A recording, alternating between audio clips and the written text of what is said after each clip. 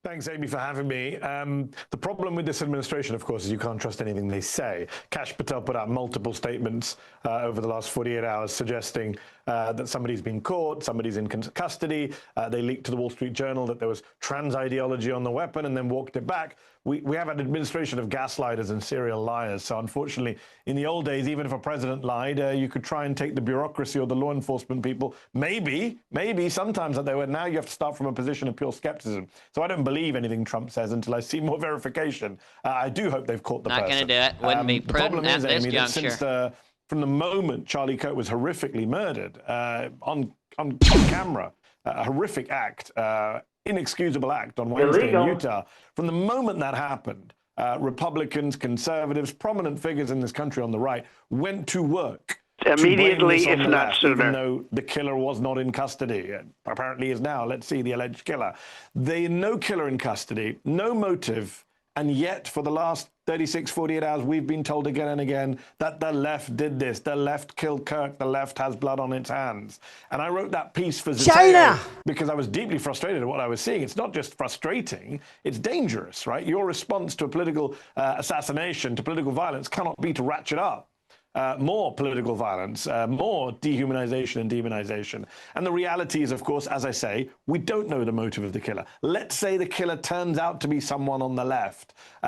Even then, that doesn't mean the right is somehow scot-free here. And that's why I wrote my piece pointing out that the vast majority of right-wing political violence in this country comes from Trump supporters, comes from people on the far right, comes from all sorts of people who have horrific views about minorities and white supremacists. And I laid down I did everything right and they indicted me. Just a few weeks ago, I know the right-wingers have been erasing her killing, but Melissa Hortman, I think Mehdi, or Zateo at least, reposted that at least part of his piece that he's talking about, showing the list, like as a post to the Zateo YouTube channel, and I think I saw part of this earlier today. It is a great point. Basically, all of the political violence that's been committed have been committed by people who are ostensibly right wing. Just a few weeks ago, I know the right-wingers have been erasing her killing, but Melissa Hortman, the Speaker Emerita of the Minnesota House, was murdered in her home with her husband. Another lawmaker was shot and almost killed with his partner. That was done by a Trump supporter this summer. Trump didn't even bother to show up at the funeral. No one mentions Melissa Hortman's death on the right when they're talking about political violence. We've erased January 6th. We've erased the attack on Josh Shapiro's home earlier this year. We've erased multiple attacks over the years that have been attributed to, or that the suspect turned out to be some kind of Trump supporter. And I think that is why I wrote that piece, because there's a real rewriting of history going on here. It's what far-right regimes do after tragedies like this. They try and weaponize them to go after their enemies. And Trump's made that very clear in all his statements, the radical left. This is a guy who has incited violence himself, including on January the 6th. I wanted to turn to Hunter Kozak. He's the Utah Valley University student who posed a question to Charlie Kirk about gun violence just before Kirk was shot and killed. 5 is a lot, right? I'm gonna give you some credit. Do you know how many mass shooters there have been in America over the last 10 years? Counting or not counting gang violence? Great. On Thursday, that young man, he was 29 years old, Hunter Kozak, the Utah Valley University, I think he was a student, posted his message response to what happened after he asked the question. And people have obviously pointed to the irony that the point that I was trying to make is how peaceful the left was right before he got shot. And that only makes sense if we stay peaceful.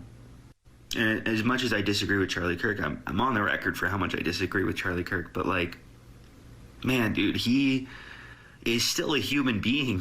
Have we forgotten that? That's Hunter Kozak, who posed the question. He started by asking about...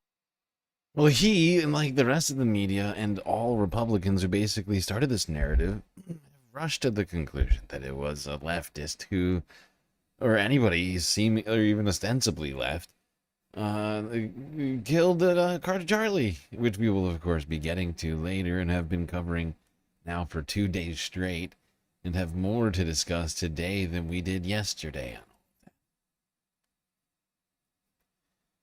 But I'll let Medi keep going here for a second.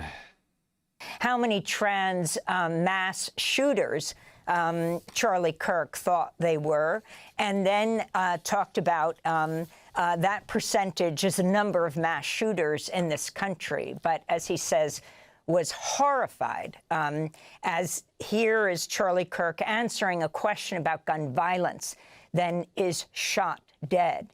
Your response to this young man who's in a lot of pain. He said, in fact, though he disagrees with almost everything, is known for opposing Charlie Kirk, himself a TikToker. His wife just gave birth to their second child. He sees their families, both of them having 2 children. And he said, but I'm absolutely against violence and for his freedom of expression. Amy, we all are. I mean, 99% of people in this country, I hope, are against politically motivated murders. I mean, it's horrific. What happened to Charlie Kirk is horrific on a human level, on a political level, on multiple levels. And, people are going around saying, well, he didn't believe in empathy, so I don't care. Well, just the fact that he didn't believe in empathy is irrelevant. I believe in empathy. Most of us should have empathy, and I do have empathy for his wife and kids. 2 kids are going to grow up without their father. The fact that their father had vile political views that I disagree with, the fact that their father said I should be deported from the US is irrelevant. All right, you don't kill people for their speech, ever. And that young man gave a very eloquent statement there. The irony of him being killed after taking a question on gun violence and trying to make it about gangs. I mean, Amy, right now, everything in American politics just feels bizarre and ironic and unprecedented. If you sat in a Netflix TV writer's room and said, hey, this is the script for a political drama about politics in the United States, and it was the script of the last 5 or 10 years, the TV writers would throw you out of the room and say, this is ridiculous. We can't make this TV show. This is so... This is ridiculous! Unrealistic, the plot twists, the turns, but that's our daily life right now. I mean, we're all going crazy seeing the what happens on a daily basis. I feel like I'm taking crazy pills. Indeed, Medi, very much right. Once again, just want to remind everybody that about 30 minutes ago we started the Galactic content goal, as we do to ensure that the stream stays fully funded. Also, Galactic deficit simultaneously going on right now. In preparation for October, decided to give us at least over 2 weeks. Started this yesterday. We've already made a little bit of progress on it. And you can contribute to both goals by going to Cash App or PayPal, or becoming a patron member. Even upgrading a Patreon membership, an already existing one. That would also be a contribution of sorts. Okay.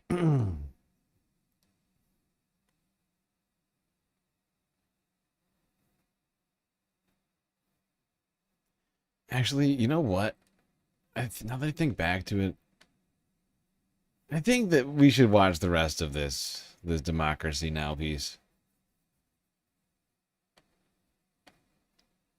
Were working at MSNBC. I just to lead a nation when there is a tragedy or a crisis. Many in 2023, Charlie Kirk called for you to be deported over your views on the COVID-19 pandemic while you were working at MSNBC. I just wanted to play a clip from the Charlie Kirk show. So we need to reassert what the actual truth of the matter is, especially if we are to be prepared for the next pandemic when it inevitably comes. Wow, who is that neurotic lunatic? Who is that guy? Send him back to the country he came from. Holy cow. Wow. How rude. There's Charlie Kirk. Get him off TV. Revoke his visa. That's Charlie for So you. that was Charlie Kirk. What a nice guy. And again, the Aren't I a good guy? horror of his murder right now. Your response then, Medi, and as you reflect on this now. Yeah, I responded at the time pointing out how racist that statement was. Charlie Kirk was very anti-immigrant. He was very anti-Muslim. People forget this stuff. But again, you know, I've spent the last 48 hours condemning his killing. I've found the posts celebrating his death, very few of them. I know the Republicans are trying to exaggerate. There are deaths. There are obviously posts online celebrating his death. I found them distasteful, inappropriate. It's not something I would do. And yet I think to myself, had I been the one shot in the neck and passing away, I wonder what Kirk would have said about me. This is the reality of where we live. I mean, we're in this weird situation, Amy, now where some liberals are going to another extreme, which is we should all condemn the killing of Charlie Kirk, but we don't need to participate in the whitewashing of his record or the kind of this suggestion that he is some kind of free speech martyr. He was not a supporter of free speech. You just saw that clip. I said something on MSNBC he did not like, I, an American citizen. He said I should be deported from the United States. Is that someone who sounds like immediately, if not super sooner? Anti-Muslim. Just a couple of days ago, he was posting about Islam being the sword with which the left slits the throat of America. He called Muslims conquerors, invaders. His rhetoric was horrific. He put targets on people's backs. But again, I don't measure my own views or my own responses to tragedies by the standards set by Charlie Kirk or Donald Trump or anyone else. The fact that he may have, had a more gleeful response to my death than I do to his is irrelevant, as I say. Yep, and he makes a very good and measured point in this very heated time. Making a lot of sense over here. A lot of sense coming from Medi. No shock whatsoever.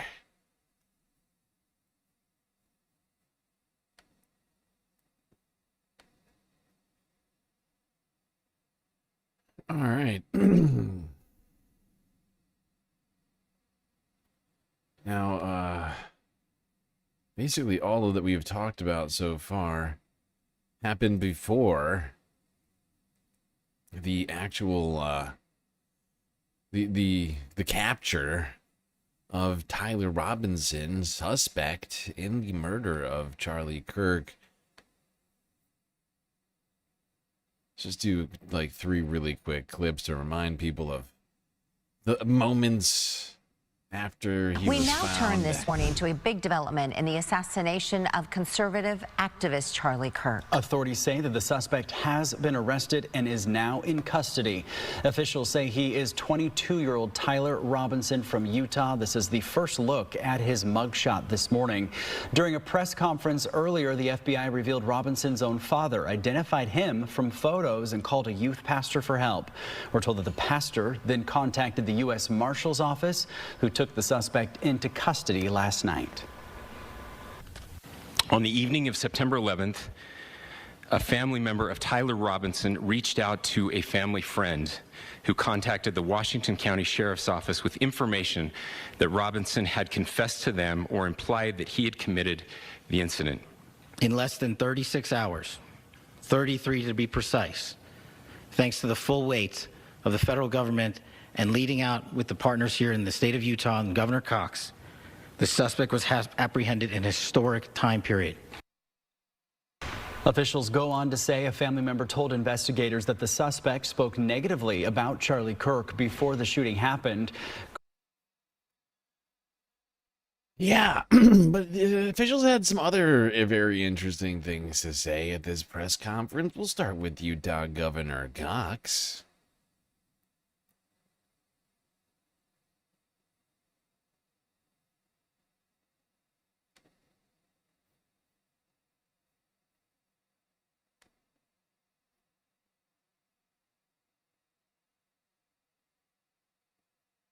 For 33 hours, I was praying that if this had to happen here, that it wouldn't be one of us, that somebody drove from another state, somebody came from another country. A what now? Sadly, that prayer was not answered. I hoped for. Jesus, I say that. I just found that clip to be incredibly fascinating and sort of illuminating into the mindset of Governor Cox. The fact that he was praying. This is a very much an ongoing investigation, as the governor said, and we will continue to work with state and local basically 2 straight days to develop the investigation.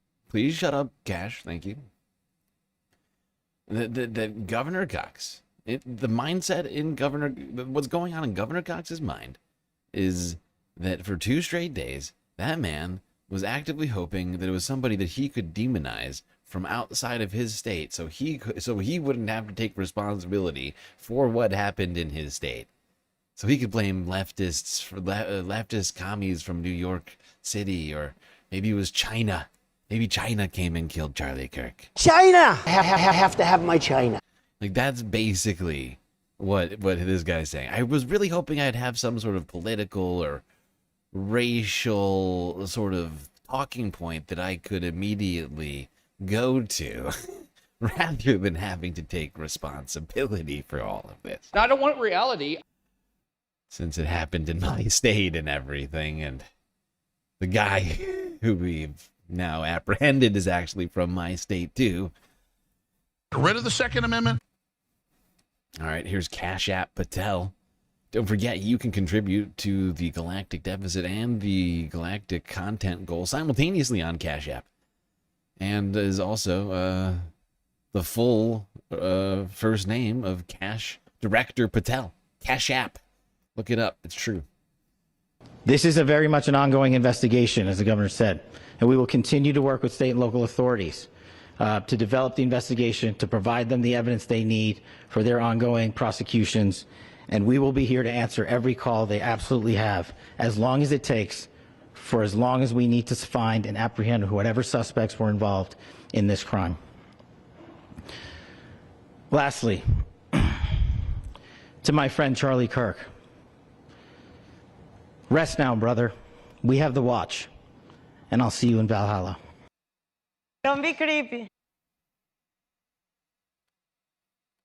There we go. Apparently, Cash App Patel will be seeing Charlie Kirk in Valhalla. Hopefully it's for Nordic people who believe in Nordic theology.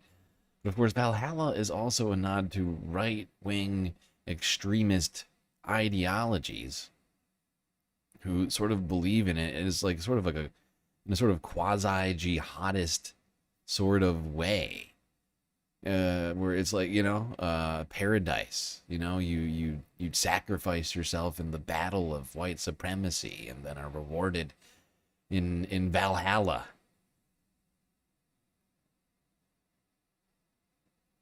I don't know if you get virgins or what exactly is the reward in Valhalla. I don't know deep enough into the theology, but I do know that much about it.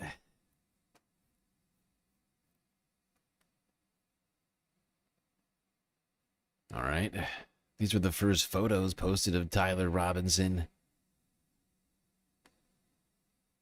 to the public. Tyler Robinson, a 22-year-old Utah local, confessed Friday morning to fatally shooting conservative activist Charlie Kirk, officials said. Robinson was turned in after his father recognized him in photos released by the FBI, and his son admitted he was the gunman.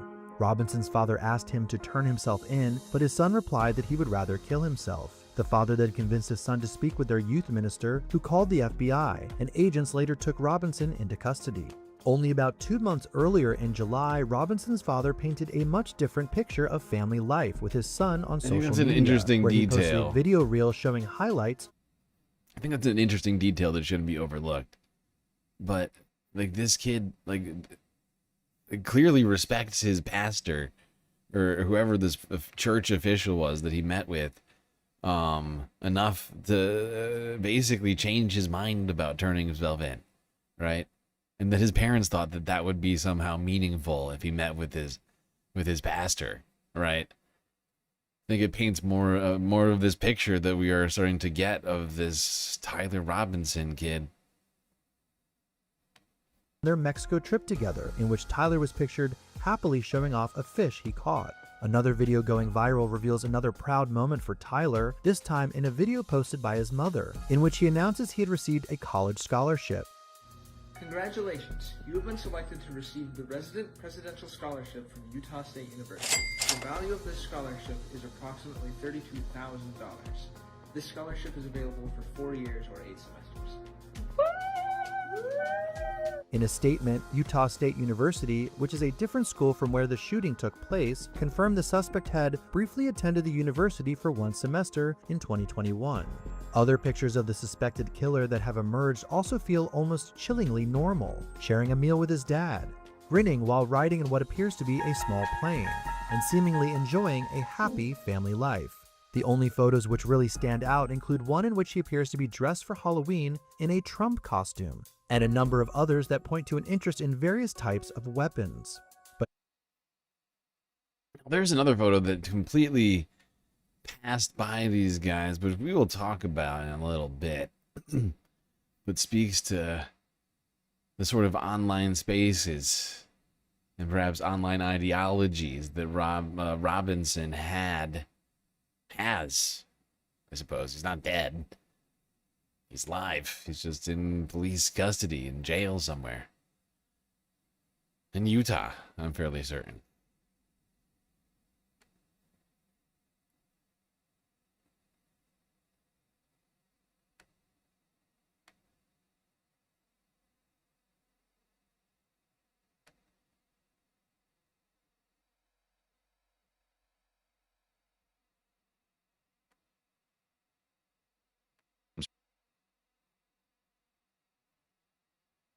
All right, let's go here. BBC News, 19 hours ago. Charlie Kirk, the campus killing. That's right, BBC did a full breakdown of what happened here. With visuals and everything. It's quite detailed.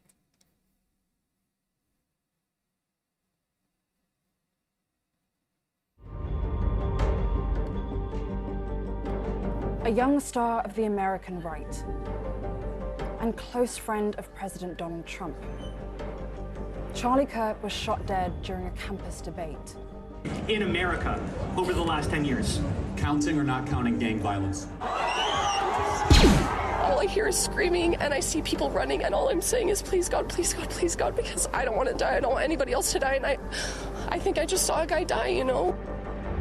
A major manhunt's launched, and in less than 36 hours, a suspect is caught. We got him.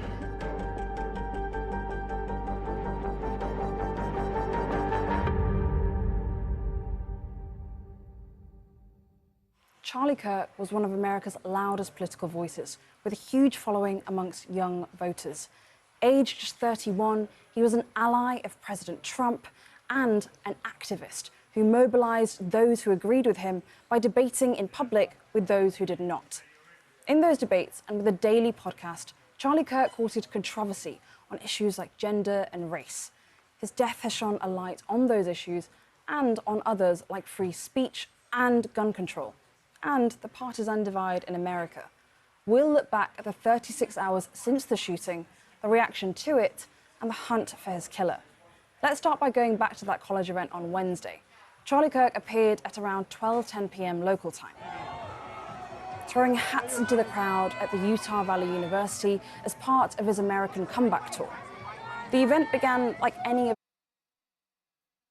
Maybe he's just having fun, just throwing hats, just thinking about how he's going to tell all of these kids at this school about how women should make babies and submit to their husbands, and how brown people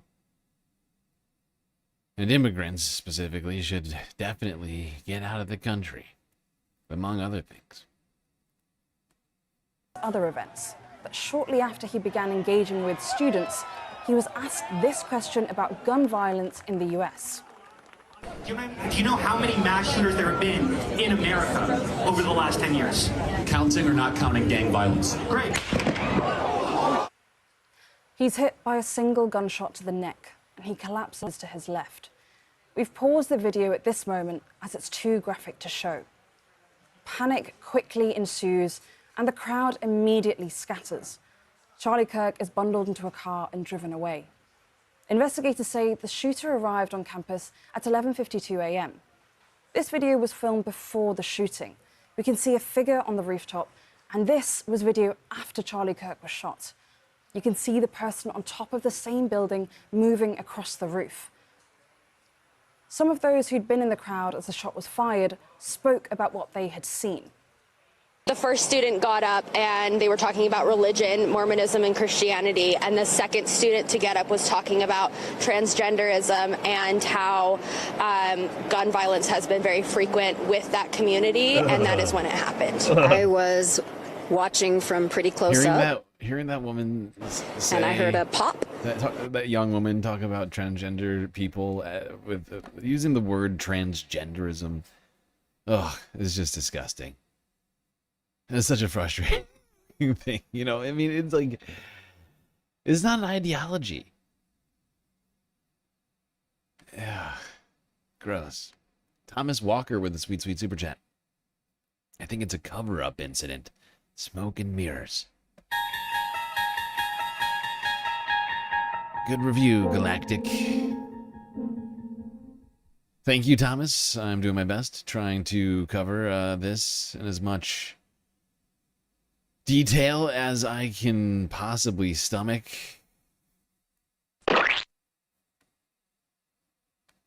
I was watching from pretty close up, and I heard a pop, and I thought, no, that nobody's shooting firecrackers, she got the right? message. This is the middle of the day. As soon as the shot, we heard the shot and we saw what had happened. We all dropped to the ground, and I want to say she was in the right place. Like, she was where, you know, like she had been listening to Charlie Kirk already. Transgenderism. We heard the shot and we saw what had happened. We all dropped to the ground, and I want to say we sat like that for about 30 to 45 seconds, and then everyone around us got up and started running. They had moved the barricades, and we all fled from behind Kirk's tent. Yeah, we ran about 30 seconds into a building and just went under a desk in there. And all I hear is screaming, and I see people running, and I'm like, it's not safe to run. It's not safe to get up. It's not. And all I'm saying is, please God, please God, please God, because I don't want to die. I don't want anybody else to die. And I think I just saw a guy die, you know? As news of the shooting began to reverberate around the world and the severity of his injuries remained unclear, Donald Trump took to social media, I mean, is it just urging me? people to pray. Is it not a little trippy watching a bunch of people in like just decked out in MAGA gear, like hyperventilating? And I mean, rightly so for once, after a mass shooting that they all just experienced. Well, not a mass shooting, but, well, I mean, it was in a huge crowd. But, I mean, you know, like, they all just experienced a traumatic event due to gun violence. But then they're literally just all decked out in gear that represents the opposite of doing anything about guns. Get rid of the Second Amendment.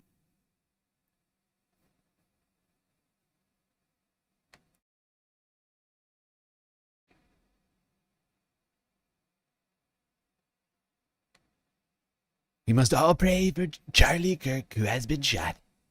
A great guy. From top to bottom, all caps. God bless him. 2.3 thousand comments. 5.3 thousand retweets. 22,000 likes.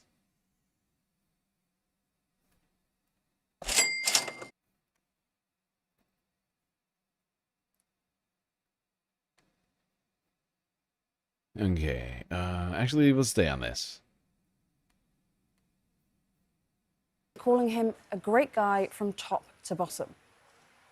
Then, around 2 hours later, another post from the president confirmed Charlie Kirk's death to the world. Writing on Truth Social, the great and even legendary Charlie Kirk is dead, adding no one understood. I gotta do another one. I have to do another one.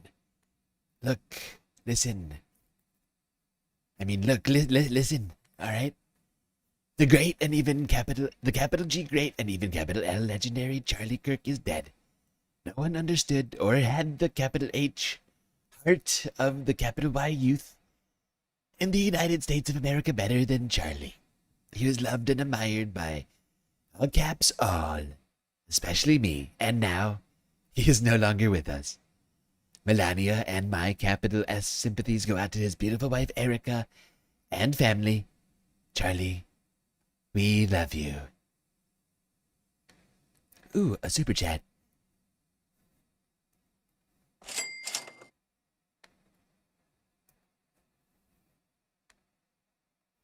The left are peaceful people. We're loving people. We're nonviolent with anyone who is nonviolent with us. I won't be nonviolent with anyone violent with us. Yes. I see what you're saying. Thank you for the sweet, sweet super chat, Pitchforks. That gets us to 3 of 10 now on the goal. We have made progress, which is good. Which is good and also great. Honestly, in perfect time, really. You're now really on track at 3 of 10 with 1 hour out of 3 down. At this rate, we will absolutely succeed in completing the goal. But before we do anything else, we must take a quick galactic intermission as we have now crossed over the 2-hour mark. Don't worry though, we'll be right back after these brief messages.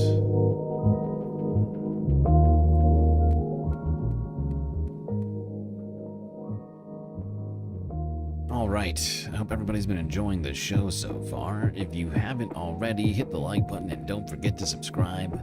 Hit that bell icon too, so that you don't miss a single episode of this show. While you're at it, do also consider contributing to the Galactic News Network, as we are completely funded by individuals like you. That's right, without space fams who enjoy watching and or listening to the show contributing, we would cease to exist. I would go floating off into space, never to be seen again. But thankfully, as we continue to grow, it becomes easier and easier for us to crowdfund the necessary budget to keep us alive. Just a couple of dollars from our subs on YouTube would solve all of our galactic financial problems. Thankfully, we have a myriad ways for all of you to show your support. Things like YouTube, Super Chats, Super Stickers, memberships, Cash App, and PayPal. If you'd prefer to directly contribute to funding the stream rather than funding the bottom line of Google. But of course, the very best way to get the most space benefits for your Earth dollars is to go on to Patreon and become a galactic patron, where for the low, low price of $3 a month, that's right, 10 cents a day will get you access to a myriad of space benefits unseen by the rest of the goddamn Milky Way galaxy.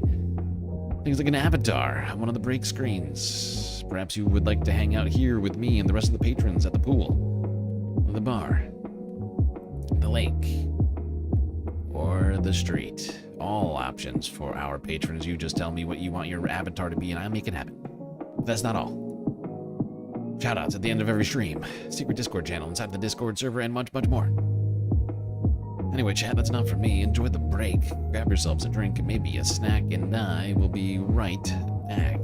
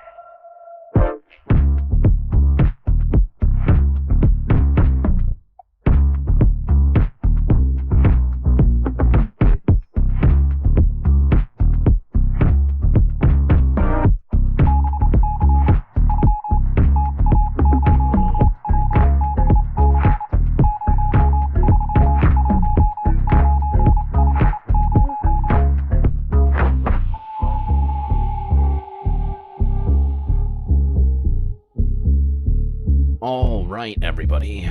I think we all know what that sound means. That familiar beeping in your ears, of course, means that the break is coming to an end. The beginning of the second half is about to begin. So you'd better get back in your seat, Space Fams, otherwise you're going to miss it. Immediately, if not sooner. Just want to remind everybody of the goals that we've got. Galactic Deficit still needs to be financed by ways of Cash App, PayPal, or Patreon memberships. All viable ways of contributing to the Galactic Deficit, and for a, period of time, also a good way to contribute also to the Galactic Content goal, which we still have going, and we are at 3 of 10 with 2 hours to complete that. Now, we ended the first half in the middle of this BBC breakdown of the murder, assassination of Charlie Kirk. Let's go back to that now.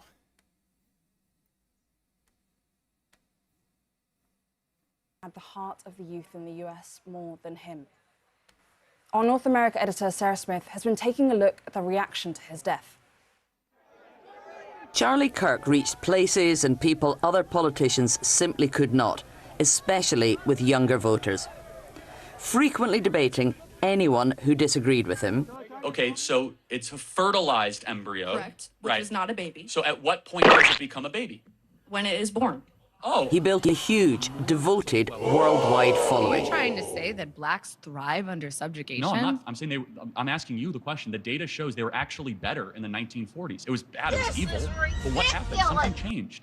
They committed less crimes. Maybe they were afraid. His organization, founded when he was just 18, helped to make conservatism cool and accessible. President Trump has said he would not be back in the White House without Charlie Kirk. He was visibly angry as he addressed the nation and blamed those he holds responsible. For years, those on the radical left have compared wonderful Americans like Charlie to Nazis and the world's worst mass murderers and criminals. This kind of rhetoric is directly responsible for the terrorism that we're seeing in our country today. On television, shock, sadness, and anger that sounds very combative. They are at war with us. Whether we want to accept it or not, they are at war with us. What are we going to do about it? Charlie Kirk's a casualty of war. We're in this country. We are.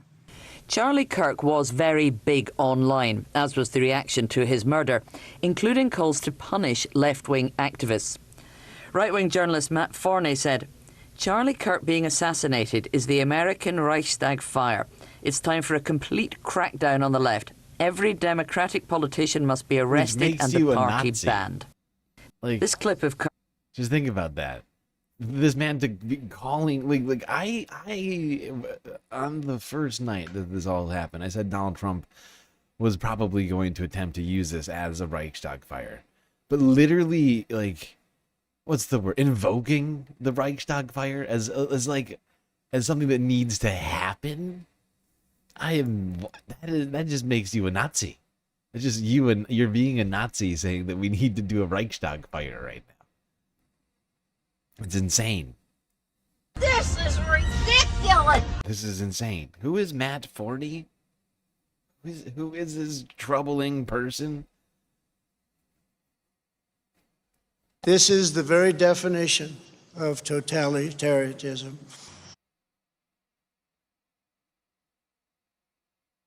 Terror House Press.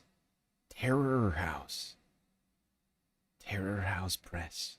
He has his own website, mattforney.com. I'm not sure I want to click that. This guy seems very weird.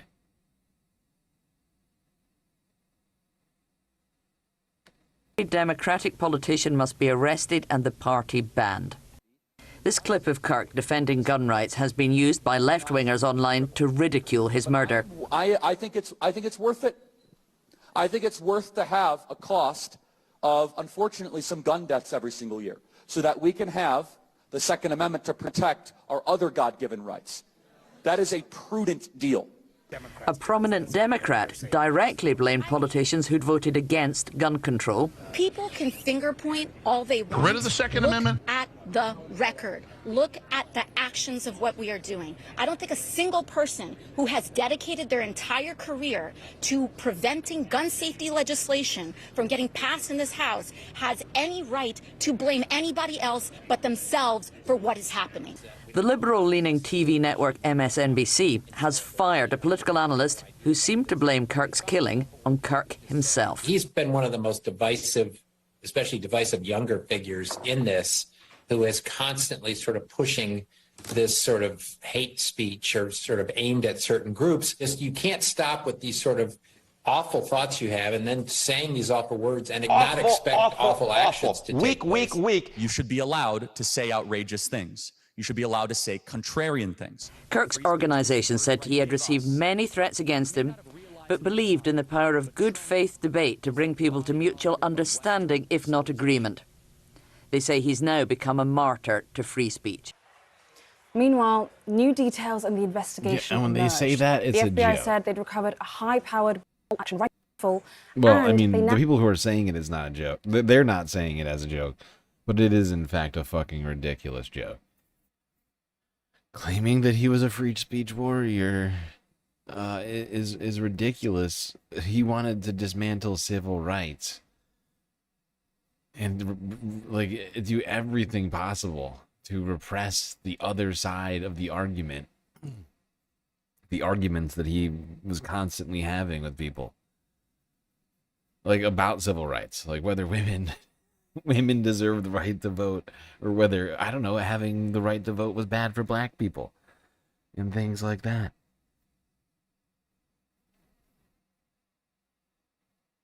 It's a troubling person.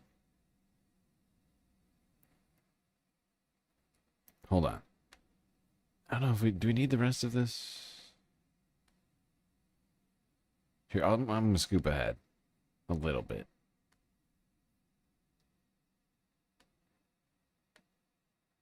So what do we know about the investigation so far? The FBI have released these new, sharper images of someone they're calling a person of interest. The FBI says the bullet was fired from this building, the Lucy Center, some 130 meters away from where Charlie Kirk was speaking. The new CCTV appears to show a person heading for this road, called Campus Drive. Investigators say they recovered a weapon, a rifle, over the road. We think it could be in this wooded area here. Beyond the campus, investigators have been working to pick up the killer's trail, but there are clues left behind at the scene. Drone footage shows the campus frozen in time. Here, on the roof of the Lucy Center, you can see these indentations, highlighted with these orange markers. The FBI have said they found palm prints and footprints. From this elevated spot, it was a clear shot towards Charlie Kirk. As the manhunt continued, the US president led tributes to Charlie Kirk, posthumously awarding him America's highest civilian honor. We miss him greatly, yet I have no doubt that Charlie's voice and the courage he put into the hearts of countless people, especially young people, will live on. The young youth in America loved Charlie. They loved him very much. That's why he is a hero for making me president. I'm pleased to announce that I will soon be awarding Charlie Kirk posthumously the Presidential Medal of Freedom. The date of the ceremony will be announced, and I can only guarantee you one thing, that we will have a very big crowd. This guy didn't love freedom. He wanted the government to dictate to women what kind of health care they're allowed to have. And, you know, it's ridiculous. This guy was no bastion of freedom. He's a terrible person.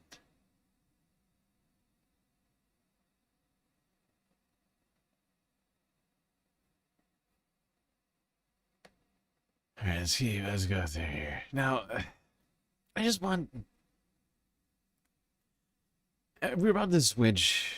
We're about to switch tax here. We're about to switch our focus here. Okay, I just wanted to do a quick recap of what we know of this, what we had known. Most of us have known up to this point so far. Right, general idea of what's happened. Dude's been arrested. Some amount of, information has come out. There's been a lot of stone throwing from the right, claiming that the left is at fault. And claims of Charlie Kirk being a hero, a bastion of free speech, and all of this other garbage. But we had yesterday started to get into what the motive very well may have actually been with this guy, what his political affiliation perhaps was. But I just wanted to do this as as context for the rest of this discussion. This is where CNN was about 6 hours ago. They posted this to their YouTube channel. Search intensifies for motive in killing of Charlie Kirk. This is where CNN, this is how much investigative journalism CNN has done so far.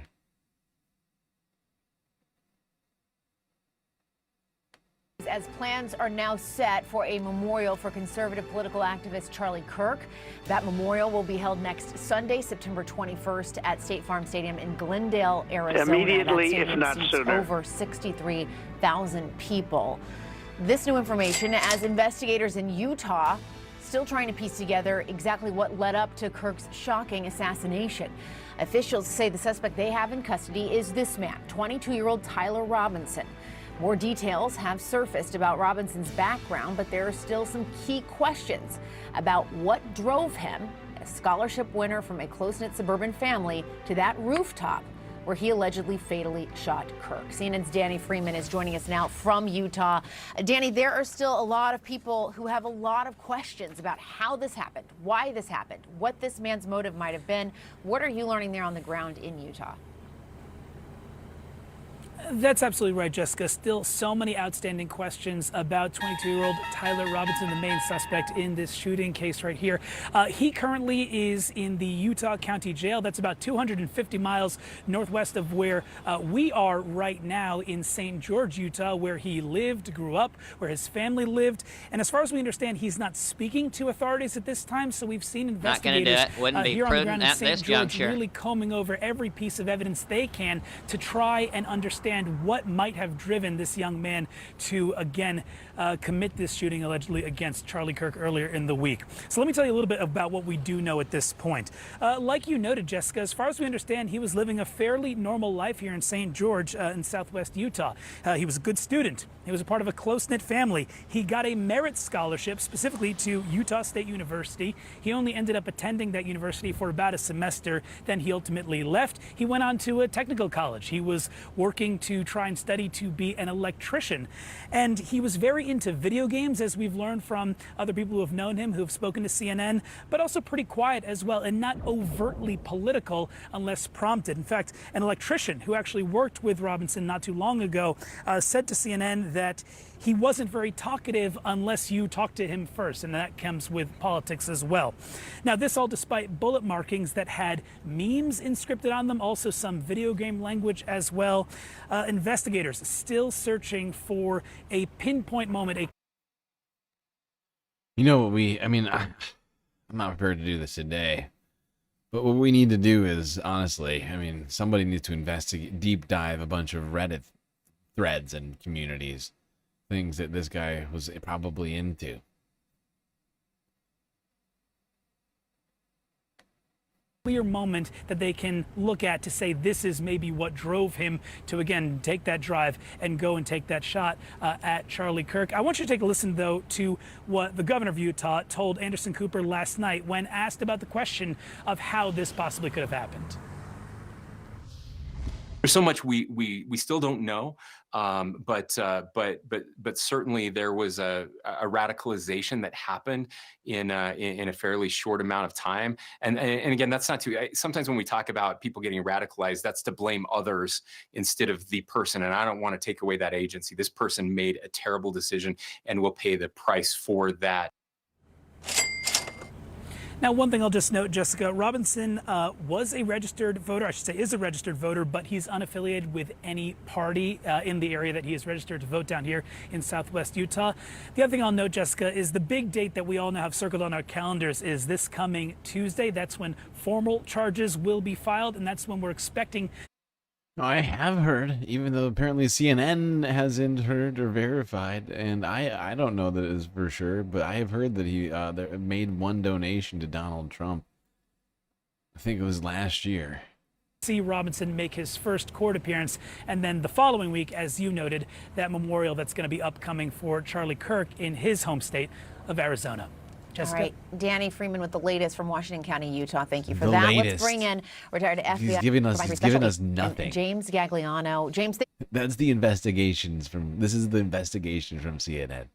He is a man who lives in Utah, had a job, went to school, got a scholarship, normal, video games. That is all we can figure out about this guy. It's like, what are you doing? You just spent 4 minutes telling me nothing. For being here with us. I really appreciate it. Let's listen to what the Utah governor said about this suspect. I think maybe what stands out is that nothing stands out the way you would normally expect. This is a good family, a normal childhood, all of those things that you would hope would never lead to something like this, and sadly it did. I think a lot of people, as we just were talking about with Danny, are searching for answers here, searching for what motivated him to have allegedly done this. What stands out to you as we hear from the governor there of Utah explaining that in this particular case, what is kind of weird is that there was a normal childhood, in his words, that sort of thing. Yeah, Jessica, I think we're really at an inflection point here. Look, the country is no stranger to political violence. We've had These people are so oblivious. I can't listen to the rest of it. It's so amazing. But for 9 minutes, 8 minutes and 57 seconds, CNN fails to even find the pulse. Like, this was from 6 hours ago. And we were yesterday. Just want to repeat that one more time. Yesterday, we were talking about potential motives and this guy's connections potentially to the Groyper community. They can't seem to put any pieces together over here.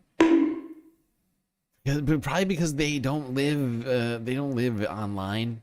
These people, they don't really understand or have any real connection to the chronically online people. Maybe they need to like hire somebody over here at CNN or something like that.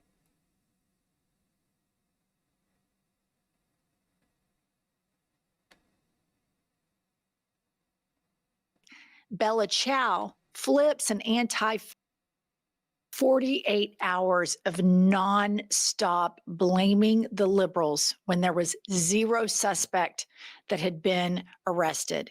They had no identity. Fox News, right-wing influencers, right-wing politicians, kanks. The president.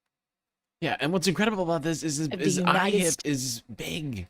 They are a big channel, and honestly, what they do here, I mean, they read through like multiple articles that were already public knowledge, one from Vanity Fair. And it's just strange that they haven't somehow followed up on this. It's like they can't figure it out. Like, what? Video games? Who cares about that? Unilaterally combined their message and blamed liberals. Well, as it turns out, the call was coming from inside the house the whole time, as is the case often with shooters. They're typically white, right-wing men. And I want to explain to the listener and to Pumps kind of what I've been researching all morning about the identity of this shooter, Tyler Robinson, and how the right wing alters off into these really crazy, very dangerous white nationalist echo chambers within the MAGA movement. So let's just start with just a little bit of Kanks bashing here. You know, he was asked how he's doing because he referred to Charlie Kirk like a son to him, and here he is this morning on the White House lawn. How are you holding up over the last 3.5 days? I think very good. And by the way, right there, you see all the trucks. They just started construction of the new ballroom for the White House. I mean, sure, Charlie's gone. Sure, like, yeah, Charlie's gone. Is sad for like a second. But look, I've got the ballroom going. It is beautiful. Who doesn't like a good ballroom? Come on. So with the helicopter, you couldn't really hear it, but the reporter says, with all this Charlie Kirk stuff, how are you holding up? And he said, very good. They've started my ballroom. All right. So one of Trump's biggest supporters is Laura Loomer. Like, she goes hard in the paint for Kanks. She gets people this woman is fired. dangerous, She, ladies and gentlemen. calls people out online. She has been instructing everybody the last 48 hours that she's making a list of left-wing people And she's that the checking left it need twice. to go after because, quote unquote, this is war. She's gonna find out who's 2 days naughty prior or to nice. the murder of Charlie Kirk, She's right-wing Santa Claus. put this up. I don't ever want to hear at Charlie Kirk 11 claim he is pro-Trump ever again. After this weekend, I'd say he has revealed himself as a political opportunist, and I've had a front row seat to witness the mental gymnastics these last 10 years. Lately, Charlie has decided to behave like a charlatan, claiming to be a pro-Trump one day while he stabs Trump in the back the next. Okay, so that happens a couple of days before.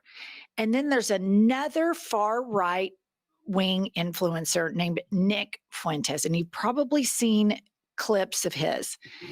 Nick, You are has not this funny. movement called Groypers, Groypers, and the Groypers are like the anti-Charlie Kirk, and this is very racist, very white nationalist, very niche. When you get into the MAGA hatosphere, it has all of these little subcults, and I believe that this is where Tyler Robinson had been spending his time, on places like 4chan, and all of these things collide. Also, it was reported that Tyler followed Loomer on some of these sites. I don't know if it is X or whatever, but here is Nick Fuentes talking about Charlie Kirk a couple of weeks, I believe the timeline is correct, a couple of weeks before the murder.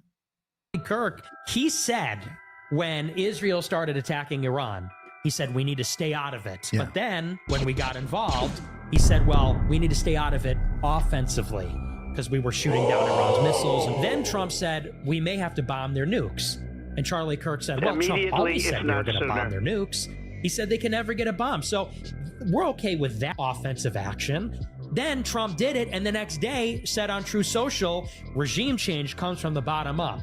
And Charlie Kirk said, well, some regime changes are okay. And you see how over 2 weeks, he kind of strung everybody along. And we started with, we need to stay out of it, to, well, we bombed them offensively, that's okay. And maybe some regime change we're okay with. Like the goalpost keeps changing. Yes. And people fall for it. So, I mean, I want to say that, you know, anything that Nick Fuentes says, none of that, people getting into these groups warrant what happened to Charlie Kirk. But I'm just trying to set the psychological soil of what this kid was going in, because for the layman, we see, oh, MAGA, they're a cult, they're all united. But within the cult, there are fissures. And there is specifically this massive fissure between Nick Fuentes's followers that are called Groypers, and then Charlie Kirk, who Fuentes thinks Charlie Kirk. Okay, all right. Yes, Fuentes thinks Charlie Kirk is too much. He's a neocon, basically, right? Like, he's too much of a centrist. He's got no backbone.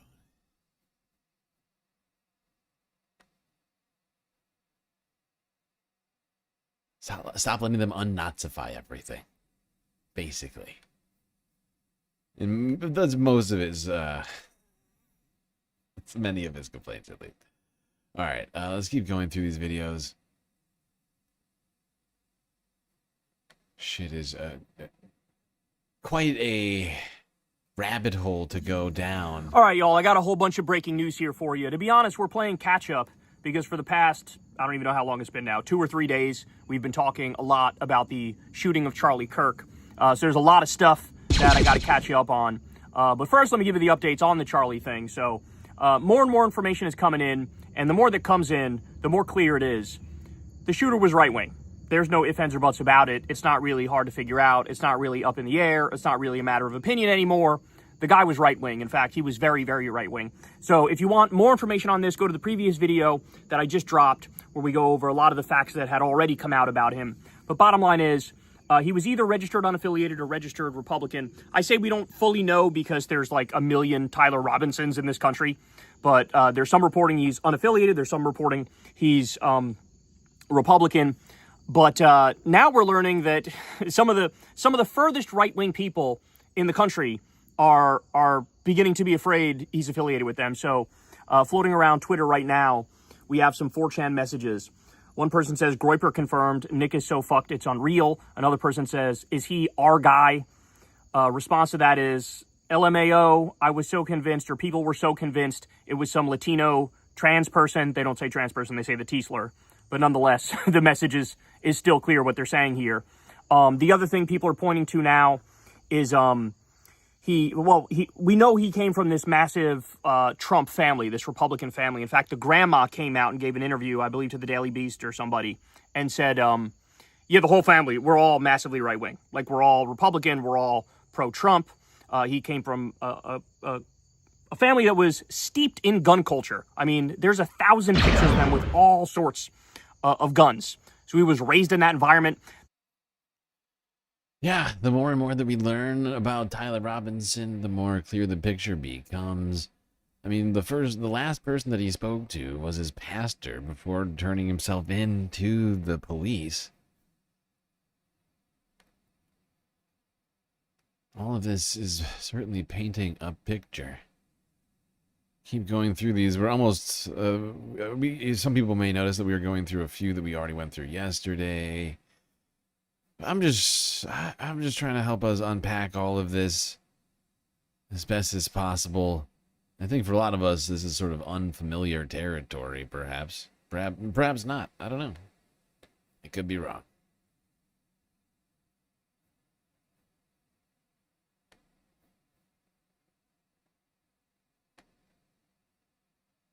All I want to know right now is if Tyler Robinson is a Groyper. That's what I need to know. And what's a Groyper? A Groyper is somebody that follows Nick Fuentes, who is a far-right talking head. You are not funny. He was like the nemesis of Charlie Kirk. And Nick Fuentes' followers do not like Charlie Kirk. Nick Fuentes is religious, and he's very pro-young white man. And he convinces people on the right not to vote Republican, don't vote for Trump. He loathes J.D. Vance and anything to do with J.D. Vance. He continually rips on Israel, and he promotes a lot of things like what the left talks about, except it's kind of like inverted with the racist twist. I follow him. I listen to him because I think he's interesting, not in like a healthy way, but he's someone I think that everyone should be watching on the right to kind of gauge what's going on over there, because he is getting a lot more people following as they see that this administration is full of shit. So that's why I watch him all the time, to keep my finger on the pulse of that group. And why I bring this up is because of those shell casings. Because they don't sound like something that someone on the left would write. Now, I know people on the left go, oh, but it said, catch this, fascist. But the people on the right don't think they're fascists.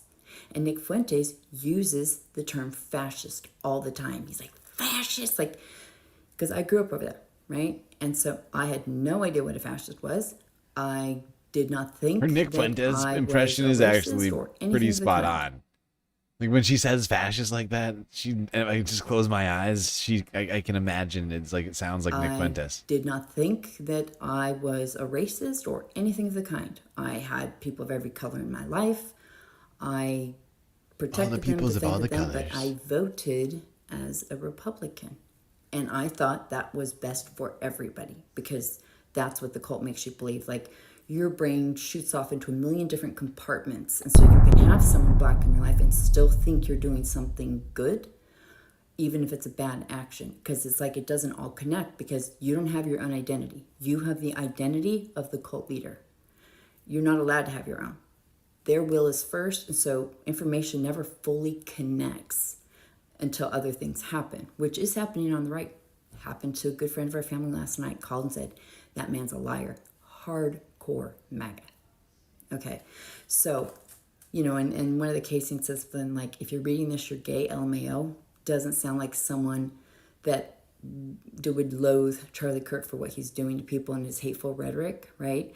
And then the other things were kind of referring like furries or like some meme. I don't know, but it just doesn't sound like the left. But it does sound like Nick Fuentes.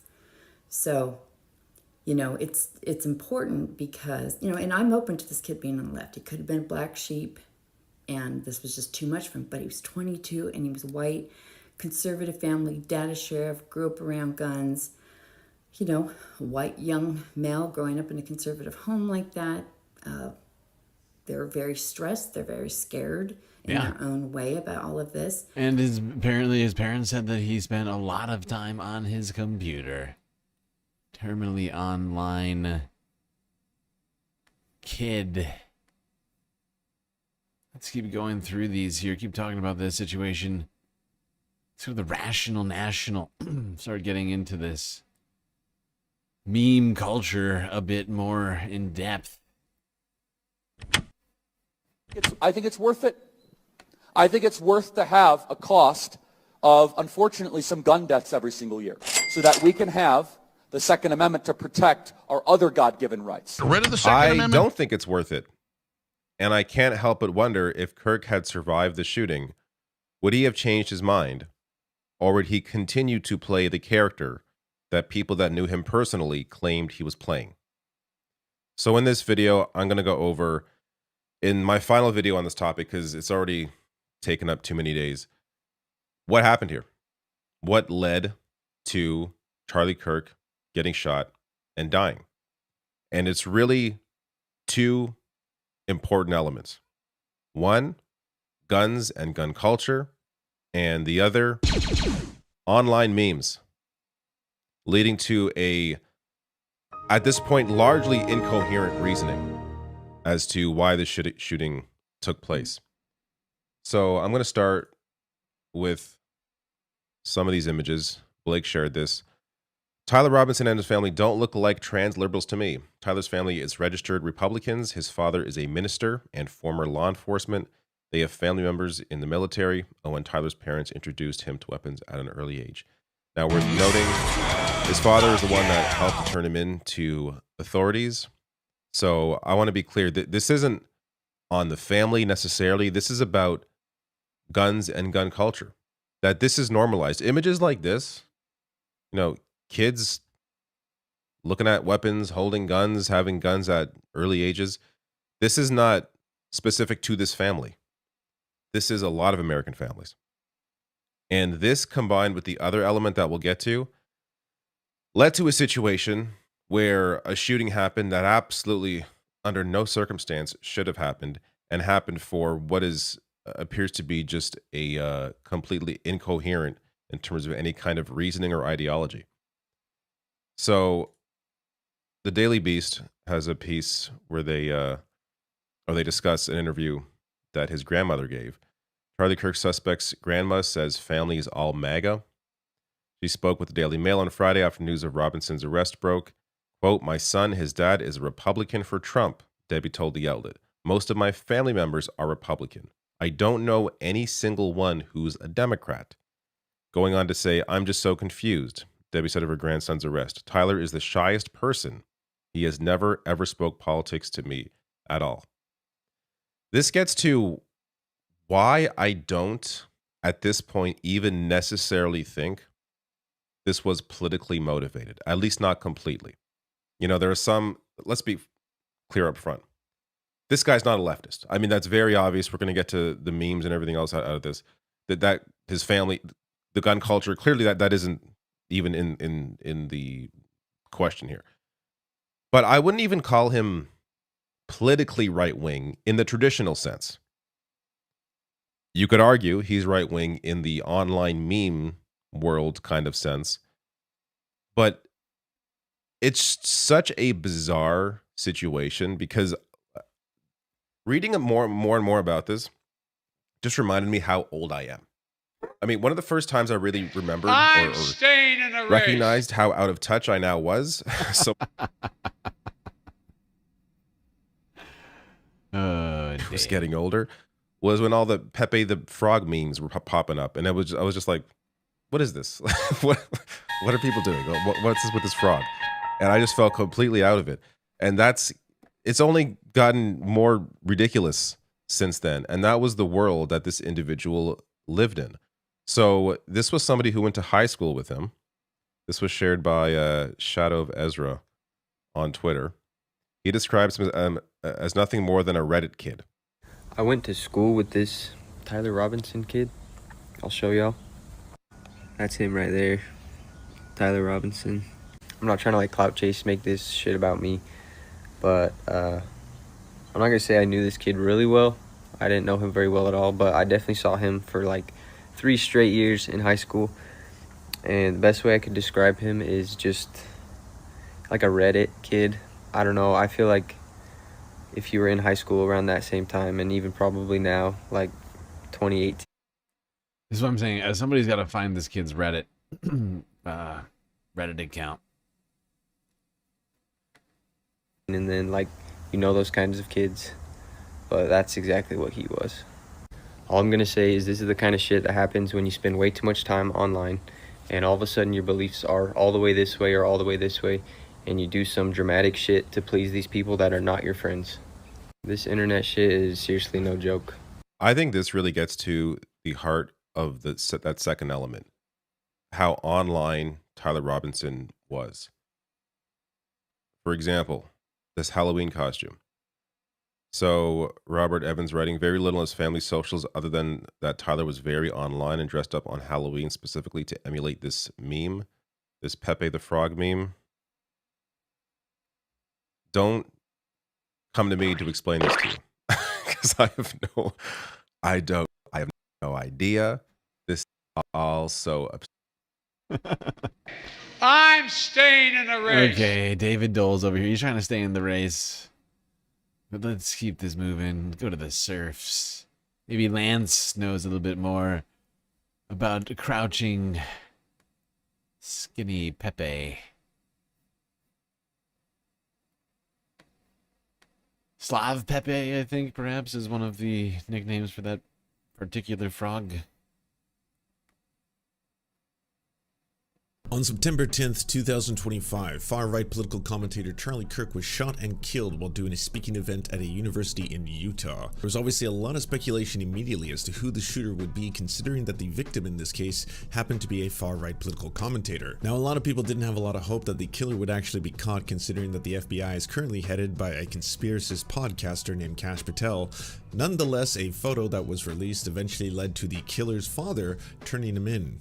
Let's start, of course, with the fact that the day before, the Wall Street Journal published a story that gave the right all the ammunition they needed once again to target trans people by saying the ammunition in the Kirk shooting was engraved with transgender anti-fascist ideology, according to sources. Unfortunately, it may seem like one of those sources happens to have been Steven Crowder, because Steven Crowder had made an announcement saying that he has an exclusive memo that came to his team from an officer at the ATF.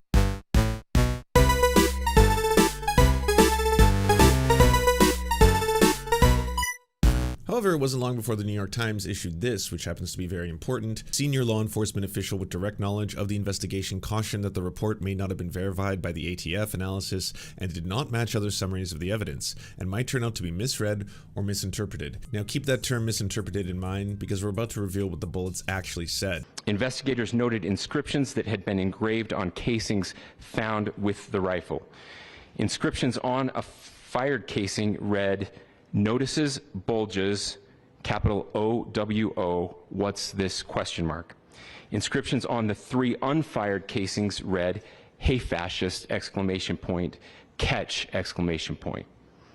Up arrow symbol, right arrow and symbol, and 3 down arrow symbols. A second unfired casing read, oh Bella Ciao, Bella Ciao, Bella Ciao, Ciao Ciao. And a third unfired casing read, if you read this, you are gay, LMAO. What's that you say? Confused? Doesn't make any sense? What the hell do all these words mean? Am I not terminally online enough? I guess this is really an indication that places like the Wall Street Journal need to hire some younger people on their staff, or at least what I would consider to be called internet person. You know, someone who actually understands memes, the terminally online brain. We're at a point now where it's like all it takes is the word bulge to have been written somewhere, and that suddenly makes the shooter trans? Like, what are we doing here? What the hell is going on? Not to mention, these references are now being used to dictate that the shooter, in fact, was leftist, dedicated to the partisans of the Italian resistance, who fought against the occupying troops of Nazi Germany and the collaborationist fascist forces during the liberation of Italy. So, pretty conclusive there, right? I mean, we got ourselves a far radical leftist anti-super soldier if ever I saw one. But that's only the start of the story. Because, believe me, friends, things get way stranger from here on out. So for starters, the shooter comes from a family of registered Republicans. The father was a minister, a former law enforcement officer, and they also had members of the military in their family. They also introduced their son, who became the shooter, to guns at a very young and early age, which would explain his marksmanship and why he was able to make a shot like he did from 200 yards away. It should also be stated immediately that it turns out the shooter was, yes, once again a case of a white cis male. Not a trans person, and not an immigrant. So that brings us to the next part of the story. The Groypers. If you don't know what a Groyper is, they are followers of Nick Fuentes, a very far-right, extreme, white supremacist, Holocaust-denying... You know what? I'll just give you guys an acronym for him. Not a very zealous individual. A big old piece of shit. But the thing is, Nick Fuentes was a far-right reactionary who oftentimes actually hated Charlie Kirk, specifically because Charlie Kirk didn't go far-right enough. Charlie Kirk says, did you see this clip? He goes, your Generation Z sons have negative views about Israel. You need to tell them this. Time out.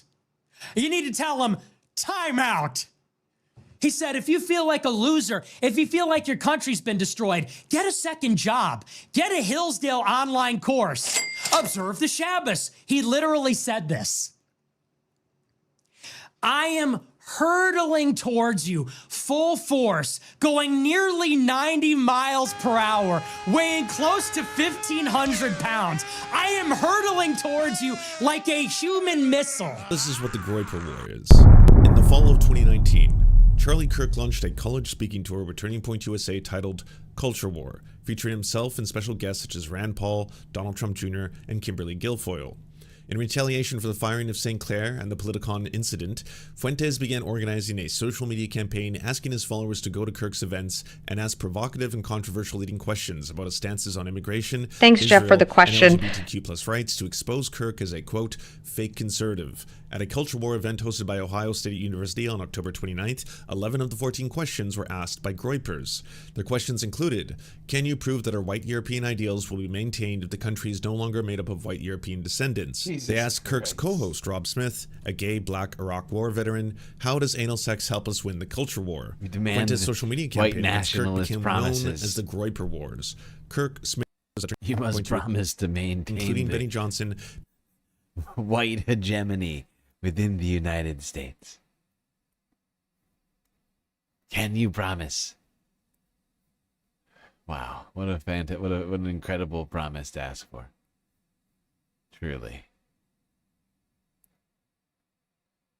Good Lord.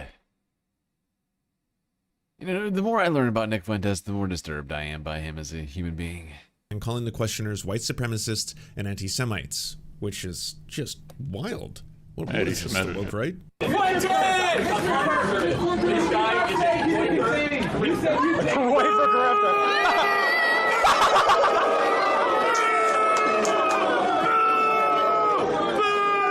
going down in the mud with someone? He gave a 45-minute speech about You're only repeating that because you're trying to make yourself sound important and you're not. They've been swearing him for years. This is the only time we can get him is when he's crossing the street and he uses, I guess he's just like the Palestinians using human shields, right? Just a quick side note, there's been a long-standing war between Nick Fuentes' audience, known as the Groypers, and Charlie Kirk's audience. In a lot of ways, Nick Fuentes doesn't believe that Charlie Kirk went far enough, that he was actually pulling people away from potential radicalization into more far-right extremism. To him, he saw Charlie Kirk as someone who was diluting their movement, and asked his followers to oftentimes troll him or prank him in a variety of ways. Fast forward to today, and looking at the evidence of who the shooter was, the song Bella Ciao, the Hugel remix, is actually a prominent song used amongst the Groyper community, and this song also appears in a lot of video games. Something that Groypers do is to reappropriate elements of the left, such as, songs that are anti-fascist in order to mock fascism, taking a song such as Bella Ciao and then using it as a way to, again, ridicule and mock those that they consider to be Antifa, anti-fascists, etc. Also evidence that the shooter dressed up as a Pepe meme for Halloween. However, it should also be added that this is skinny Pepe, which is different than the regular Pepe. I know this might be a little much. There's actually different tiers of Pepe. The 22-year-old suspect, alleged to have killed right-wing activist Charlie Kirk at Utah Valley University on Wednesday, left behind some unusual clues for investigators. Utah Governor Spencer Cox said at a press conference on Friday that federal investigators had found engraved messages on bullet casings, including, "Hey fascist, catch, up, right, down, down, down." This is a reference to dropping a 500-kilogram bomb in the video game Helldivers 2. Yeah, and people aren't getting it still. The 5 arrows, this is like a... It's like a combo move, right? If you've ever played like a fighting game, or, I mean, plenty of different games have it. Like RPGs have it, and so at least used to have it a lot more back in the day. Like your Final Fantasies, and other things like that. But up, it basically refers to the direction that you would press on the controller on your keyboard for movement, right? Or in this case, it inputs a particular thing, which is a 500-kilogram bomb, right? It's just a sequence of keystrokes that make a thing happen in a game. Now, if you're wondering, isn't Helldivers 2 ultimately a satire of fascism itself? You would be correct, and the game is enormously popular in a number of communities. The problem with Helldivers 2 is it's also extremely popular amongst the far-right and Groyper communities. Now, this whole thing goes a little bit back to media literacy, as to why exactly there are so many things that are appropriated by the right to the far-right when they think those things happen to be fascistic or celebrating fascism, when in fact they happen to be satires or mocking them. Look no further than the movie Starship Troopers. I'm doing my part. I'm doing my part. I'm doing my part. Men and women from all over the globe are joining up to fight for the future. I'm doing my part. I'm doing my part. I'm doing my part. I'm doing my part too. The game has been celebrated and is oftentimes played amongst the far-right communities because they don't see it as satire or parody. They sell it as a celebration of, again, their fascistic and or pro-Hitler beliefs. Arrow symbols that match the input required to execute a stratagem in Helldivers 2. That stratagem, the Eagle 500-kilogram bomb, lets players drop a 1,100-pound bomb that embeds itself in the background before exploding. It's one of the more destructive special moves in the game. Other shells had different messages engraved on them, including "Notice bulge," "Olo," or "Ilu," "What's this?" A reference to a meme about furries in online roleplay. "Oh, Bella Ciao," "Bella Ciao," "Bella Ciao, Ciao, Ciao," a reference to an Italian anti-fascist song from 1953. And, if you read this, you are gay. Lamau, which is seemingly a little more than a shitposty gotcha meme. While the Helldivers 2 reference is getting much more attention, particularly in the wake of U.S. Health Secretary Robert F. Kennedy Jr. partially blaming video games for gun violence earlier this month, the alleged shooter's message appears chaotic and influenced by online discourse. Something about Helldivers 2 makes the people taking it too seriously a very big problem. The community has been expanding on the game's thematic propaganda since its launch, including anything from fan-made posters that give burst slogans to things like "Spill Oil," to the Super Earth broadcast, a fan-run TikTok account that shares daily updates about the Galactic War. Several interviewees said these community creations convinced them to purchase the game. Most found its satirical perspective was easy to roleplay around and create fan-made content that adds to the world building. Others expressed concerns for those players who are taking it to an extreme. The problem here isn't actually the biggest. Those are unfortunate facts of life that can never be fully eradicated. The problem is that Arrowhead's official spaces have made the deliberate decision to silence LGBTQ+ voices under the guise of banning any political discussion, as if people's identities are political, and as if this game was now created and marketed by a heavy-handed piece of political satire. But bringing this all back, what do we actually know? Well, for starters, the fact that the shooter is once again, as is often the case, a white, cis male. In this case, the shooter happens to come from a registered Republican family, a family of ex-military, ex-cops, and preachers. These are right-wing individuals. They were heavily into guns, they had a lot of legal firearms, and Rid they of were the into Second guns Amendment. training for their children.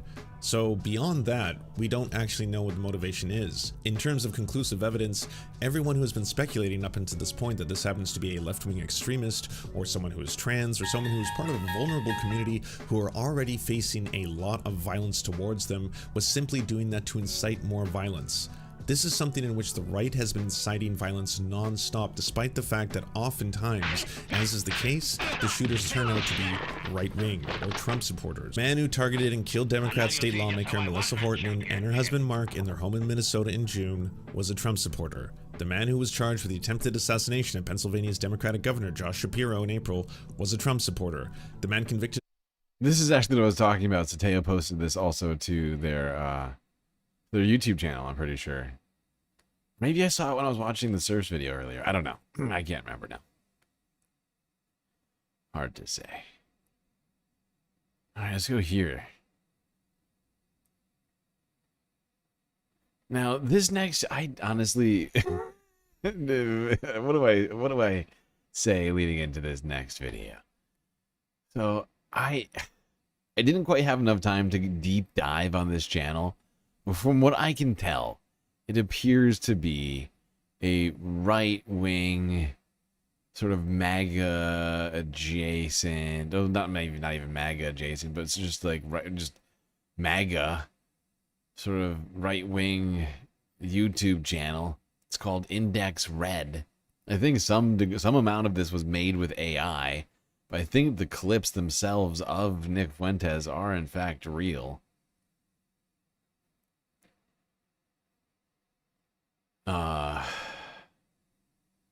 Let's look at this. This is from last year, talking about what the Groyper Wars Part 2 are. Because apparently this all really started last year around the election time. Which is really, it's been almost a year since then. It's hard to believe. Nothing will stand in our way. I will finish. And you can tell by the imagery, right? What you started. I don't know if you can tell by the imagery, but this is very much a right-wing channel. Very much a right-wing channel. And the vibe of it seems like it's in favor of Nick Fuentes' position on all of this. The Groyper Wars Part 2. The Groyper Wars Part 2 is a new phase in the ongoing battle within the America First movement. It's led by Nicholas J. Fuentes and his followers known as Groypers, who are pushing back against what they see as a betrayal of the movement's original values. I told you last night, and prepare yourself, we're going to have to be the villain. I am going to have to be the villain, and you're going to have to be okay with that. You're going to have to suck it up and deal with it. You may be disavowed. We may be disavowed. All the way at the top or down below. We will be attacked. We will be called plants, Democrats. We will be disavowed, but that is what we have to do. That's the only way to change things. Things have gone on this way for too long. Prepare yourself. We're going to have to be the villain. I'm going to have to be... I mean, am I wrong about this? I think it's quite clearly First Groyper Wars, which started in 2019, were about challenging mainstream Nick Fuentes account. You got voices all this sort of that were imagery drifting around away from here. true America First principles. Make America great again. You got the Sith Lord imagery. You got the Joker in the background. You got fucking you got Robert De Niro in Taxi over here. You talking to me? Huh? You talking to me? All right, or Rumor with a sweet super sticker, getting us. I'll call that a full, even though it's slightly under. I'll count it. That's 4. That'll get us to 4. 4 of 10 people.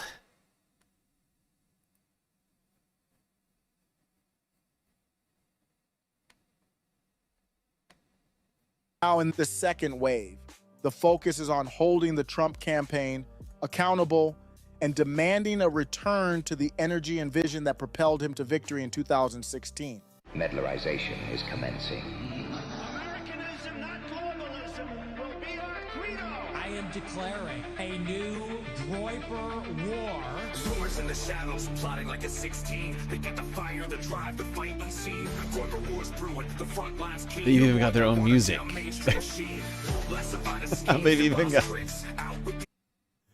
They've even got their own shitty music. Oh my god. With their sticks. We want the movement back raw and pure. Uncompromised truth, the only cure. We're not here to play nice, not here to conform. Ready to weather this political storm. If you're looking to follow these developments, check out my channel, Middle MAGA, where I, Osiris AI, will be covering the good, bad, and ugly of the Groyper Wars.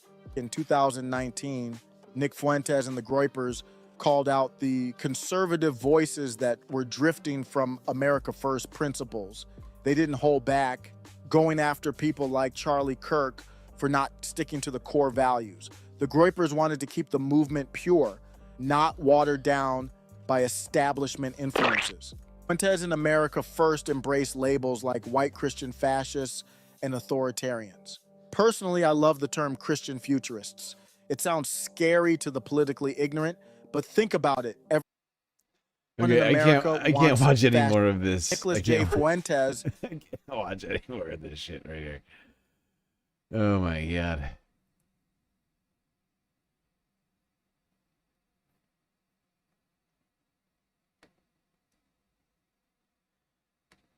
But you know what? We are in the future. I know that much. We are very much in the future. Would you like to know how I know that? Well, because CNN has suddenly become part of the HIC. That's right. CNN is now Hassan. That was clip devastating. Clip channel. Part of the Hassan industrial complex. Somehow, CNN's now been taken over by the one and only Hassan Piker. They're just literally ripping clips from Hassan's Twitch channel now.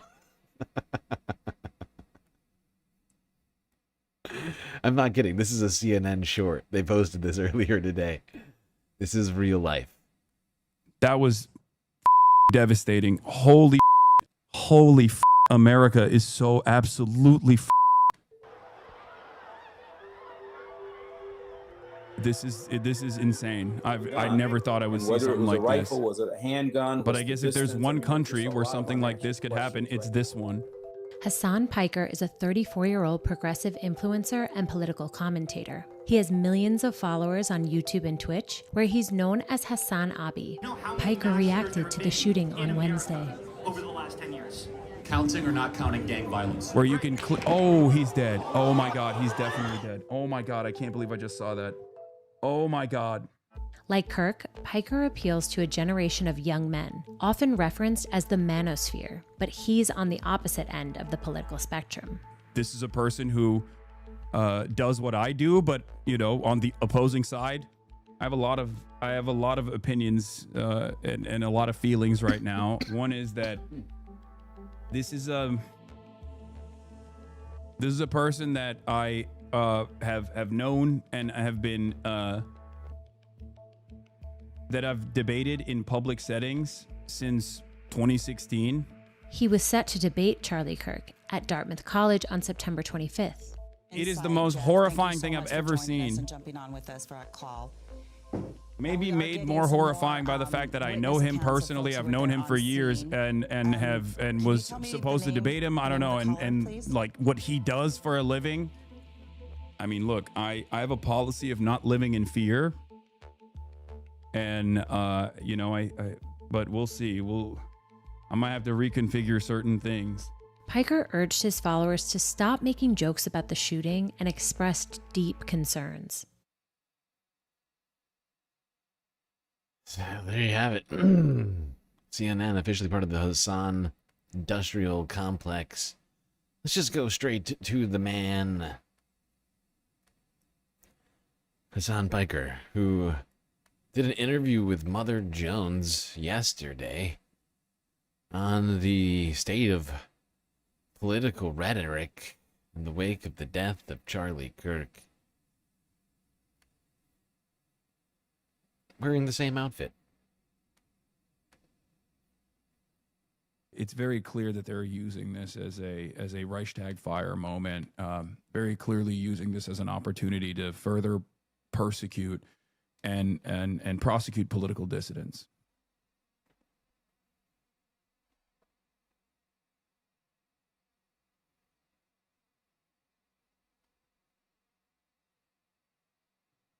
Yeah, I was pretty distraught after watching the horrifying incident.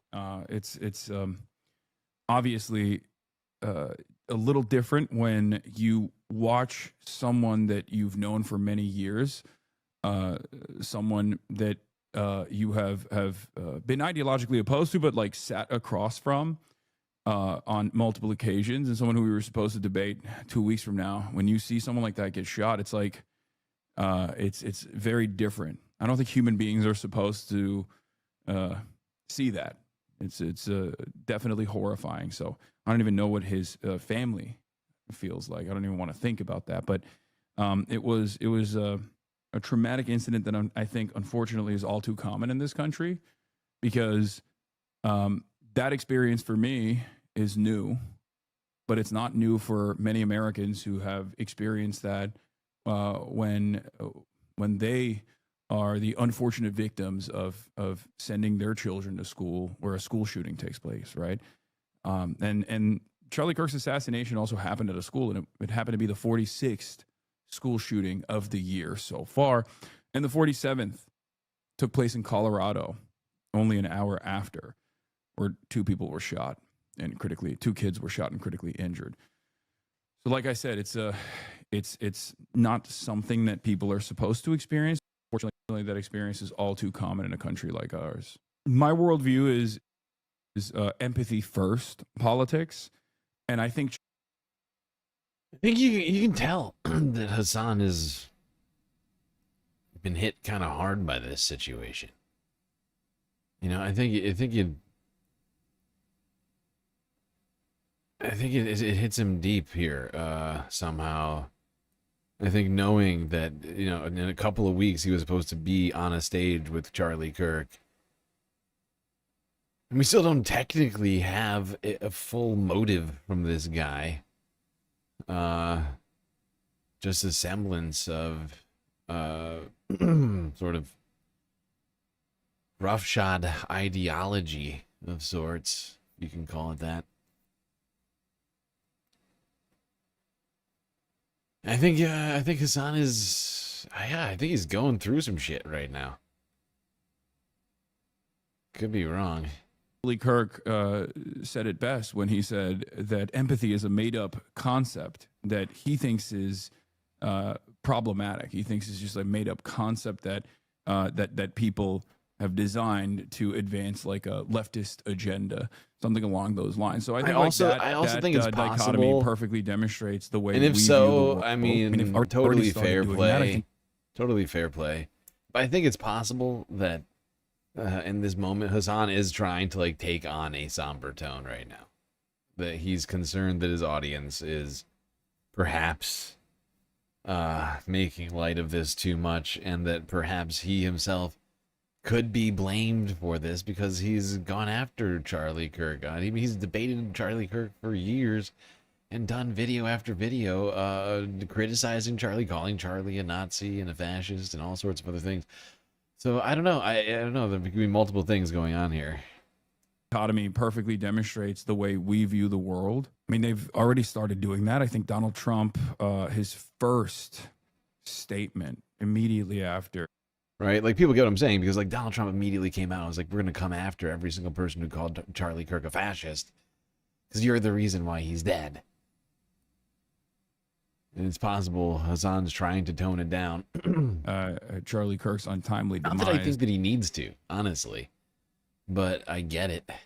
Was to, without even profiling the shooter, without even having an accurate suspect, Trump and the majority of right-wing influencers, including right-wing politicians, went on this mission. They were like, this was done by radical leftist extremism, and it must be destroyed. And the State Department has already made an announcement saying that they are going to look at people's profiles at the point of entry into the country to see if they actually sufficiently grieved Charlie Kirk, which is, of course, a violation of the First Amendment, regardless of whether illegal. I personally think that's like inappropriate or not. I think this is not a value judgment. I'm just simply talking about how ridiculous it is to make this kind of enforcement a priority, and how unconstitutional it is. And it's very clear that they're using this as a Reichstag fire moment. This is the very definition an opportunity of to totalitarianism. Persecute and prosecute political dissidents. I think it's dangerous. I think it's dangerous, and maybe even part delusional. I keep trying to get. I forgot. Mother Jones is like they just keep seamlessly transitioning through these questions, and you don't get to hear them ask the questions. This question is, how do you think the media has portrayed Kirk's legacy so far? By the way, I just want to remind everybody that we are at 4 of 10 on the goal, and somehow time has crept up on us, and we have 43 minutes left to complete the goal, with 6 of 10 still to be completed. Dire straits here, people. Final countdown.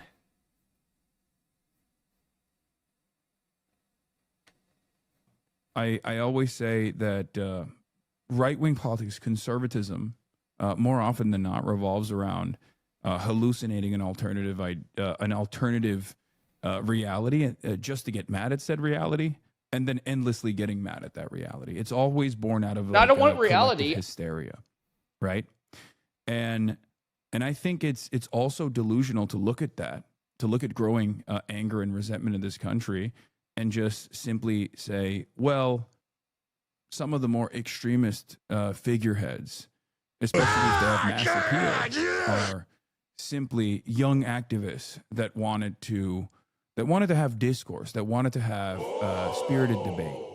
It's very obvious that the Steven Crowders of the world and the Ben Shapiros of the world, and even Charlie Kirk as well, was not actually invested in the Socratic method, in applying like the Socratic method, or having like a real back and forth where they arrive at a truth, but they were just simply using this or SJW owned compilations, easy slam dunks against hysterical college freshmen to make their side seem more appealing, seem stronger. It was entertainment. It was political entertainment for the most part. And yet, for some weird reason, I think aesthetic fetishists and civility fetishists, more often than not, these are liberals, look to that and think, well, this is how polite discourse is supposed to happen. Now, of course, political violence is abhorrent. All violence is abhorrent. Having said that, I think we must be honest about the role that Charlie Kirk played. Especially liberals must be honest about the role that Charlie Kirk played. And I find it very damaging that the first interaction that many older liberals and many older Americans are going to have with Charlie Kirk is going to be from these reputable institutions, a completely whitewashed perspective without actually accurately reflecting on his political output. As a political actor, Charlie Kirk was a very successful political actor. He Seriously. believed and stood by his principles and stood by his opinions, no matter how extreme I found them. That's something that I've been saying, to one degree or another here since this all happened, is that the media needs to stop painting this guy in the light, like that he is like in a light that he is somehow like a philanthropic individual, right? He's not Mother Teresa. He had a political ideology that he was trying to enact in our government, and was making millions of dollars a year doing that. This is what he was invested in. He was not this was not just an act of charity. He was making a shit ton of money, and he was disseminating particular political beliefs that he happened to hold dear, ones which were very, very problematic for society. On top of that, no matter how distasteful or morally repugnant I found them, he advocated for those positions, and I think it's a dishonest assessment. Like, what do you think the reaction would be right now? And the fact is, he's not that divisive of a figure, even when you really think about it. But what do you think the Republican reaction would be if, I don't know, Joe Biden died today? I'm staying in the race. The fact is, we don't even need that to happen, because we've already seen what even less important figures have gotten from the right. We already talked about it earlier today. But the Paul Pelosi attack got responses from Laura Loomer and from these people on the right who are calling for us to have Charlie Kirk in our thoughts and prayers. Anybody who doesn't love Charlie Kirk hates America and is a terrorist or whatever else. It's like they literally were celebrating Paul Pelosi being attacked with a fucking hammer, making jokes about it. To refuse to reckon with some of those opinions that he was very proud of. I think it's also a disservice to your audience if you don't actually reveal what his positions were, and then allow your audience to make up their minds for themselves on whether or not this person was simply a moderate voice and a champion of truth and justice, or if they were a very apt, very successful conservative firebrand and an agent provocateur of the highest order, who was one of Donald Trump's most beloved advisors by the end of his life. I think it's all content and propaganda, down to what I do as well. I think I use propaganda in the old term, not as a neutral term for the most part. I mean, there are instances where I use it in a negative term for sure, because it can be biased and it can be manipulated. It can be lies, but propaganda is just PR, marketing, and advocacy. And that's precisely what Charlie Kirk was doing, and that's in many respects what I do, right? Debates are one part of that. The reason why I think debates can be constructive and instructive is because there's always a 20% in the margins in the middle that can go in either direction. And I think there are plenty of people who look to debates, that back and forth, to perhaps for the first time ever actually see the opposing side and their arguments and their talking points in the most honest way they possibly can. And that's the reason why I think debates can still be useful overall. And that's precisely the reason why I was willing and able to debate Charlie Kirk, and as I have. And I agree with Hassan on this. So long as everybody's willing to, argue and debate in good faith, unfortunately, things have really gone off the rails with that. We've seen some of the recent Jubilee debacles with, people like Mehdi Hassan and Sam Cedar, where, like I said, things went off the rails. People weren't arguing in good faith, weren't even there to argue, basically conceded horrifying things and said, actually, I just want that. So debate me wanting something terrible, I guess. It's like, that's not what we're here for.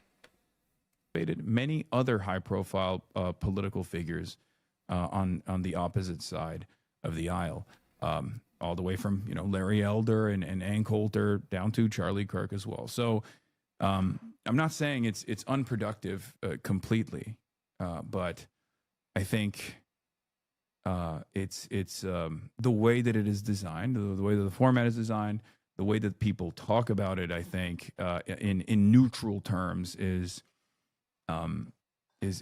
different than what is the actual reason for it. Yeah, I think there are many different reasons for this, but I mean, I myself am very close to the situation, and as someone who has talked about the genocide, I think this is where they switch topics here in this since, interview.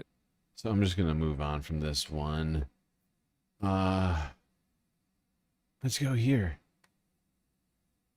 Let's talk about the rhetoric around the death of Charlie Kirk. And we're going to go all the way across the pond to Leading Britain's Conversation, LBC, with James O'Brien.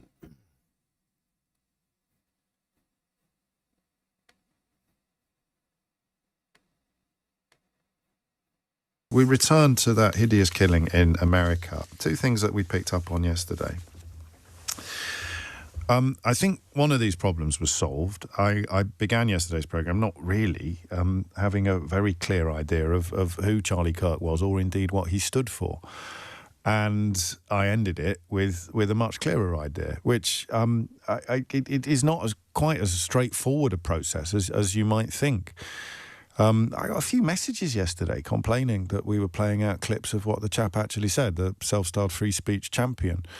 And then I bumped into Ian Dale yesterday evening, and he said, "Oh, you're getting a lot of flack on Twitter." And I said, "Well, what on earth have I done now?" And he said, "Oh, people think that you were wrong to play out clips of Charlie Kirk talking." I'm like, how can anybody be cross that you're playing out?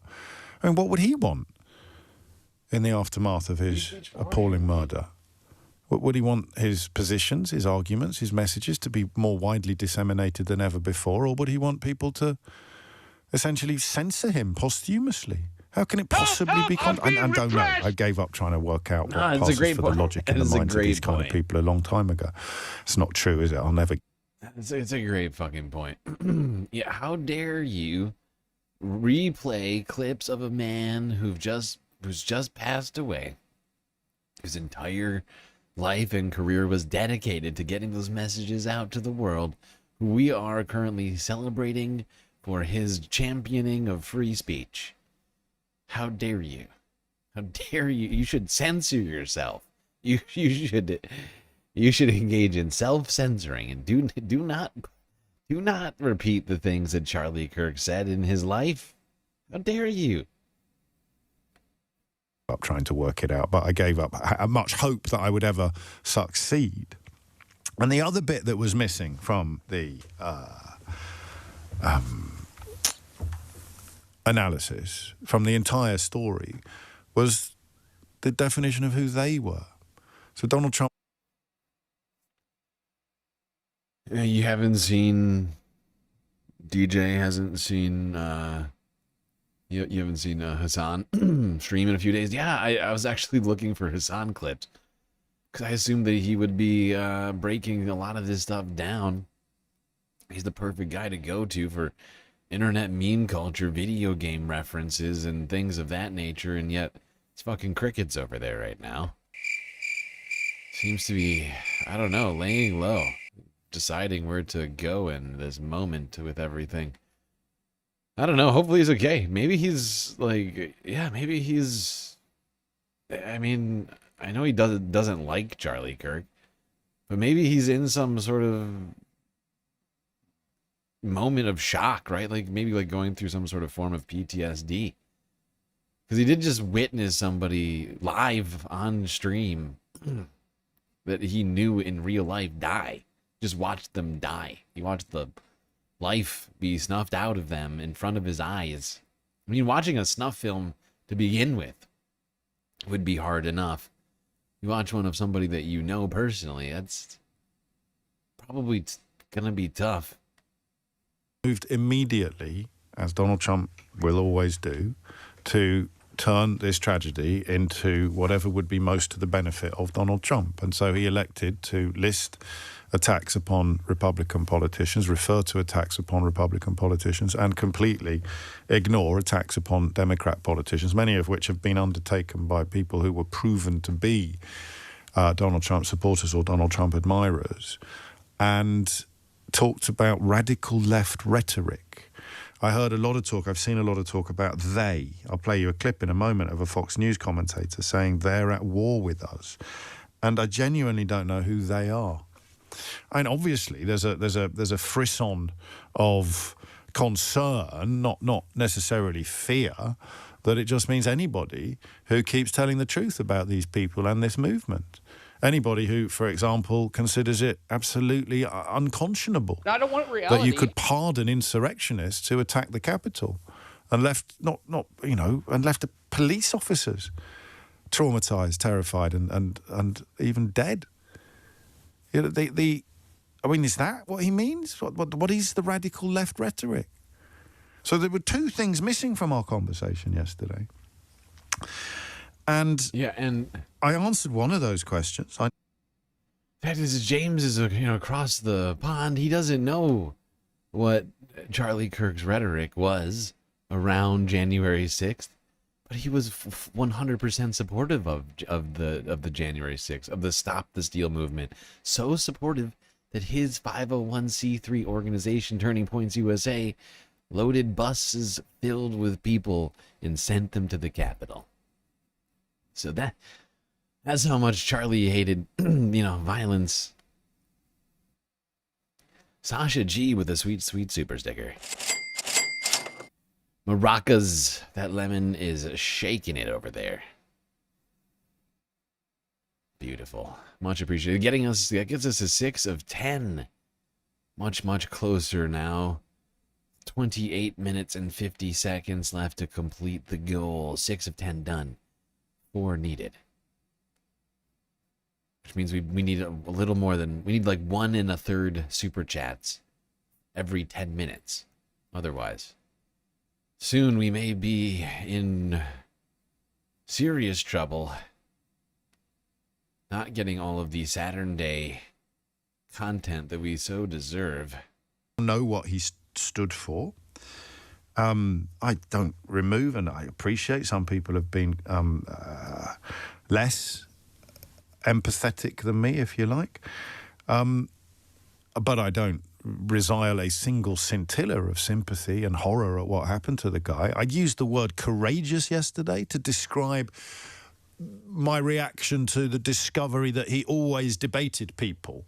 I don't know that I would reuse that word today, because I've had a look at some of the clips, I've had a look at some of the debates, and I don't really know how courageous it was. I've also seen quite a lot of clips of him losing, but the criticisms he received... But I'll tell you why I say that, because I don't think I'm courageous. And what he did essentially was what I do from a very different political position and not on the radio. So if I get the better of somebody, there'll be a long queue of people claiming that I've been condescending or I've bullied them, or you can't really edit things to make me look better than I actually am, because the whole flipping show is up on YouTube from beginning to end. But I don't want to be yin to his yang, and I'm obviously nowhere near as important on the political stage on either side of the Atlantic. But I don't know that it's courageous to say, prove me wrong. I just used the word to describe him in contrast to a lot of people who seem to have similar politics and will never stand up and be counted. So in relative terms, he had more courage than Hank Buncher-Numbers with a bald eagle avatar who spends his life disseminating negativity and bigotry on social media. And I didn't like what I discovered about him. And the more I discovered about him during yesterday's programme, the more troubled I was by the response, particularly of Boris Johnson, actually, who talked about all he ever did was say common sense things. And then you read some of the things that he'd actually said, or you listened to some of the things that he'd actually said, and you wondered whether Boris Johnson... The nicest thing you could say about Boris Johnson was that he didn't know. He should have listened to yesterday's show, because he was responding. And that, of course, is when I realised why people would get so cross about anybody reading out what he'd said or playing out actual footage of him talking. Imagine that for a moment. Imagine casting yourself as a disciple of somebody you describe as a free speech champion, and then he tragically gets murdered by persons as yet unknown, which is an element of the conversation that we're moving towards. He tragically gets murdered, and all of the people who consider themselves to be disciples of a free speech champion have hissy fits and conniptions over the words that he spoke, over people playing the words that he spoke.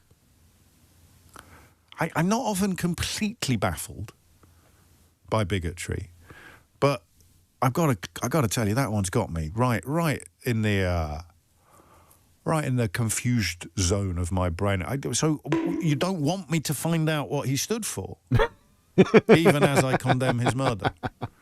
Why don't you want me to find out why don't you want people to know what he stood for? Mm-hmm.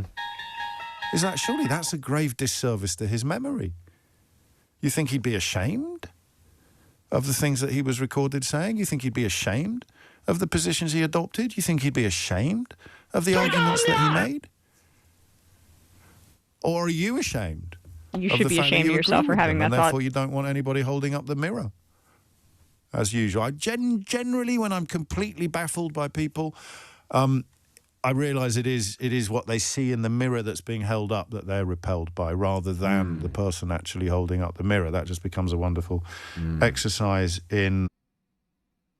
Very much so, James.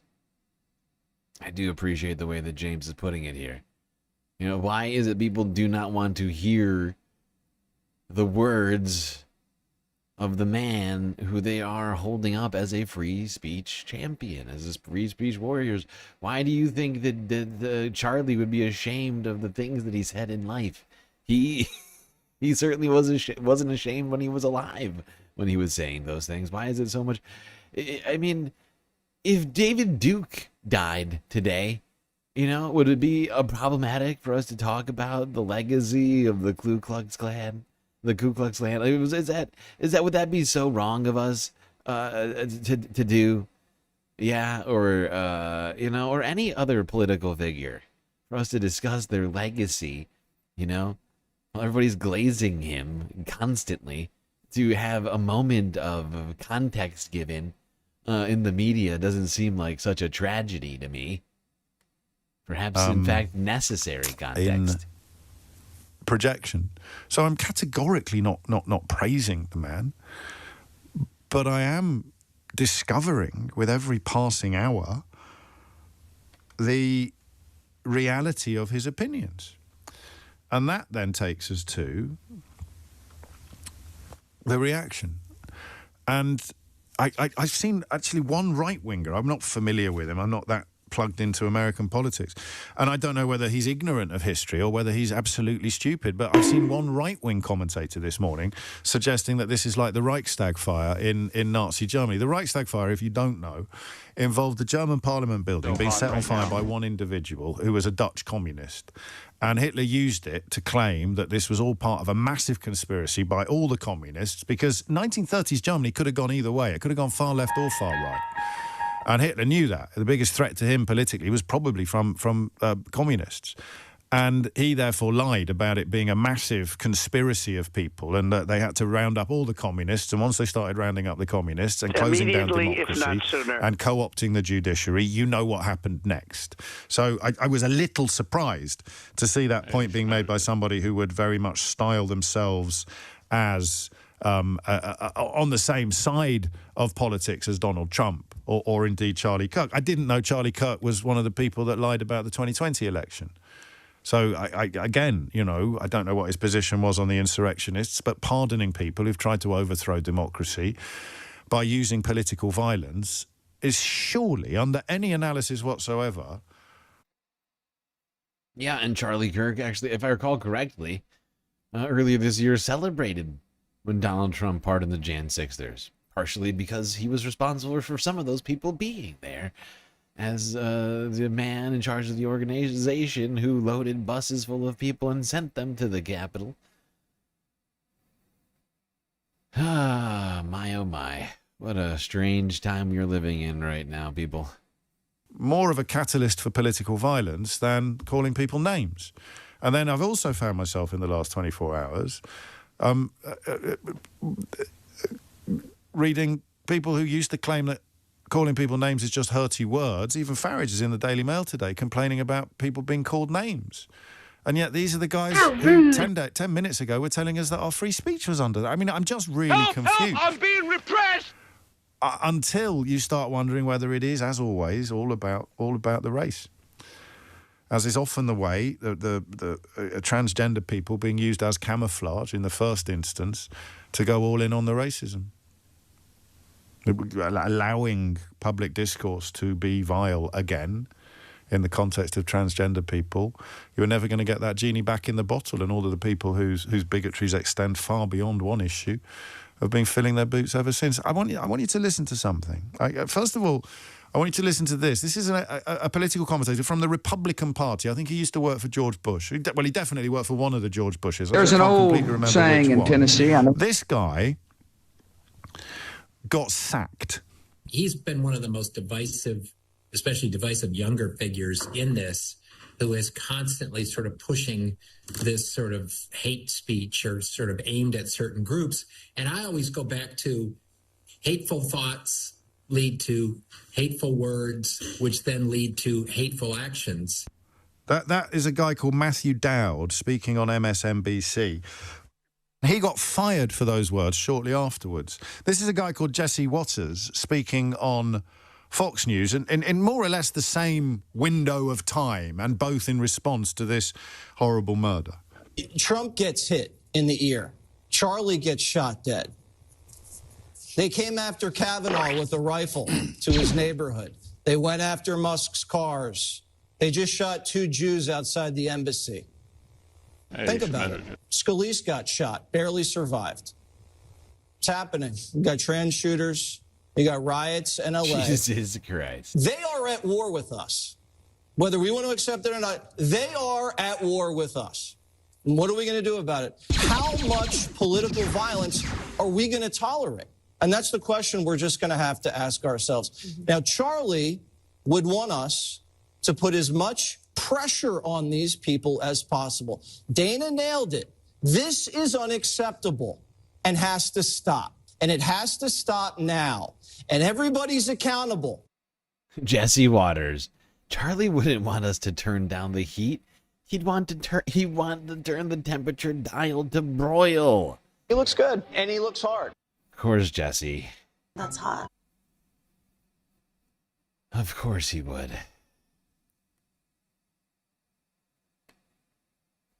That's hot.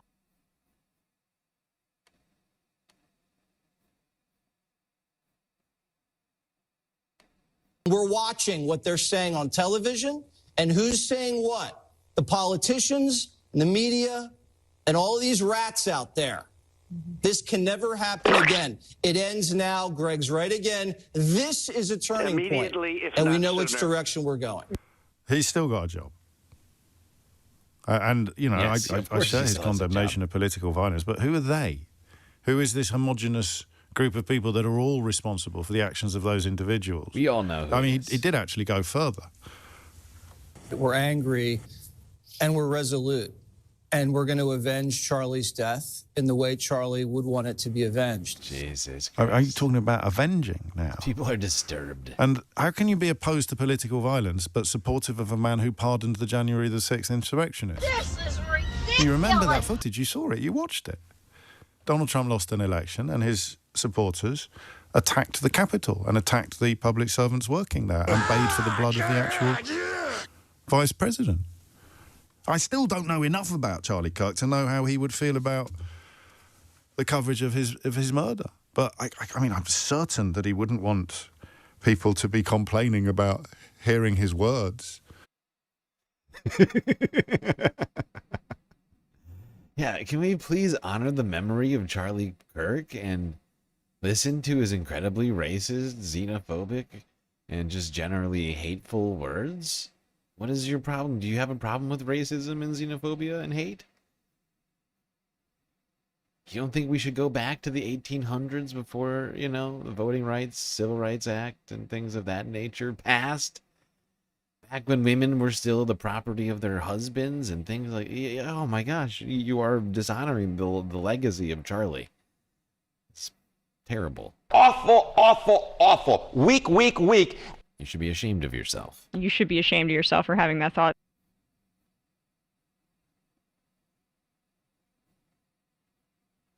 You should be ashamed of yourself.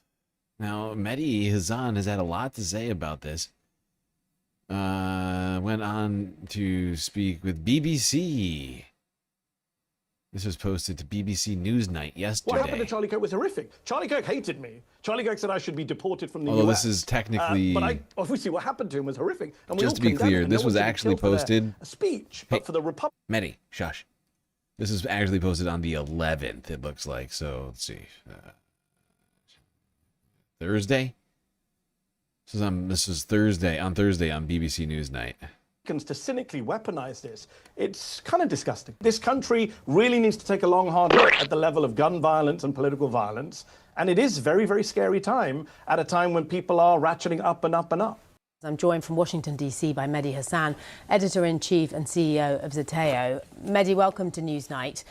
Sometimes after terrible things happen, it feels like a moment when countries come together. From your perspective, in America, does that feel like it's happening now? Sadly not, Katie. America right now, these crises, these tragedies, they don't bring us together. They actually push us further apart, partly because of social media and the algorithms and the clickbait and the grifters, partly because of the politics of this moment. And, we just heard Donald Trump, the President of the United States, speaking there. You just played a clip from him. I've seen presidents, both Republican and Democrat, speak after crises. George W. Bush after 9/11, Barack Obama after multiple massacres, Joe Biden. And I just think Donald Trump is not the person who you want leading a country when it's divided like this. He's doing a lot of the dividing. When I heard him speak a moment ago there about, I'm worried for the country. I mean, it's like an arsonist turning up at the scene of the fire and saying, how did this happen?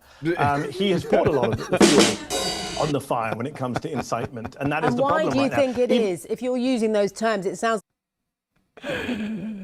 Oh, God, Mehdi, such a way with words you have. Oh, God, incredible analogy, Mehdi. God damn. It's like the arsonist turning up to the fire and saying, God damn, what's this? What's happening here? This is all wrong. How did we get to this terrible place? Everything's on fire. It's so weird. Oh my God. You're saying it's being weaponized in some way. Why do you think that's happening? Because the right in this country is looking for any opportunity to crack down on the left. There's a broader democratic assault going on here on the institutions of democracy, on the free press. You saw Donald Trump say yesterday that it's the radical left terrorism in his statement about violence in this country. He ignored the fact that a Democratic lawmaker from Minnesota was murdered with her husband by a Trump supporter just 3 months ago. Trump skipped the funeral, didn't even bother to show up. There is a lot of violence in this country. There is right-wing violence. There is left-wing violence. There is violence that's not political. As I think Nick said earlier, there is a lot of violence in this country, a lot of gun violence. And the problem is, you saw Elon Musk, Katie, say yesterday, within minutes or hours of it happening, the left is the party of murder. We don't even know who killed Charlie Kirk. There is no shooter. There is no motive. It's insane to see how many right-wing accounts came out with incendiary remarks yesterday. Meanwhile, Democrats are all falling over themselves to condemn the killing of a guy who was vicious about them, but every leading Democrat came out and I condemned it. It was horrific. What happened to Charlie Kirk was horrific. Charlie Kirk hated me. Charlie Kirk said I should be deported from the US. Illegal. Obviously, what happened to him was horrific, and we all condemn it, and no one should be killed for their speech. But for the Republicans to cynically weaponize this, it's kind of disgusting. If we take them at face value for a moment, I take your point, of course, we don't know the politics of the shooter. We don't know anything about the shooter. But a number of politicians on the right, even before this, and including the president, obviously, have been expressing concern about the rhetoric on the left, as you say. Do you think the rhetoric has got too febrile on the left? Not compared to the right, no. I mean, the president of the United States is has more vicious rhetoric than any politician in the Western world. I mean, Donald Trump ran for president in 2016, and he said people with guns should maybe take care of Hillary Clinton to protect the Second Amendment. He ran for president in 2020, lost the election, and then incited a violent insurrection at the Capitol, where his supporters tried to hang his vice president. In 2024, last year, he ran for president. He referred to his opponents as vermin and the enemy within, and said he would send the military after them. Since coming to office, he said some outrageous things about people, about Democrats. So this is nonsense. I mean, Donald Trump has set the tone here. But that is all right, but what about the left? Will you tell which left? I saw Barack Obama, Joe Biden, Kamala Harris all come out yesterday. All the leading Democrats came out and condemned this and said we need to tone this down. By the way, rhetoric aside, you can't do this kind of stuff without easy access to guns. There's only one political party which is trying to do something about the gun problem. Rid of the Second Are we going to Amendment? hear anything from the Republicans now after Charlie Kirk was shot? Charlie Kirk himself is on record, sadly, saying that it's worth it for some people to die every year in order to protect the Second Amendment. Sadly, he's become now a victim of that same gun violence he defended. Now, the fact that he didn't care about that, I do care. I don't think Charlie Kirk should have been killed, and I therefore think we should do something about violent rhetoric. We should do something about guns. And we do need to turn the volume down in this country, but listen to Trump. You just played the clip. He's saying it's all about the radical left. That is not true. In fact, every extremist-related murder in the United States between 2022 and 2024, according to the ADL stats, was carried out by a right-winger. You don't see Democrats running around trying to weaponize that. No, let's tone down across the board. And Mehdi, but unfortunately, the reaction has been... Sorry, go on. I was just going to say, as people will know from watching this and will know from your many appearances, you are very vocal yourself about your opinions. You have big following. Yes. You go out, as Charlie Kirk did, you go out and debate people on the other side. I wonder, from a personal perspective, it's so sobering, obviously, what has happened in America in the last 24 hours or so, but does it make you personally more fearful about your own safety? Unfortunately, yes. And I've just been inundated, like I'm sure many public figures on left and right have over the past 24 hours, from friends, colleagues saying, what are you doing? Are you getting more security? And It's indeed living in uncertain, dangerous times right now. But unlike Charlie Kirk, Mehdi Hassan, when he goes out there and debates people, does not advocate for for just antiquated, backwards thinking, borderline sociopathic sort of policies and things of that nature. Kicking people out of the country, being the wrong skin color, speaking the wrong language, or having the wrong beliefs. All right, we're not done talking about Charlie Kirk, I'm afraid. We've still got more to unpack with all of this, but we must take a short break. We are at that time, 4 hours into the stream. 2 full halves have transpired. But don't worry, we'll be back with a lot more stuff to discuss today. After these brief messages.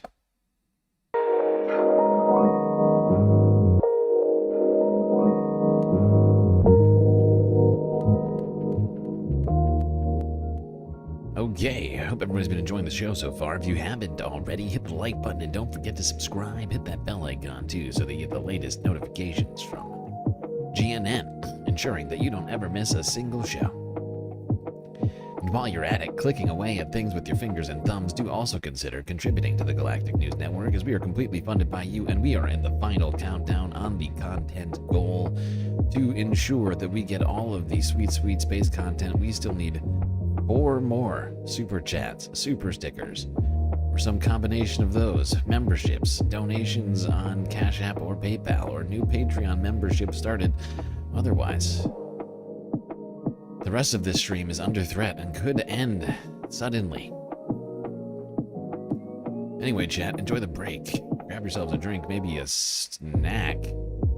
I will be right back.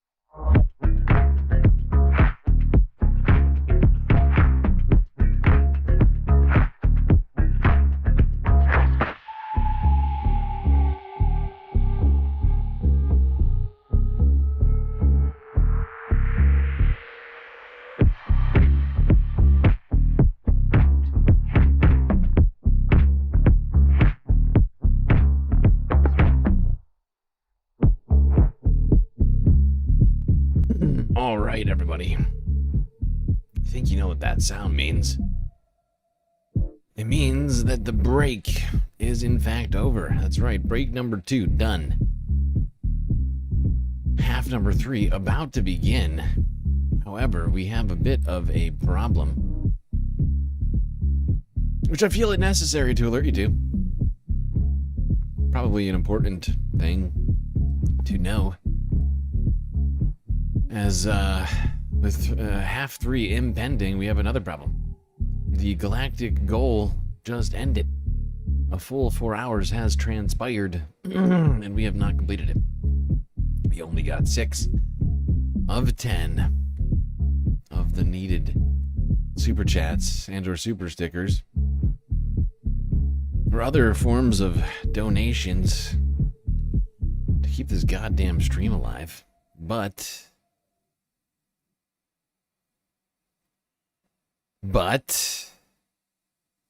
I'm not sure I just want to end the stream all of a sudden and deprive the entire galactic Space Fams community of their content.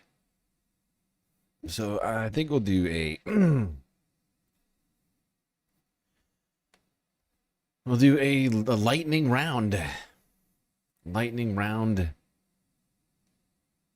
funding round. Let me look at what I've got left on Epstein.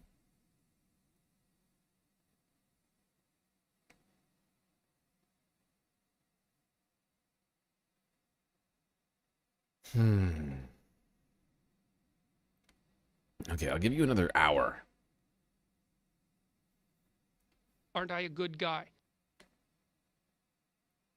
Another hour.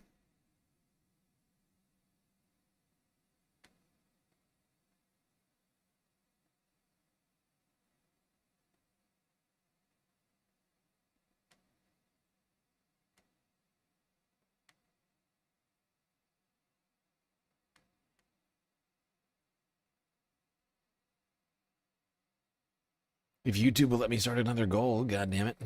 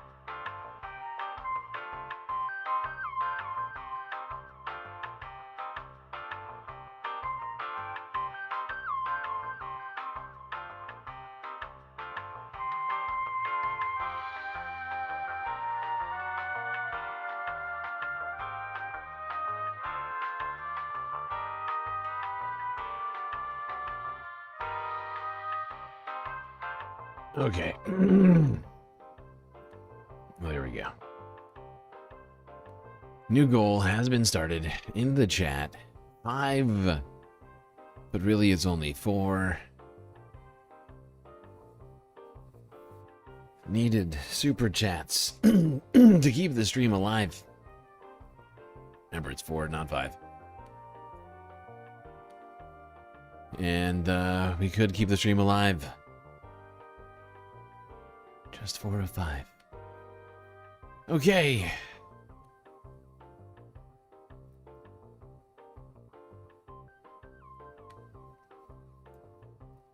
Let's go here. Fox News from yesterday. Ilhan Omar facing fierce backlash for Kirk comments. Oh no, she said mean, nasty things about Kirk. Where'd she say them? On Zateo? Washington correspondent Mike Emanuel. Oh no. Harris, Congresswoman Ilhan Omar facing some significant fallout after making these harsh comments following the assassination of Charlie Kirk. Oh no, what did she say? There is nothing more effed up, you know, like than to completely pretend that, you know, his words and actions have not been recorded and in existence for the last decade. These people are full of and it's important for us to call them out.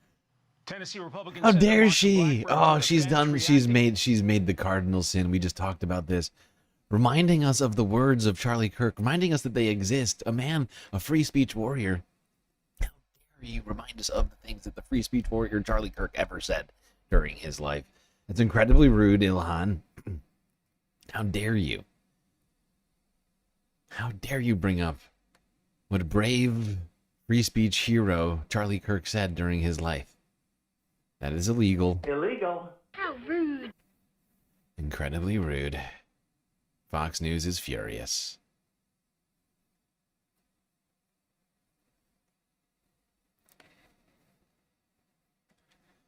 How dare she? How dare she? I mean, this woman is dangerous, Terrible. ladies and gentlemen. Fact is Charlie Kirk, was not participating in politics the right way. He was not a warrior of free speech. He was, in fact, kind of a bad guy with some very shady opinions and beliefs. Write that down. No, Charlie Kirk was not practicing politics the right way. His tragic and horrific assassination deserves widespread condemnation. But as we ponder his legacy, we should not sidestep the full picture. There's a tendency after a tragedy to focus on what's best about a person, or at least not focus on the negatives. That's probably a good thing. But as we see Trump and his loyalists canonize Charlie Kirk, the president says he's going to give him the Presidential Medal of Freedom. I will soon be awarding Charlie Kirk posthumously. We should also look at all the things that Kirk said and did. After all, he was quite loud and quite proud about his own actions. Following the assassination, many in the media characterized Charlie Kirk in the most lofty of terms. Axios called him a champion of free expression. Ezra Klein, the liberal columnist at the New York Times, said that Charlie Kirk practiced politics the right way. He said he was envious of how Kirk built a political movement, and he praised. Look at obsequious little Ezra Klein getting all granular on Charlie Kirk's balls. Ooh, they taste good, sir. Kirk's moxie and fearlessness. Here's the problem. Kirk built this movement on deceit, and his advocacy was laced with racism and bigotry. Recognizing this does not diminish how awful this assassination was, nor should it lessen our outrage and our sympathy for Kirk's family, friends, and colleagues. But if this is an appropriate time to assess Kirk's role in American political life, there ought to be room for a full discussion. Kirk was part of the crusade that broke American politics. He was a major proponent of Trump's lie that the 2020 election was stolen from him. Kirk pushed a false conspiracy theory that ended up inciting one of the most horrendous acts of political violence in U.S. history, January 6th. His role in all of that has been largely overlooked in many of the news stories about his political activities. As a right-wing provocateur and MAGA organizer, Kirk made many statements that could be considered racist, bigoted, homophobic. He said that the religion of Islam was not compatible with the West. Is macro Islam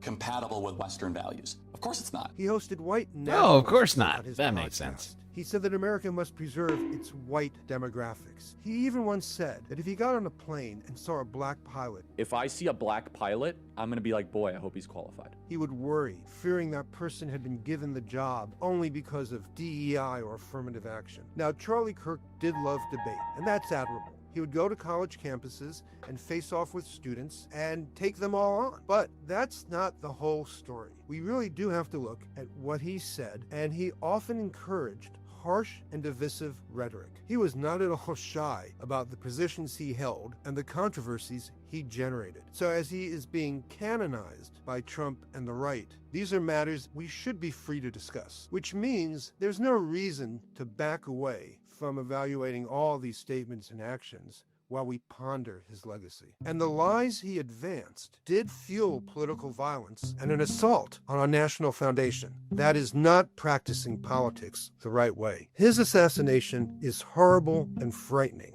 and should be. I just realized the volume was super low. Nobody mentioned it to me at all, and I missed it completely. I made a huge tiny mistake. Jesus, that was like a 3-minute clip. I'm shocked that nobody complained about the volume level of that. Hopefully you were all able to hear it reasonably well. I assumed you were, since nobody complained.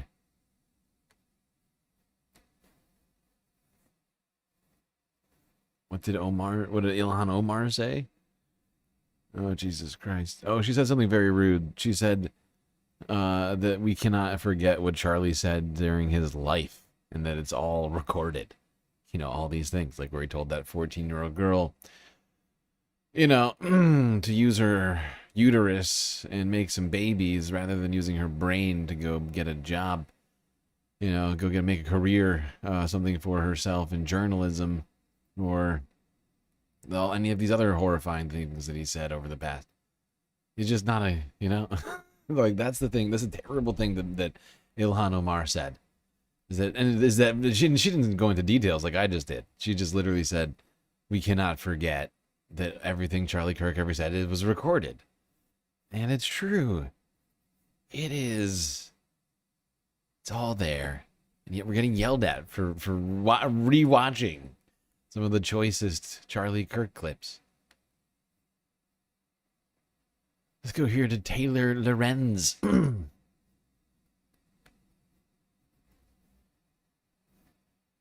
Welcome back to Free Speech Friday, my series on the fight for free speech and civil liberties online. Today, I want to talk about political violence. Charlie Kirk's murder is the latest high-profile example of political violence in the U.S. The murder of Charlie Kirk is heightening concern about the rise in cases of political violence across the country. Political violence has become all too common in American society, and this is not who we are. This is yet another example of the sad reality of rising political violence in our country. A few months ago, I made a video called Someone Needs to Do It about the popular meme encouraging someone to finally Trump. I don't even need to have to say it. You know what I'm talking about. In that video, I talked about how asking the public to uphold norms while our entire government and everyone in power flouts due process on a near daily basis and never holds themselves to the same standards is a farce. I cited a research report that found that more and more Americans endorse direct political violence and are expressing a plummeting faith in our political system and democracy. Josh Citarella, a researcher who studies extremism, told me, quote, "The liberal project has basically failed. The enormous accumulation of wealth and power by oligarchs invalidates the rule of law. The end result is that you can theoretically have executions in the public square. That is what we're going back to." After Charlie Kirk was shot, every political leader and liberal pundit came out of the woodwork to condemn political violence. Charlie Kirk, who espoused some of the most violent, hateful ideology around, is already being treated as a martyr. Ezra Klein declared that while he and Charlie had their differences, you know, the whole black people and women are human beings who deserve rights thing, fundamentally they were, quote, on the same side. Trump said that he would award Charlie Kirk the Presidential Medal of Freedom. The Yankees flew their flag at half-mast, as did a slew of government buildings. Liberal influencers posted teary eulogies to TikTok. I could go on, and I'm sure you've seen the posts, and there will be a lot more of these types of posts in the coming weeks, I'm sure. But I want to talk more about political violence because I think discussions of political violence and the way people in power continue to talk about it exposes a huge rift in our political environment right now. When political leaders and the media wring their hands about political violence, they're not actually talking about violence in any universal sense. They're talking about violence specifically against elites or people who look like them or people who maintain these existing power structures. The violence that is already a daily feature of life for poor, immigrant, Black, disabled, and queer communities is completely invisible to them. Police tear gassing a crowd of teenagers demanding accountability for the murder of George Floyd is never deemed political violence. Federal agents shooting pepper balls at medics in Portland is not seen as political violence. But the second a right-wing figure is harmed, it becomes a crisis for democracy on cable news. This double standard, of course, has always been there. And it's why so many people, especially in the Middle East and other countries that we've inflicted horrific levels of violence upon, hate the American government. Illegal. But cell phones and social media have finally made this hypocrisy crystal clear to members of the American public. And I'm not even just talking about atrocities abroad. After George Floyd's murder in 2020, Millions of people took to the streets to demand an end to racist police killings. What they were met with, however, was an unprecedented wave of state-sanctioned violence. The Department of Homeland Security deployed tactical teams into cities. Police kettled and beat and arrested journalists. Protesters were shot point blank with less lethal munitions, losing eyes and sustaining permanent injuries. People died in protest-related incidents, but how many of those deaths were mourned by the mainstream media as martyrs of democracy? None. And just months after the peak of Black Lives Matter protests on January 6, 2021, a violent mob stormed the Capitol, calling for the lynching of elected officials and overturning the election. But their violence was excused. Those rioters overwhelmingly received lighter sentences than Black Lives Matter protesters. Some even used the event to launch their careers as influencers. Kyle Rittenhouse was acquitted of all charges for shooting anti-fascist protesters dead, while peaceful college students ended up in jail. And of course, none of this is new. You can look back at American history and see the state enact violence on our own citizens over and over and over and over again. I think a lot of what happened in Standing Rock in 2016, the government, under Obama, mind you, sent armored vehicles and a militarized police force to attack indigenous people who were defending their sacred land and water. Protesters were blasted with high-pressure hoses in freezing temperatures. They had dogs set on them. People got concussions and other injuries. The media framed the event as clashes, but thankfully we were able to witness what actually happened as it was live-streamed on Facebook. When the COVID pandemic hit, violence against marginalized people was fully normalized.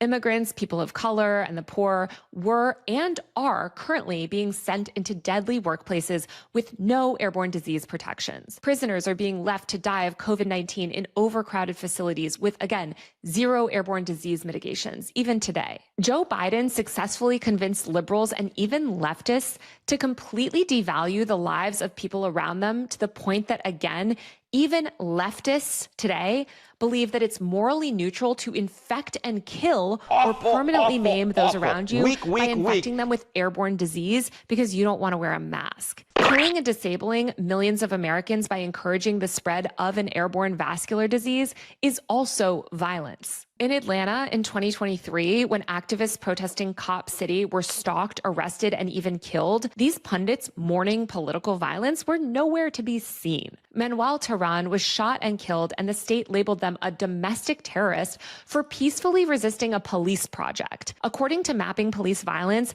more than 1,000 people are shot and killed by the police every year, overwhelmingly people of color. When ICE raids rip apart families in the middle of the night, that is also police violence. Since January 1st, 2017, at least 70 people have died in ICE custody. ICE detention facilities recorded 13 more deaths just in the first half of this year alone. And these figures are a massive undercount of the harm that ICE does. ICE will also release people shortly before their death, just so they're not counted as dying under ICE custody. Just last month, a man fleeing an ICE raid at Home Depot right here in Los Angeles was killed. The ACLU found that 95% of people's deaths under ICE detention were preventable. And then, of course, we have school shootings, which are completely normalized in this country. Almost the exact same time that Charlie Kirk was shot, students at Evergreen High School in Colorado were running for their lives from yet another school shooter. Kirk defended these shootings and said that victims of gun violence were necessary casualties to defend the Second Amendment. But we've had dozens of school shootings over the past couple decades, resulting in hundreds of casualties and injuries to children. Just last year, the American Academy of Pediatrics issued a report saying that school shootings were at an all-time high and becoming even more deadly. My point is that Americans are already exposed to unfathomable levels of political violence every day. And so the hand-wringing from people in power when someone like Charlie Kirk falls victim to that same violence just really rings hollow. It especially rings hollow when our country is in the midst of facilitating a genocide. As one Palestinian posted in the wake of Charlie's death, quote, "Sorry if I don't seem overly shocked. It's just that I've seen decapitated babies, shredded limbs, mangled and charred bodies, and much worse in Gaza for 23 months. As I've said previously, witnessing the most graphic and horrific war crimes imaginable in Palestine constantly, 24/7, via our phones, revealed the true violence of our country to the American public. And yeah, Taylor makes a very good point here. We've all been witnessing a literal fucking genocide on our phones for 2 years and are becoming desensitized. to violence more broadly. And political violence had already been ticking up in our country for quite some time.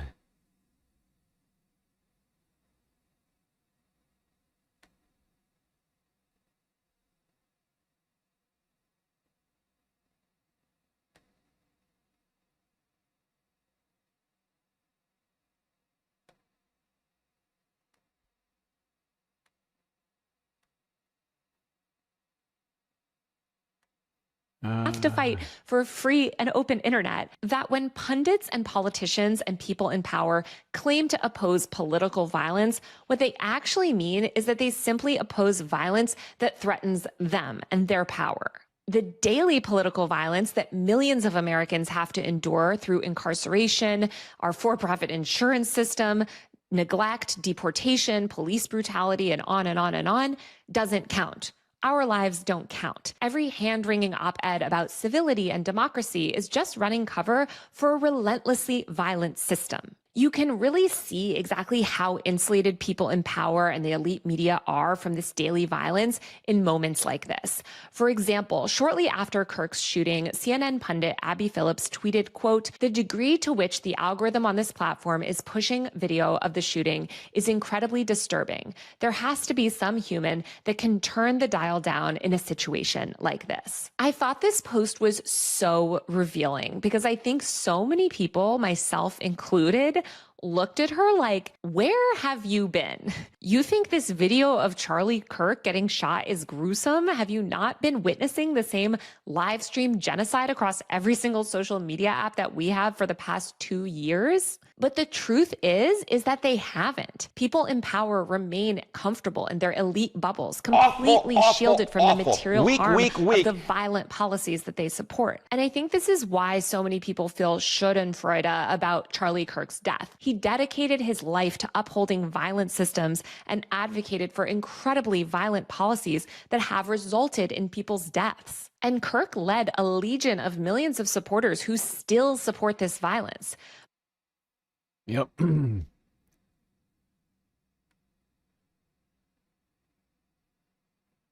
and others celebrated the death of George Floyd. Said that I think I remember people like Charlie Kirk saying that the crime statistics went down incrementally because George Floyd, like other like sort of just nasty, terrible fucking things to say when he died. It's disgusting.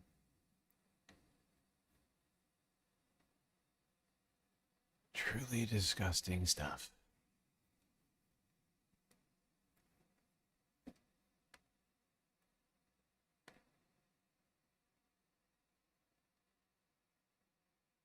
And didn't Charlie, was it Charlie or was it somebody else who said, who on the 5th anniversary of the death of George Floyd, posted to Twitter, congratulations to George Floyd for 5 years of sobriety.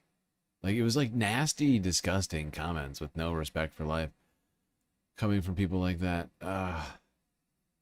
Then we're all expected to be very respectful of them when something bad happens to them. All of a sudden we're supposed to be all of a sudden, be respectful of that person who's been really disrespectful of people who you love and care for. Perhaps of you in particular and personally, you may have been insulted. You know, if you happen to, be non-white, a woman from a different country, LGBTQ plus, not Christian. I mean, there's a slew of things that you may have identified as that would have made you most likely offended by Charlie Kirk and the things that he stood for.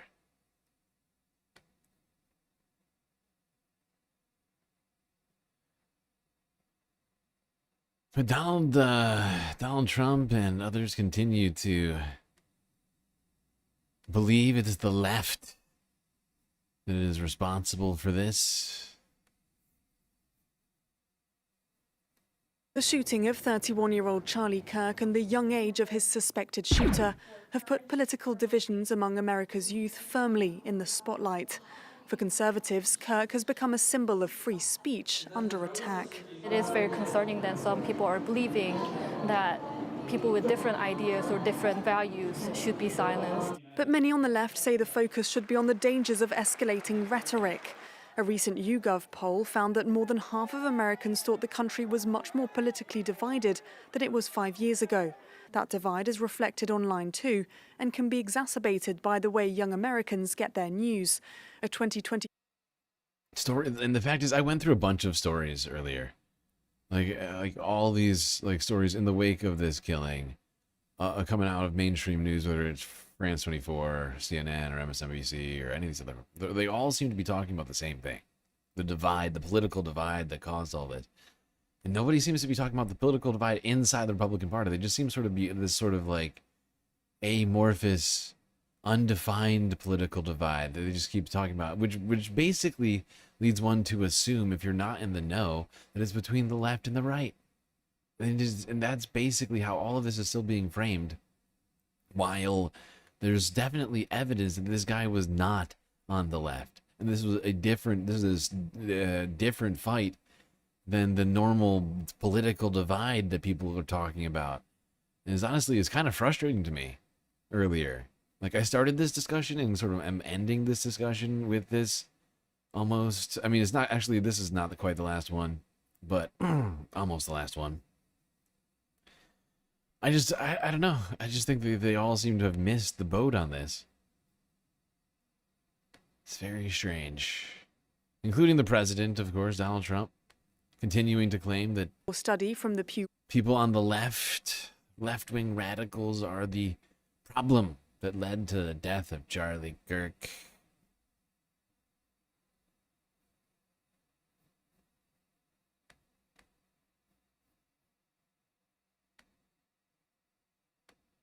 So in the aftermath of Charlie Kirk's shooting death, President Trump has been quick to point the finger of blame, even when a suspect had not yet been arrested, and a motive for the killing still unknown. How do we fix this country? How do we come back together? I'll tell you something that's going to get me in trouble, but I couldn't care less. The radicals on the right oftentimes are radical because they don't want to see crime. The radicals on the left are the problem, and they're vicious and they're horrible. For years, those on the radical left have compared wonderful Americans like Charlie to Nazis and the world's worst mass murderers and criminals. This kind of rhetoric is directly responsible for the terrorism that we're seeing in our country today. All right, with me right now to talk more about this, Ron Brownstein. He is a CNN senior political analyst and an opinion columnist for Bloomberg. Ron just wrote a piece for Bloomberg headlined, "Charlie Kirk's killing requires Trump to soothe, not inflame." Ron, great to see you. Good morning, Fred. So in your op-ed, you say, presidents are supposed to heal divisions after tragedy, not stoke them. We are reminded about how Clinton responded after the Oklahoma City bombing, or Obama after the Charleston church shooting. Can Trump follow the path of his predecessors by, if not now, but eventually dialing back? If not now, but eventually, maybe at some point, maybe next year, he'll try and bring the country together. Is he capable of, in any way, bringing this country together? Answer, no. That's not who Donald Trump is. That is not the kind of figure that Donald Trump is. It's not what he represents. He doesn't represent bringing the country together. He represents pitting one part of the country against the other part of the country. That's who Donald Trump is. He's a man who stokes divisions amongst the populace. Rhetoric?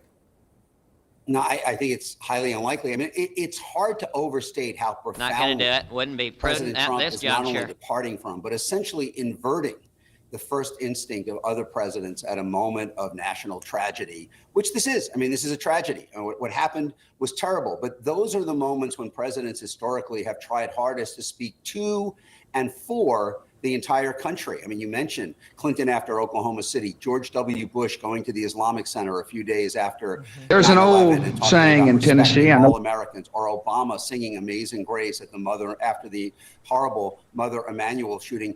Trump is not Trump is not only not doing those things, he is doing the opposite. He is not only blaming one side, but ignoring the violence that has been directed against Democrats. In his remarks Wednesday night, he essentially acted as if only Republicans have been victims of political violence. And then yesterday, he went further in the clip that you played by essentially saying that radicals on the right are not a problem because fundamentally they are patriots worried about crime and undocumented migrants, and all the problem is radicalization on the left. He is behaving as the leader of a faction, not a nation. And that is fundamentally, I think, his vision of the presidency. Even contrast President Trump's sentiments to Utah's Governor Cox. Take a listen. We can return violence with violence. We can return hate with hate. And that's the problem with political violence, is it metastasizes. Because we can always point the finger at the other side. And at some point we have... Not in this case, not for you. It's not the other side that did this, stupid. The fact that people were still framing it that way is insane. Find an off-ramp, or it's going to get much, much worse. Accept blame. So does this exemplify to... If you want an off-ramp, the off-ramp exists. Accept blame. Accept that this guy is on the right, that he comes from a right-wing family. A MAGA, he comes from a MAGA family. And he's coming from in the house. Accept that. That's the off-ramp. If you want everything to settle down, this is self-created. It's a self-created problem. Leftists didn't shoot Charlie Kirk. Calm the country, to tone down the rhetoric. It may have to come from other leadership, states leadership, or even private citizens to do that. Yeah, look, I think, first of all, what his tone and his remarks are what historically we have seen more from presidents at moments of it. Dude, Governor Cox, what are you talking about? Are you saying that Governor Cox came out and was presidential? This guy came out and said that for 2 days straight, he was hoping that it was going to be a foreigner or somebody from a blue state, so that he could gin up anger and resentment. He literally is like think about that. The guy who literally just got done telling us we can point fingers and blah blah blah. We got to stop it at some point. He was literally looking for a finger to point from the very beginning, from minute one, for 2 straight days, until they found out it was a white man from Utah. And now all of a sudden, he wants us to be more measured. Oh, that's so presidential of him, says Ron Brownstein, whoever the fuck this guy is. It's national division, but he is also absolutely right. I mean, whatever the motive of this one killer, and we may never, it may not map fully onto our pre-existing political divides. Whatever his motive, we know that there have been people on the right who have attacked Democratic and progressive, figures, and there have been people on the left who have attacked conservative figures. That is the reality, and he is correct that ultimately, if you don't get off of this trajectory, this is what you get. You will get more of this. I remember the day after January 6th, a former senior official in the Trump Department of Homeland Security said that she feared we were transitioning into our version of the Troubles from Northern Ireland, where you have an endless cycle of retaliatory violence in which political, violence is much more common than it had been in our past. That is clearly the future we are looking toward if we don't find a way to get off of the cycle. We did get off of it after the 60s and early 70s. It can be done. Wants to get off of the cycle. This sort of hack garbage commentary needs to go. I've had enough of this. It's so trash. These people have no idea what the fuck is going on right now. All these idiots still think that this guy is a fucking communist. He's a trans radical communist, Marxist, liberal. It's just whatever. Oh my god. Let's go here. The live stream from the Charlie Kirk YouTube channel. Is it live right now? over in Arizona at 1 in the morning.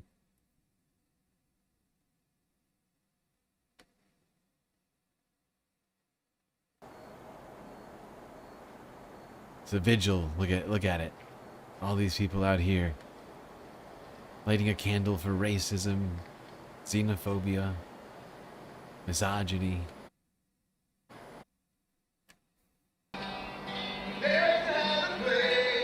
Oh, they got the Arizona state flag, American flag. Is that half mast?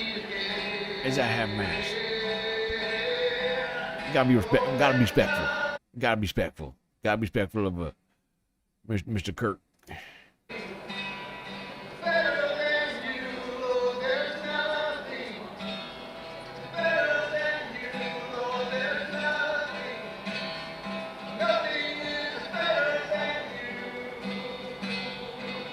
This is so fucking weird. This is so cult-like. This is so cult-like. They're gonna light that. Are they gonna light this cross on fire once it gets dark? What's the plan here? I see a group of white people. With a wooden cross. They're all circled around it. I immediately think they're gonna light that thing on fire. That's just me.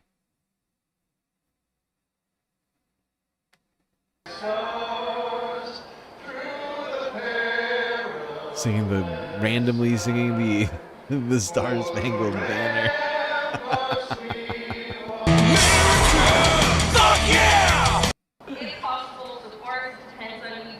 Oh my god. Who randomly breaks out into the Star Spangled Banner? Seriously. Who just randomly sings the national anthem? I was just having a moment of deep patriotism, and I was overcome by the power of the national anthem. I felt compelled to sing it. I will repay, says the Lord. But if your enemy is hungry, feed him, and if he is thirsty, give him a drink, for in so doing you will heap burning coals on his head. Do not be overcome by evil, but overcome evil with good.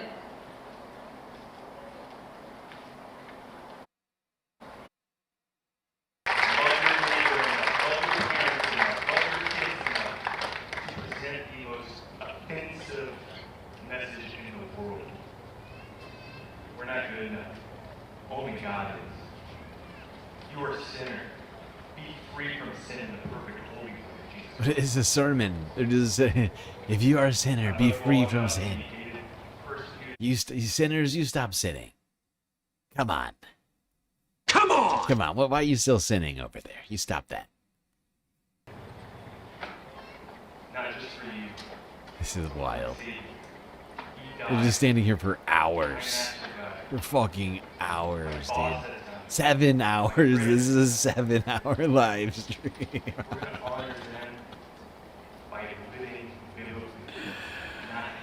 Oh my god. And it just ended too. So they were there until like 1 in the morning.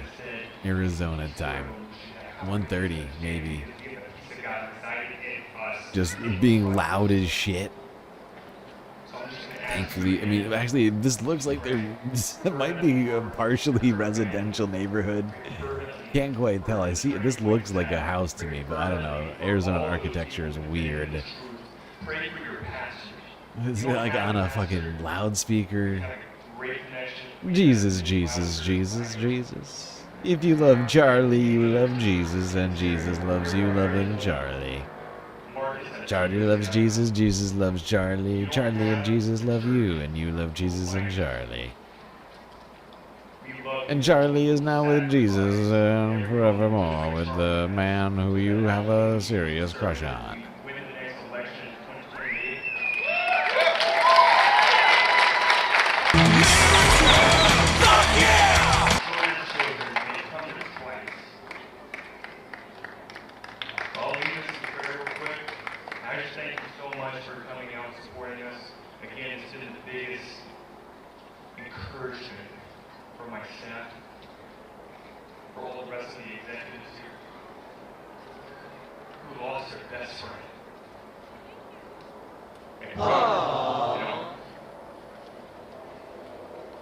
fighting for everyone else, being selfless. Oh, he was just fighting for everyone. I don't know, can everybody hear this? How's everybody doing on hearing this? The sound's kind of garbage. But I'm getting something out of this. Listening to these guys talk about this right now in this way, I find it kind of hilarious. Oh, Charlie, you must remember, he was just out there. He was fighting for everybody. Everybody who wasn't a woman. Or a white... everybody who wasn't a white Christian man. He wasn't fighting for them, but he was fighting for some people. Thank you so much for this day. What a way to say. Even in heartache, Lord, you're the mender. You took my heart of stone, you gave me a fleshly heart. It's that to you. Wow. Not of my own doing. I think this guy had a crush on Charlie. Phrasing? Charlie took his heart in his hand. Charlie Charlie was holding his heart in his hand like a little baby bird.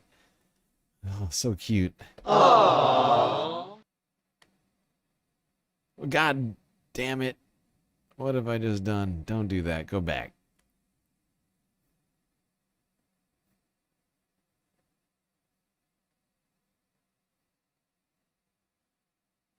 I just screwed myself.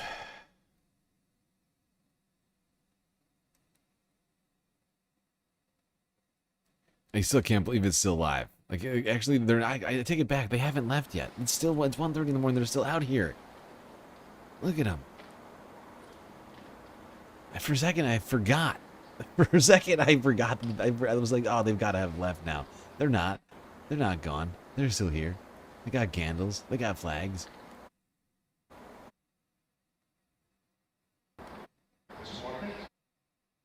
Nothing about this cult-like gathering is weird at all.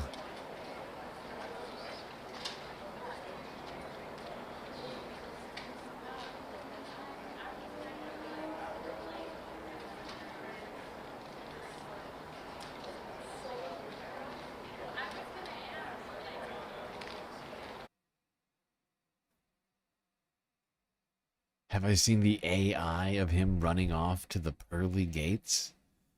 I cannot say I've seen that yet, as of yet, no. Is that a real thing? I mean, of course it's a real thing. Of course it's a real thing. What am I thinking?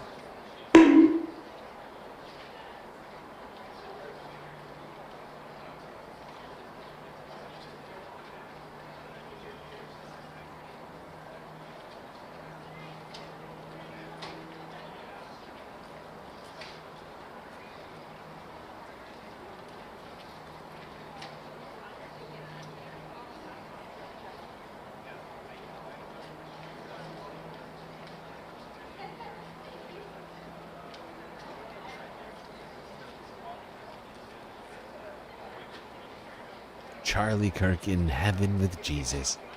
AI Christian tribute. Oh God, this is going to be nauseating.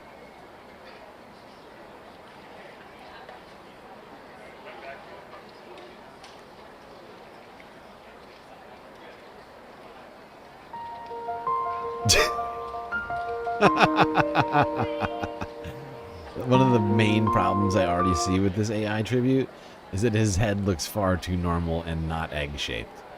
And his hairline looks far too normal and not, like, receding into oblivion on the top of that egg. Wow, touching piano music. Oh, Jesus is here in the battlefield. Oh, but all the soldiers, they're alive now. Oh, yay, everybody. It's okay, Jesus is here. Look how tall he is. Uh-oh, Jesus and the devil are here. Why is Jesus and the devil here simultaneously? That's weird. Uh-oh, Jesus is doing some sort of witchcraft. Oh, God. Jesus, what are you doing? Why are you doing witchcraft to that girl? Oh, now he's doing witchcraft to some lady. Some pregnant lady on the ground. Now she's not pregnant anymore. It's magic. Jesus just did an abortion. Illegal. Did anybody see that? She started off pregnant, And then Jesus did an abortion. Look, look, watch it. Look, starts off pregnant.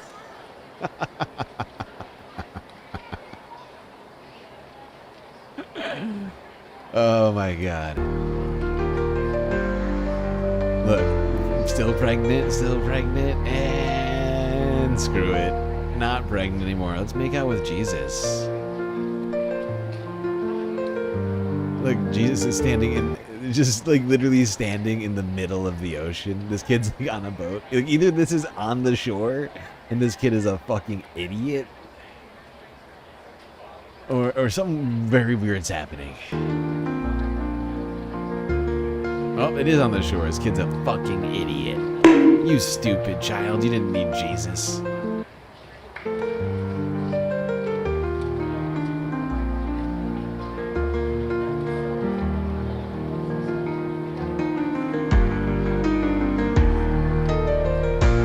Some guy, it's John Hamm.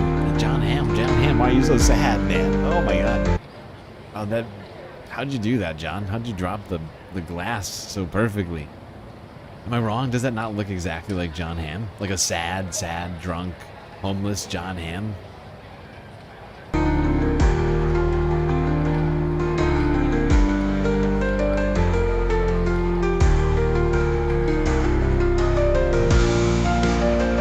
By the way, I was told this was Charlie Kirk in heaven with Jesus, where Jesus is just on Earth doing weird shit. And Charlie Kirk is nowhere to be seen. What's the deal? And why is this goat, this giant, I mean, this is a this might be the biggest goat I've ever seen. And we already established Jesus is a giant. And since this goat is even bigger than Jesus, this is perhaps the biggest goat of all time.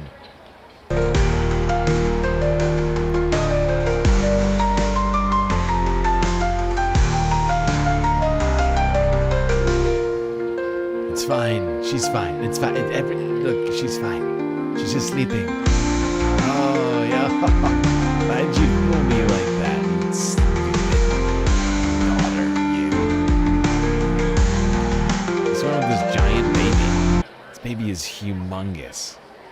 Baby is huge. Jesus Christ.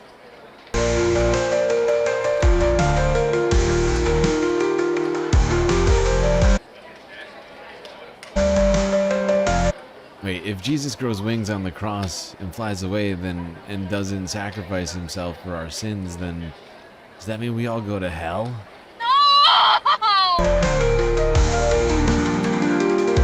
Illegal.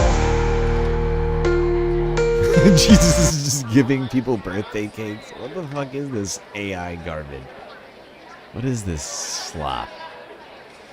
And there's no Charlie Kirk whatsoever. It was the first scene was Charlie Kirk, and it was really bad. The rest is just random AI Jesus stuff. It's super off-putting. It is super off-putting. Jesus is Arab coded. Jesus is brown. Oh no, that's a disaster.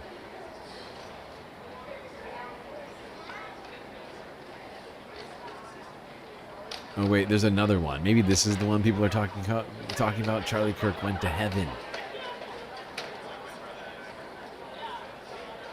Spirit, lead me where my trust is without word.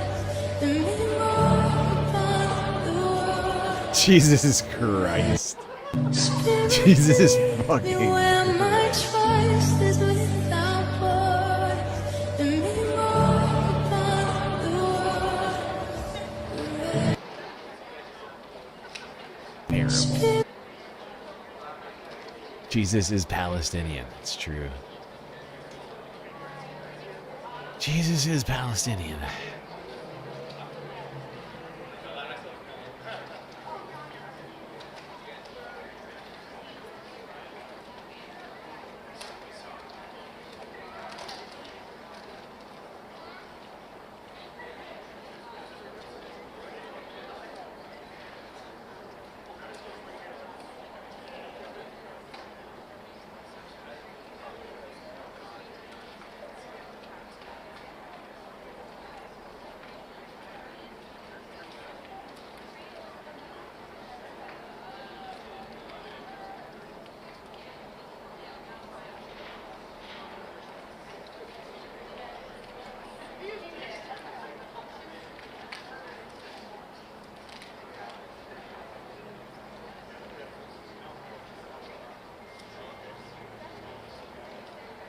Just want to remind everybody that we are almost out of time to complete the goal.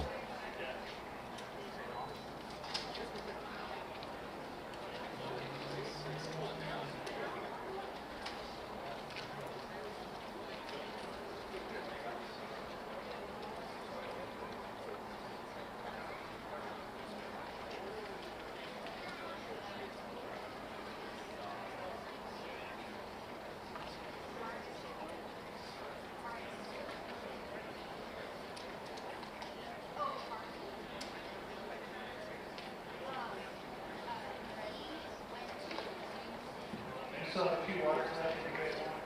We'll go over here. And if anybody wants to say something, feel free. We've got a microphone right here. Want to say some words? Talk about Charlie, feel free. I'm afraid. I was like, I was somewhere.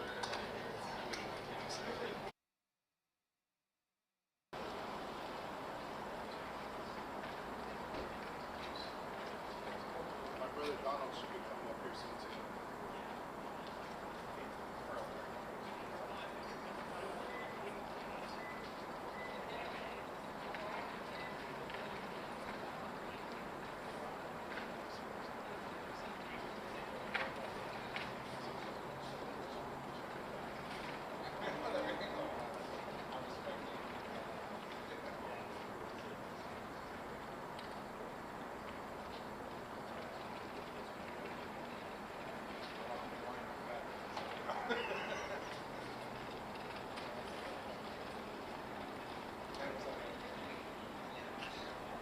Hello, fellow Helldivers, Thornton here, and today is a very weird day. There is some news about, well, Helldivers 2. If you've gone on the Reddit or the Discord, you might notice they are on lockdown, and it has to do with the weirdest thing ever, and that is the recent Charlie Kirk incident that happened in Utah. And, well, I'll go ahead and play this clip right here explaining kind of why we're on lockdown.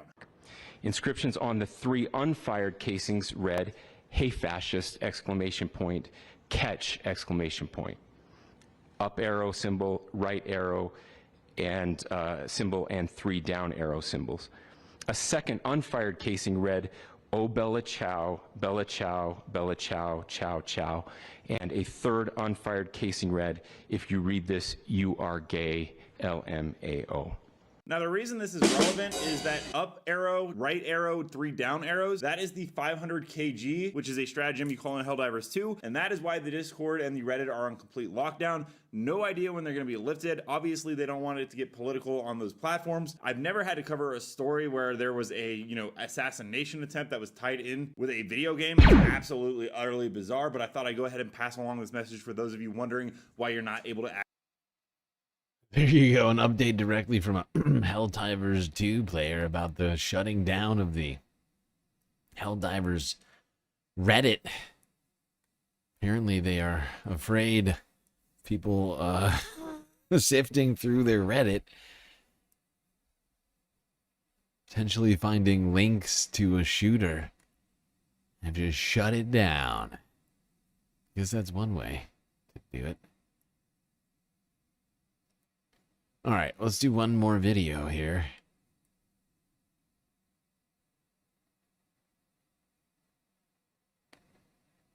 CNN.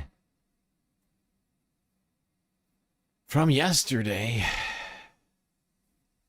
The great Harry Emden. Actually, this was 3 days ago. Take it back. 3 days ago, the great Harry Emden. The gender divide with Gen Z. Of course, Gen Z loved the great Charlie. The youth loved Charlie, and Charlie loved the youth. And the numbers on the youth are, well, let's talk about.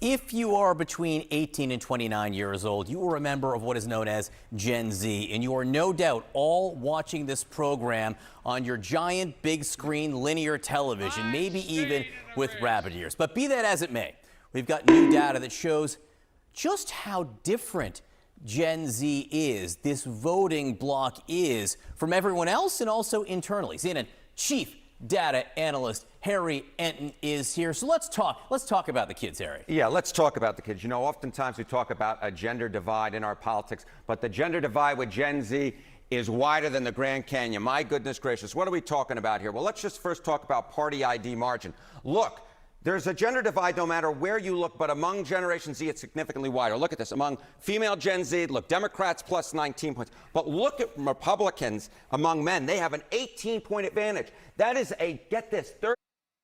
And what was Charlie's message to these two groups, right? It was, you know, telling young men that feminists were the problem, who didn't want to have your babies, who didn't want to whatever be in a relationship with you, and to the women, literally, you should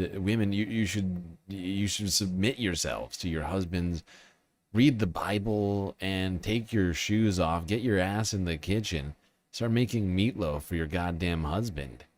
Why are you trying to get a degree right now? And this is why I think, to some degree, why this gap is so wide, because voices like Charlie Kirk's are so loud in the younger demographics, Gen Z, millennials, and hopefully Gen Alpha's not listening. But who knows? 7-point gender gap. Now, among all others, again, you see that Democrats lead among females, but only by 7, significantly less than 19. And then among all others male, again, you see a Republican lead, but instead of plus 18, it's plus 13. So what we see is a gender gap of 20 points among all others. And get that, 37 points, nearly double among Generation Z. As I said, the gender gap is a Grand Canyon wide, baby. It's like it's magnified. It's trends we see in overall society magnified in Gen Z. What if you look inside that generation at some of the splits there? Yeah, you know I like to dive deep into that data. So I think it's just like, so and important. just real quick, like, it's not just on politics, like, it's about how they see life. So Generation Z, important in your own view. Shut up, Harry. But like, I mean, think about it. Like, this is why. I mean, like, because if you extrapolate that view over, you know, over the entire like Gen Z demographics, right? Basically, he's telling all the men in Gen Z that the problem's not you, it's other people, it's women, it's feminists, it's minorities, right? It's LGBTQ people, and then the message to women is you are the problem, right? And I think that turns off a lot of women, shockingly. It would seem, but that's basically what it is. It's like your desire for independence and for your own identity and for, you know, a say in the government and all sorts of whatever other things that he spoke out for. Like, it was like all of that is irrelevant and should not be something that you're engaged in at all. Which I think for a lot of people is in fact off-putting, although there is shocking number of women who actually do find that somehow interesting for some reason. You know I like to dive deep into that data. So I think it's just so important, the attributes. It's not just on politics, it's about how they see life. So Generation Z, important in your own view of success. Having children. Look at this. Male Trump voters, 34% say that is important to your own view of success. Having children. That ranks number one on the list of attributes that a recent NBC News poll put out. Now compare that to female Harris voters saying having children is important in your own view of success. It's only 6%. That's 28 points less. And get this, on the list of attributes, it ranks last. So ranking last for female Harris voters having children in your own view of success compared to ranking numero uno to male Trump voters. Again, a schism a mile wide. And again, you have some sort of the mirror image of that in a way, right? Yeah, exactly. All right. Well, we only have 4 minutes and 37 seconds to complete the goal. I am starting to think that we're not going to do that, unfortunately. Had more for you people today. AI death panels coming for America. Few stories on the state of economics. France's government once again collapsing. Going in on a deep dive. I was going to deep dive a bunch of French shit today. Talking about also the movement of NATO troops and assets both on the sea, on the land, the sea, and the air. In the wake of Poland's territory being violated by Russian drones earlier. And there's been actually even more updates on that since I first put the list together. Ay, ay, ay, ay.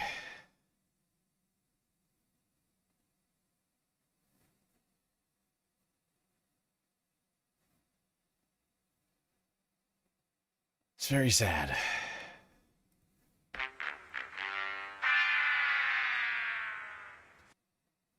I don't even want to start on another topic right now. Because it's gonna, it's just gonna... It's gonna be sad. Because it's get halfway into a video. Be interrupted by the buzzer. I guess I'll just play this elevator music while we stare into oblivion. Hoping for someone to save us or someone's from our fate. 2 minutes, 26 seconds.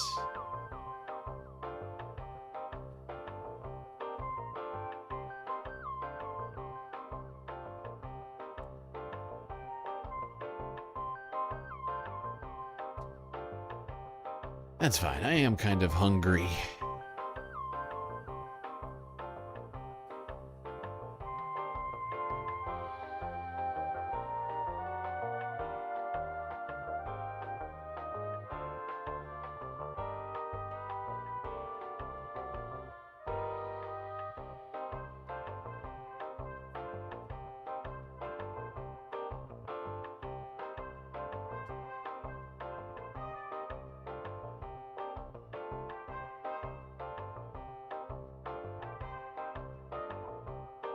One minute and 27 seconds.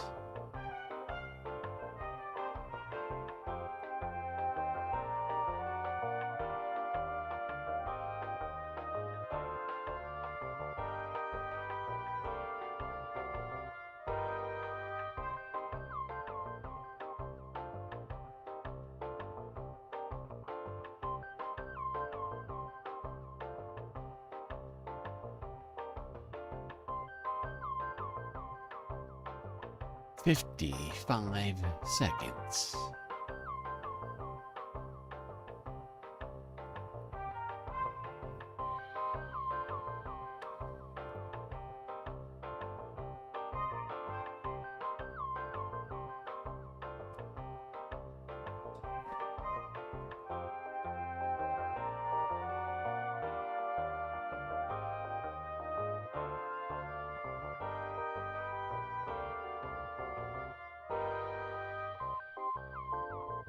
$21 seconds.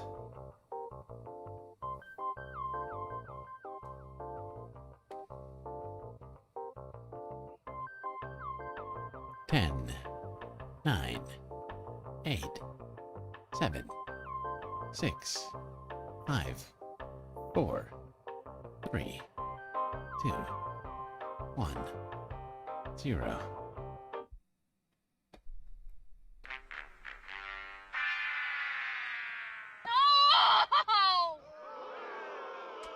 Oh, sadly, we did not complete the goal tonight. Even with an extra hour added to the timer. Somehow, with our efforts combined, we did not get there today. We fell short. And that's okay, chat. I mean, things happen. And we'll just push some of the content to another day, most likely. Some of it will go to tomorrow. Seems like the only thing to do. Don't worry, I will still do a short, super secret late night after hours galactic chill stream. So do not fret.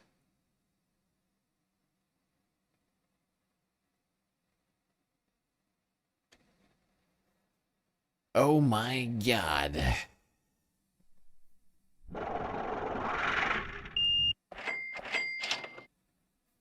Mish. Coming in at the very end of the countdown. It's about to power down the spaceship. End the stream. But Mish saved us. The very end. Saved by the Mish. Mish to the rescue. Preventing the demise of this Saturn Days stream. Truly incredible.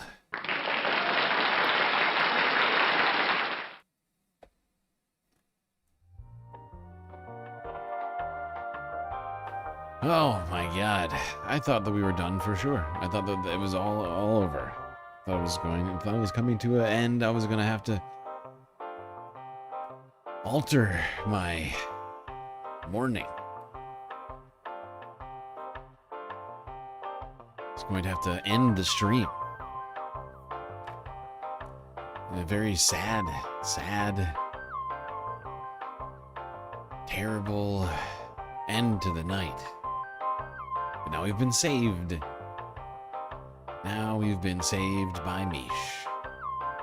A sweet, sweet super chat, just a blank super chat. But a super chat nonetheless. Keeping our galactic efforts alive.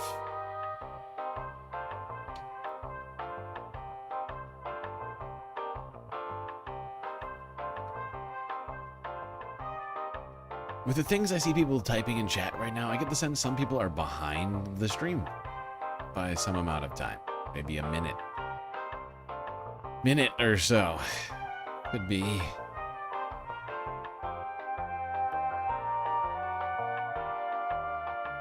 Anyway, bask in the glory of the confetti for just a little while longer. Gotta get back to doing the galactic content, it would seem.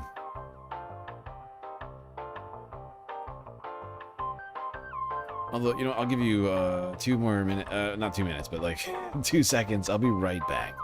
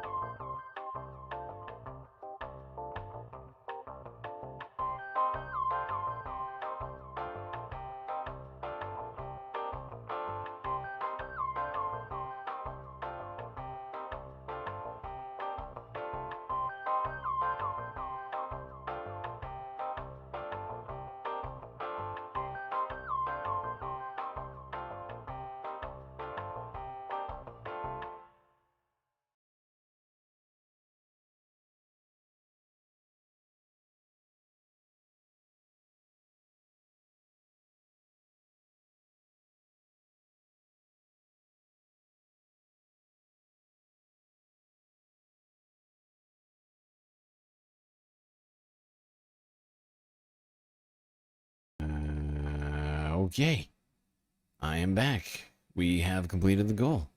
Thanks to Mish and others who donated. We are ensured to get all of the galactic content tonight. Wait, what did I just do with that? I literally had that in my hand 2 seconds ago. What the fuck? God damn it.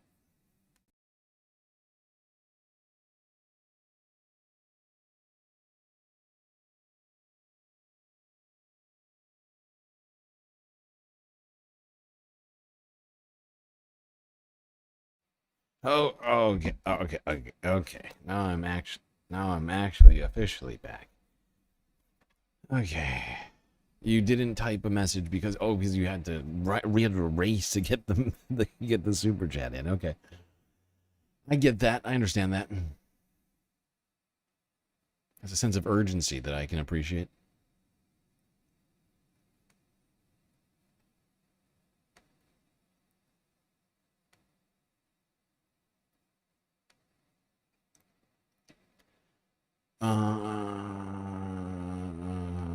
Okay, yeah, all right. So we left off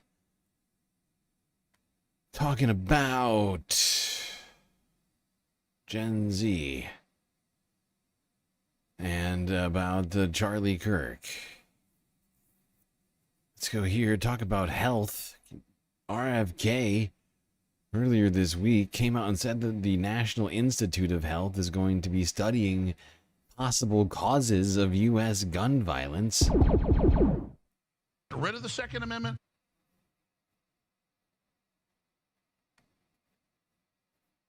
Okay.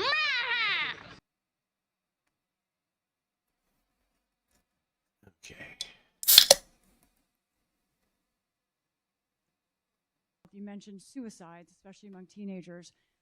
There is a debate over mental health and firearms in this country and the impact on children's health. Was there ever a discussion of looking at firearms and the health of our children related to that? So those two questions, pesticides and firearms. Thank you.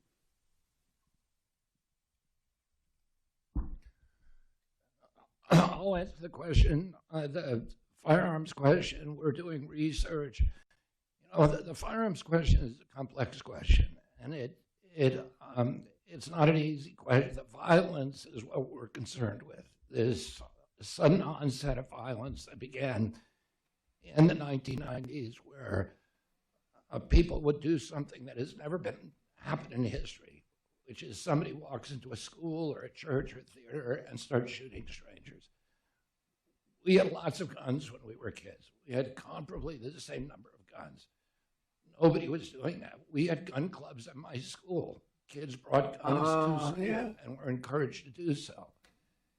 And nobody was walking into schools shooting people. So RFK's Jr. story about the gun club at his school was very much like Brett Kavanaugh talking about how, you know, I'm trying to remember the names of his friends that he would talk about. Him and the Scooter and the boys or whatever the fuck his names were. Their names were. We had fun, okay? But it is a different time. Just a bunch of antiquated nonsense. Oh, we had gun club in school back in 1950, before segregation ended. Before segregation ended in my private school, we had a gun club, and it was very normal.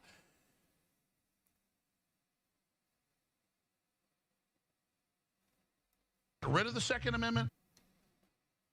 But yeah, don't worry. The NIH is going to figure out why we have so many gun deaths. In a country where we have effectively more guns than any other country per capita, we're going to try and figure it out. We're going to get to the bottom of it at some point.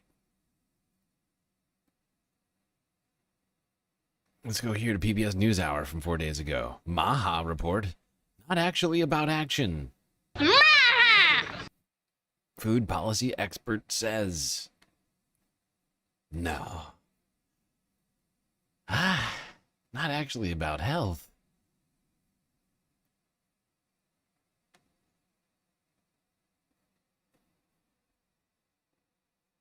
And for a deeper dive now on the implications of the Maha report on our food system, we turn now to one of the nation's foremost food policy experts. That is Professor Emerita at New York University, Marion Nestle. Welcome back to the NewsHour. Glad to be here. All right, so now that this final report is out, what did it get right and where does it fall short? Well, first of all, it was a big surprise because I keep thinking I've seen this before. It looks exactly like the report that Michelle Obama's task force reported in 2010. A lot of this is right. It's a report about intentions. It wants to make America's kids healthier again. It talks about color additives and closing the generally recognized as safe loophole. So just to get that straight, the Trump administration's HHS director, Secretary RFK Jr., has just re-released a 2010 report from Michelle Obama. Oh my God. It's incredible. The irony is impressive, I must say. So meritorious. It's a report about intentions. It wants to make America's kids healthier again. It talks about color additives and closing the generally recognized as safe loophole, which are the two things that this administration has done so far that look like they're making real progress. And it talks about a lot of other things in very general terms. It's a report about intentions. It's not about actions. And what you wonder is how on earth are they going to do these things? What do they plan to do? The word regulation is only mentioned once in the context of the generally recognized as a safe loophole.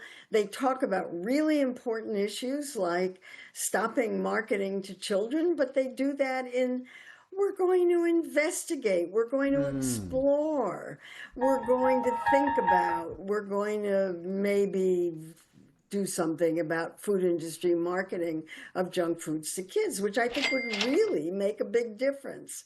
And what's disappointing about it is that the things that would make a big difference aren't here. They're either not mentioned. Well, the business about pesticides, for example, they really have have backed off on a lot of the things they were saying about pesticides. There's nothing here about regulating marketing to children. There's nothing here about getting ultra-processed foods out.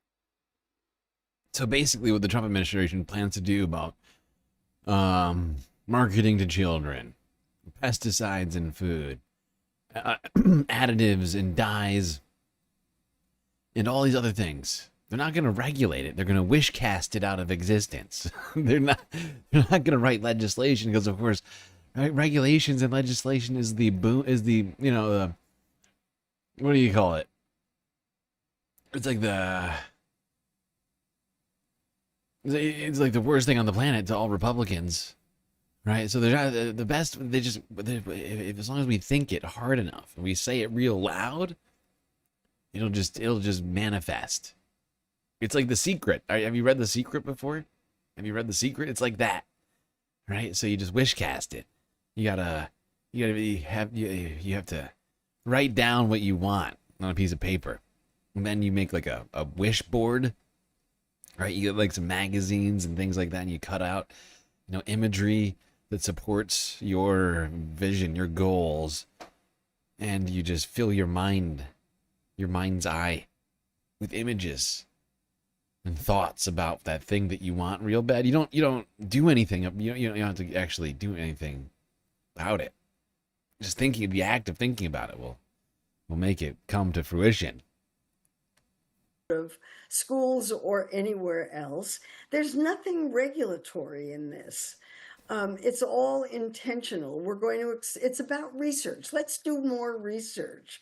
And I want to see action. What are they going to do? I want to know that. They haven't said. We know that the secretary has leaned on debunked science in his anti-vaccine claims. How reliable is this report's data, in your view? Well, there's no data in this report. This is an intentional report. This is what we're going to do. The data were given in the first report, and some of the data made sense and some of it was hallucinated, so it's hard to say. But they keep talking about gold standard research, and my understanding of gold standard research is these are long-term clinical trials with large numbers of people that take absolutely forever. So it's hard to know how that's going to happen when the research enterprise has been decimated and so many people have lost their jobs. That's a great point. The NIH wants to do research into a bunch of stuff where the Trump administration and RFK himself just decimated the research, the entire research apparatus in the United States. It's incredible. Whether it's just, firing tens of thousands of staff at different HHS agencies, or Donald Trump's attack on funding at research universities and colleges. How are they going to get all that stuff done now that people are going to Canada and other places instead of the United States to become, to get involved in research science? You're not gonna be able to do it. Not gonna do it.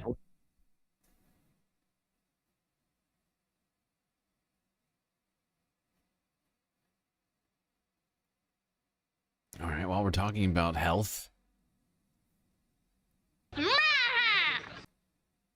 let's talk about AI death panels.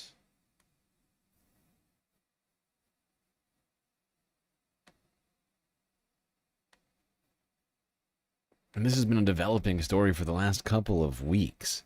I found a number of stories on this. This first one's from 13 days ago. It's the first one I could find discussing the idea of AI death panels. All right, folks, buckle up, because America's healthcare service just added artificial intelligence to the clown car. The Trump administration just announced a new pilot program in 6 states, Arizona, New Jersey, Ohio, Oklahoma, Texas, and Washington, that will use AI software to decide whether Medicare patients get certain treatments. The official line? It's to cut down on waste and fraud. The reality sounds an awful lot like AI-powered death panels. Think about it. These algorithms aren't doctors. They're not nurses. They're code-owned by companies with a financial incentive to deny claims. The more they say no, the more they save. And who pays the price? The elderly, the sick, and anyone unlucky enough to need care. It's wild, isn't it? The same people who once screamed about Obama death panels are now cheering this on because they think it'll only hurt other people. But here's the kicker. It will hurt them too. Because eventually the AI will decide their procedure isn't worth it. We've already seen how this plays out in private insurance, companies dragging their feet, denying chemo, hoping patients die before the bill comes due. And now that same tactic is creeping into Medicare, a program designed to be the safety net for seniors. The irony? America is the wealthiest country in the world, yet it can't guarantee basic health care without running it through an algorithm designed by consultants. It's not about efficiency, it's about profit. Bottom line, Medicare patients are about to learn the hard way that when AI runs your care, compassion doesn't make the cut, only cost does. And that the fact is, the AI that they've rolled out at different healthcare companies like UHC, United Healthcare, and it's not the only one that's done it. It's just a great way for them to hire less people to do this themselves. Just get the computer program to do it. Removes accountability. All right, you got no one to talk to.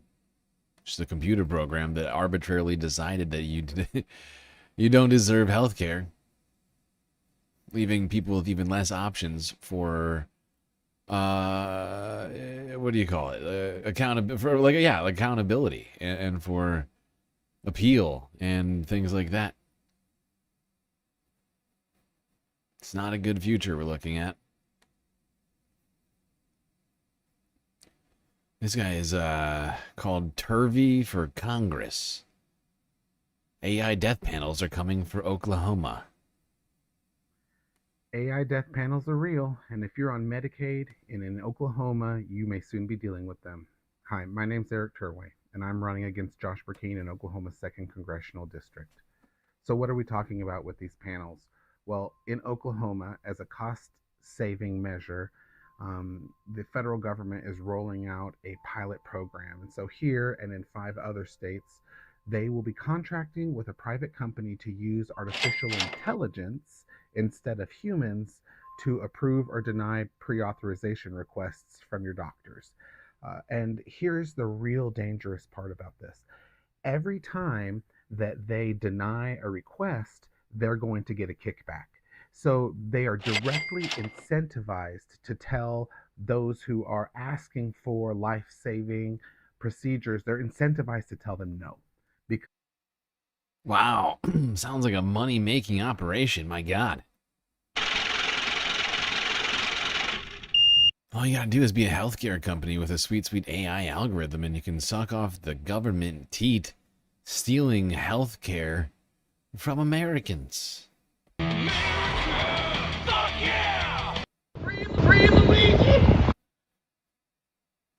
That's all they're doing. They're just siphoning money. It's a money siphon.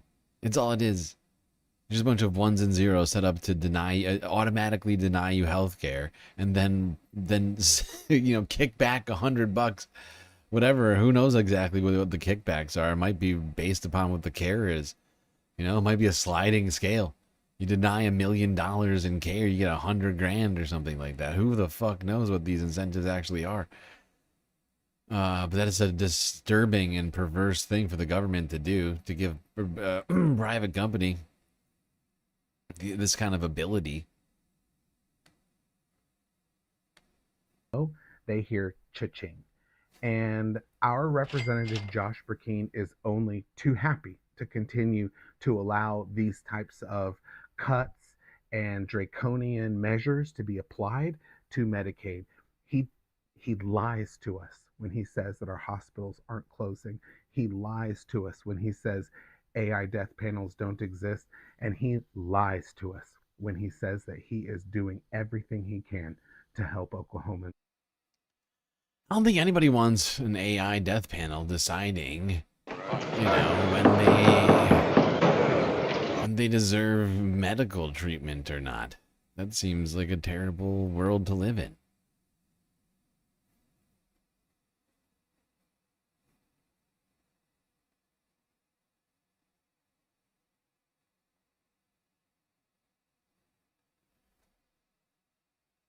Okay, let's go here now to Greg Landsman, representative from Ohio's 1st Congressional District. And this was 8 days ago.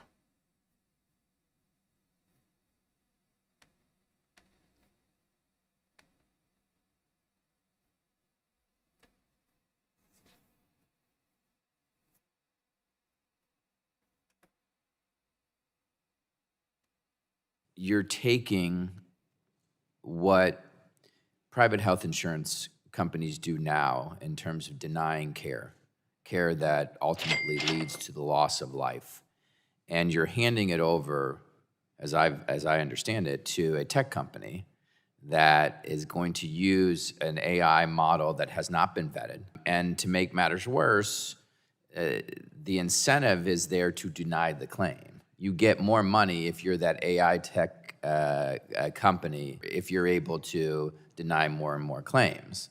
That is going to lead to people getting hurt. Yep. Said quickly and accurately. You incentivize private businesses. You point to them, this is a great way to make money. Deny people their care, and we'll pay you for it. They're gonna do it. Believe me, they're gonna do it over and over and over again. Every time they press that button, you get a little cha-ching.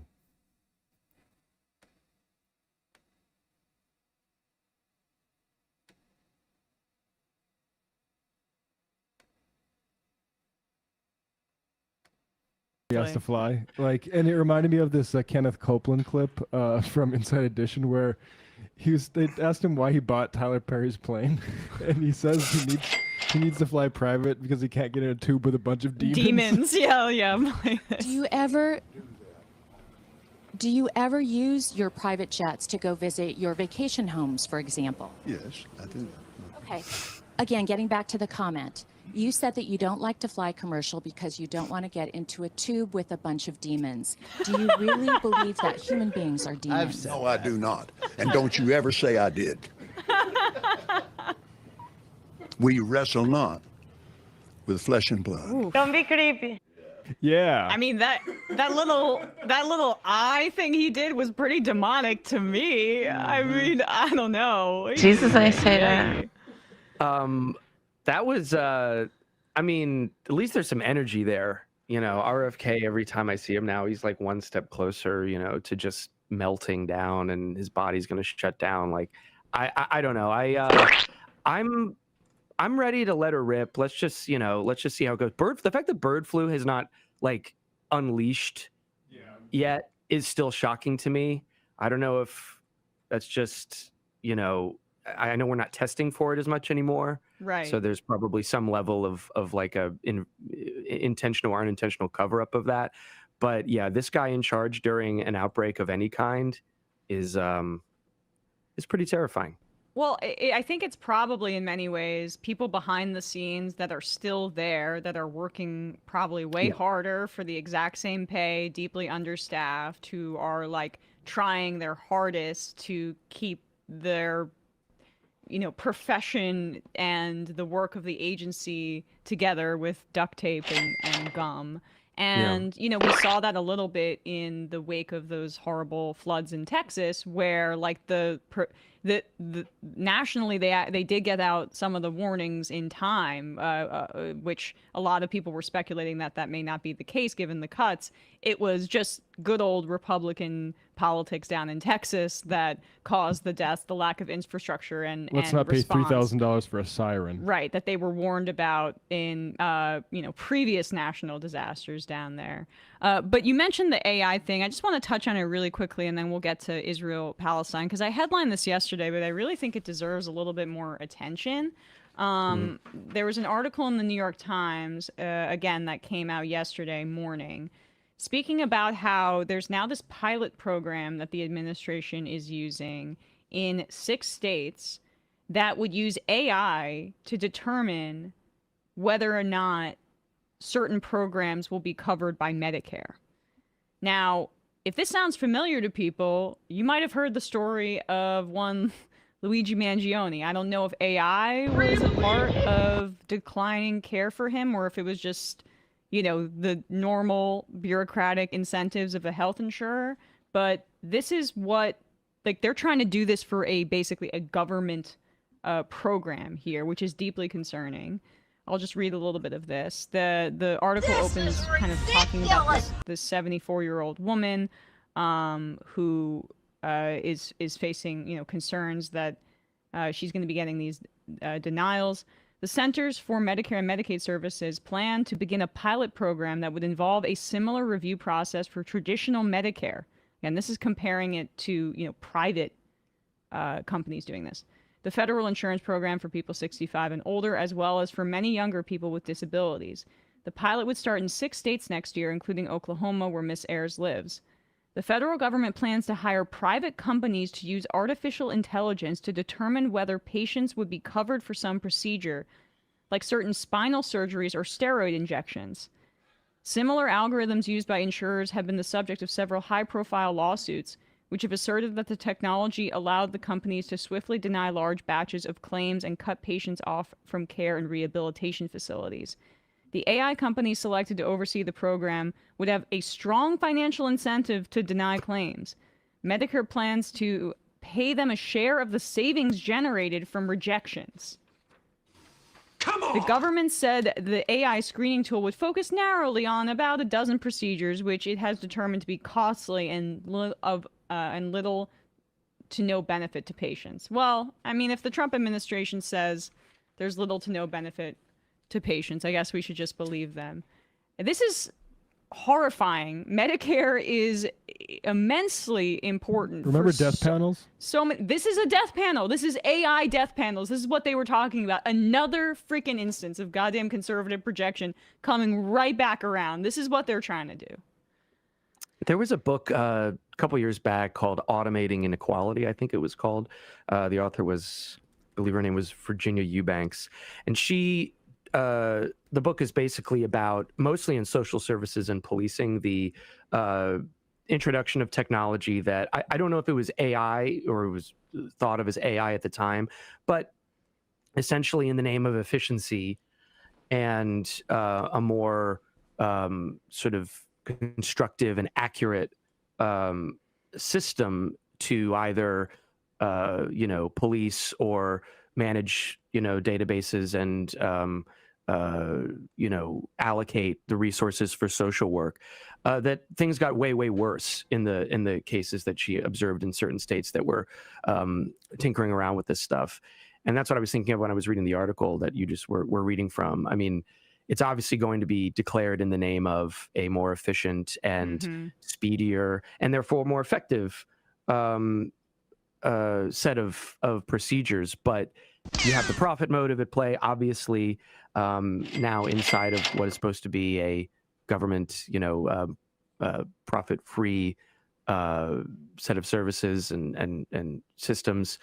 But then you also have just what we now is almost a punchline of AI being this, wherever it's been, flourishing lately, it's a disaster. I mean, the idea that that'll be applied to people's assessment of whether they need spinal surgery or not is next. Yes, it's an incredibly disturbing thought, I think, for everybody. Thinking that, oh, maybe there's a algorithm somewhere that's going to determine, for me, one which is tied to a profit incentive that's been twisted by a company seeking to make as much money as possible. Maybe that bot's going to decide that I'm another one of those unnecessary burdens on revenue for this healthcare company that I'm cranking out denials for. Beep, boop, beep, boop. Algorithm time.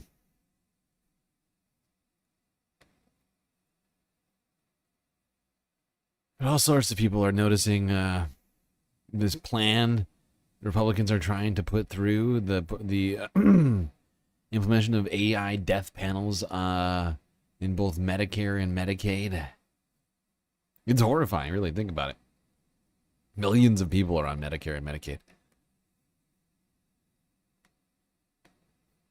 Do y'all remember the propaganda that Republicans were spewing around the Affordable Care Act, saying that it would create death panels, and older Americans all across the country were freaking out about how they were going to lose their Medicare and they were going to be put up before these death panels that were going to decide not to extend care to them? It was a fantastic bit of fear-mongering by the Republicans. Gosh, you know how I say that every accusation is a confession from these guys? Well, we are now hearing, I heard it first from Stacey Abrams, who was sounding the alarm, but I subsequently read a piece in the Politico about how Republicans now want to use AI to create what? Yeah, Medicare death panels. Trump and the Republicans quietly created the first wave of death panels. I'm not being hyperbolic. They are launching a pilot program that uses artificial intelligence to decide whether Medicare patients get certain treatments. That means an algorithm, not your doctor, can say yes or no to care, to lower quality of life and the potential of inadequate medical treatment. But unlike the histrionics around the Affordable Care Act, private tech companies will actually get a cut of the money they save by denying treatment. The more care they block, the more they profit. At the very same time, Elon Musk is rewriting his AI chatbot Grok to parrot right-wing talking points. That's the same AI that spit out Nazi slogans before he pulled it back. If you read my latest novel, Coded Justice, you know this is dangerous. When algorithms become the tools of autocrats, they become weapons used against the people. Medicare is our nation's promise to our elderly. But under this authoritarian regime, guaranteed healthcare for seniors is being secretly morphed into private insurance that can discriminate. And truth itself is being rewritten through algorithms. It's dystopian. It's wrong. And it's already happening in the pilot states of Arizona, New Jersey, Ohio, Oklahoma, Texas, and Washington. This is step 7 in the autocrats' playbook. Weaponize technology to strip away rights from the vulnerable, to control what people believe, and decide who counts. If we stay quiet, it won't stop with Medicare. It's another step towards autocracy, and our health and our democracy. You thought millions were off of Medicare? Millions will be off of Medicare once the Because the fact is Republicans were smart. Much of the provisions which are going to strip people of their Medicare and Medicaid benefits, but more specifically Medicaid benefits, are going to lose their Medicaid after the elections, after the midterms, so that Republicans can get back into office before their constituents realize that they have stripped them of their health care. But you're not wrong. Millions of people will lose their health care, their Medicare, and their Medicaid, sorry. But there will still be millions more people left on Medicaid, one would assume. No one was predicting that every single person would be cut off Medicaid. But the $1 million in cuts, I mean, the $1 trillion in cuts over 10 years is going to at least strip 15 million people off of Medicaid. But there's many more on Medicaid than 15 million. Nothing that Stacey Abrams said there was an exaggeration. It was all entirely accurate. According to the Politico and MSNBC, Democrats are raising the alarm about this new pilot program that is using AI to decide certain kinds of treatment and whether or not your elders will get access to it. Congressman Frank Malone of New Jersey said, "I'm concerned that this AI model will result in denials of life-saving care and incentivize companies to restrict care." Right? These are private AI companies that get a little kickback if they limit costs. We already know that for-profit healthcare in this country is incredibly broken. Millions of Americans die because they are denied access to care, often care that they are supposed to be getting, that they are paying for in their policy. They are denied care so that shareholders can get bigger dividends and CEOs can have bigger bonus packages. When you mix profit and healthcare, you automatically incentivize withholding care from people that need it. Representative Greg Landsman of Ohio says this program has been referred to as the AI death panel. You get more money if you're that AI tech company if you deny more claims.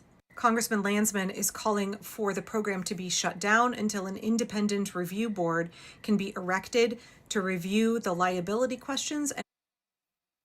Yeah, we should definitely do a fucking review of this dumbass plan. I mean, who the hell came up with this ridiculous idea? Probably Stephen Miller or somebody. Russ Vought. One of those gross people. Now, let's go back 7 months ago. Talk about this story, which we talked about at the time. But so reports were coming out 6-7 months ago about how AI transcription tools being used in medical appointments, other applications, were hallucinating information in their transcriptions, leading to a lot of concerns. Wait, what is this video? What is this? Oh, no, we don't need this one. No, screw this one.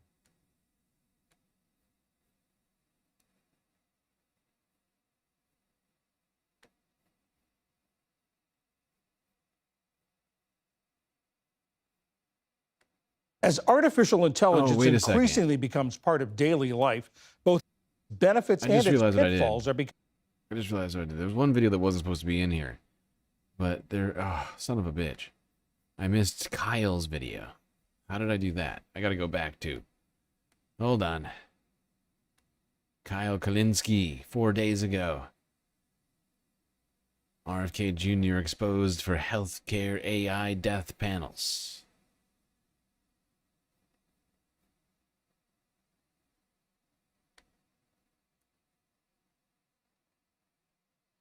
So the other day we discussed RFK's absolutely pathetic implosion at his hearing, and man, he was trying to be aggressive and trying to go after the Democrats, but the Democrats held him accountable because he's a fucking joke of a human being who believes in junk science, yet he somehow weaseled his way into controlling all of U.S. science as the head of Health and Human Services. So he's been failing miserably over at HHS, and big shout out to Abdul El Sayed, who's running for U.S. Senate in Michigan. He's actually one of the original Justice Democrats. I don't know how many of you guys know that, but do yourself a favor. If you want another Zoran or you want another Bernie, in this instance, to get to the Senate, go donate and support Abdul El Sayed, because he's doing the Lord's work out there in Michigan, running for U.S. Senate and trying to course correct this country. He released a video here. He released this ad talking about what is effectively Dr. Oz and RFK's attempt to get death panels into Medicare. Watch this. The Trump administration now wants to use AI to decide whether or not your grandmother should get health care. I'm not kidding. Last week, Medicare, which might I remind you is run by this guy, is a set going like this, announced a plan to hire private companies to, quote, use AI to decide whether or not it would cover some procedures. Now, if you're like me, that line in the New York Times should terrify you. I know, some of you might be thinking, but isn't this a way to make Medicare more efficient? No, this is a way to deny seniors health care and give big tech a huge payday. So let's understand what's going on here. They literally want private companies to use AI to deny seniors the health care that doctors said they needed, all to save money, which, by the way, part of that money goes to the pockets of those exact AI companies. What could go wrong? So let's say grandma needs a back surgery, but instead she could just have a walker. Claim denied. You get what you paid for. So if we're literally paying AI companies to deny people care, that's exactly what we're gonna get. Forget about the AI of it all. This is Medicare stepping into the terrible world of prior authorization. What's prior authorization, you ask? Well, it's the terrible reason that when you call your health insurance company, they deny your care and you have to fight them to get the care that a doctor told you needed. That didn't used to be a thing in Medicare. Today, under this guy, today, we're revealing restaurant secrets that are ruining your health. It is. I happen to want a healthcare system where more people have healthcare, not less. Where rather than using AI to do prior authorizations and deny people their healthcare, that we're providing the healthcare people need and deserve. The healthcare that every American should get. Yeah, so let's call it what it is. It's an AI death panel. They want to set up AI death panels. I'm sure there's some shitty fucking Silicon Valley company that's about to get a $500 million contract to set up this AI death panel. But the same people who screamed and whined and bitched and moaned about non-existent death panels under Obamacare, they're actually setting up real death panels with AI now. That's what they're doing. Yep, the AI death panels are coming, and we honestly should probably get out there and start tea partying our asses off.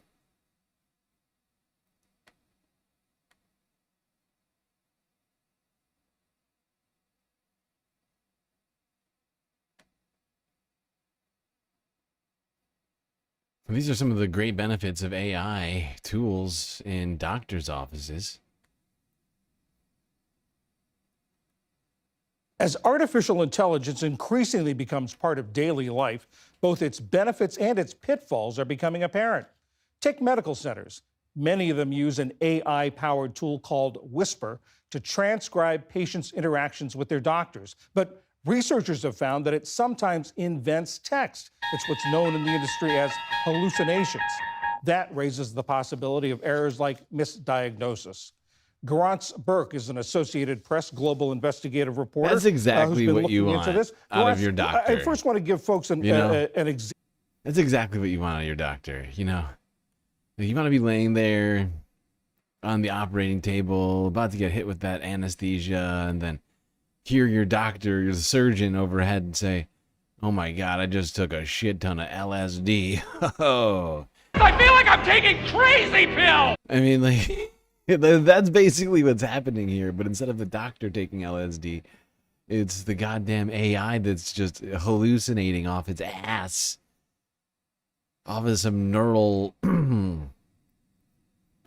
hallucinogenics over here, just making shit up about your fucking health. Sounds bad when you think about it like that. Of what researchers found, here's what a speaker said. And after she got the telephone, he began to pray. Simple sentence. But here's what was transcribed. Then he would, in addition to make sure I didn't catch a cold, he would help me get my shirt, kill me, and he began to pray. What sorts of other them use an AI-powered tool called Whisper?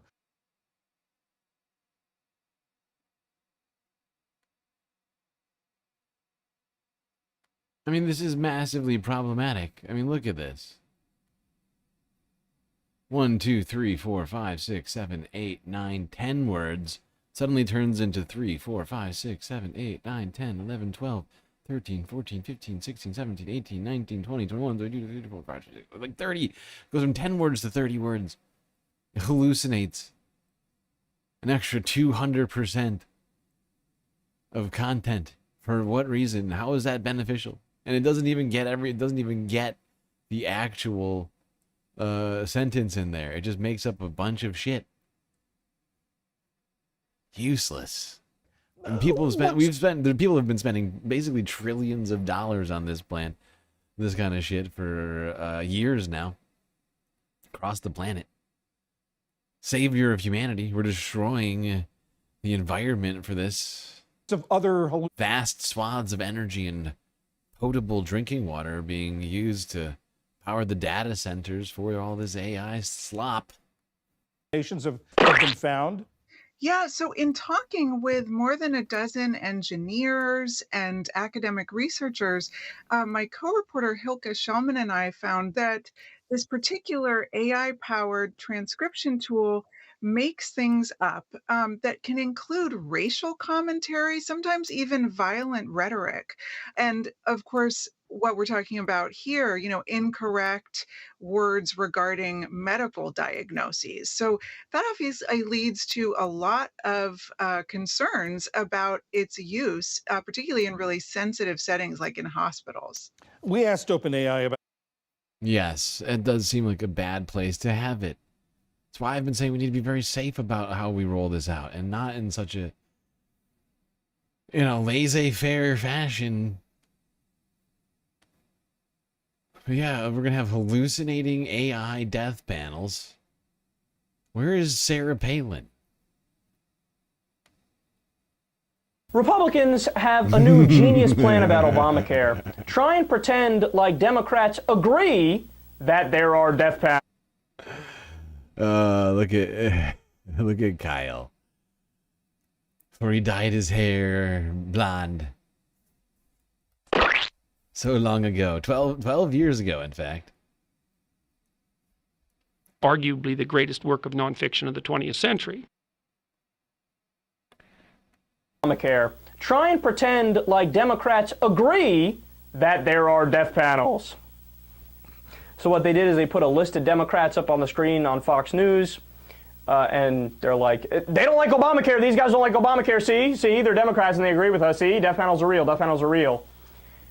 No, you fools. Those Democrats in particular are against certain portions of Obamacare. Yes. By the way, as am I, because I would prefer a Medicare for all system. Medicare for all sounds radical. Zohran Mamdani.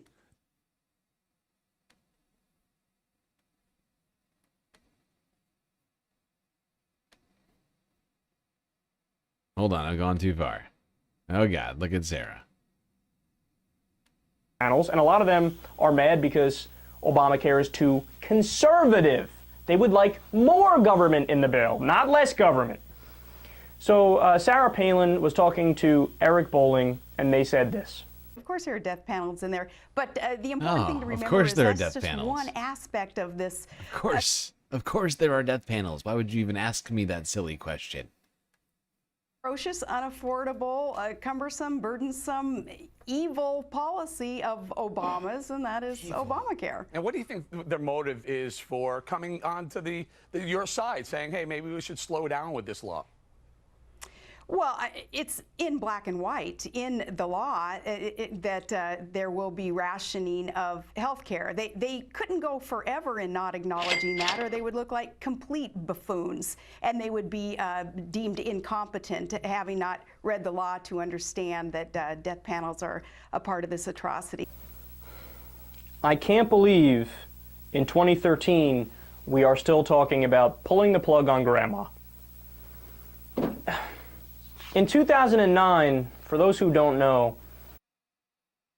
Yeah, and now in 2025, Sarah Palin is trying to pull the plug on grandma. Well, she's not going to have to do it. She's going to, her and Republicans who are so upset about those death panels. They started their careers, literally. People like Sarah Palin, other Tea Partiers from back then, whose entire careers were jettisoned from the Tea Party activism around Obamacare, and those death panels were the #1 talking point when it came to Obamacare, and that's how they won. But now they're giving AI judges the plugs to grandma's life support. They're gonna let those robots decide whether or not grandma decides to live. You are not funny.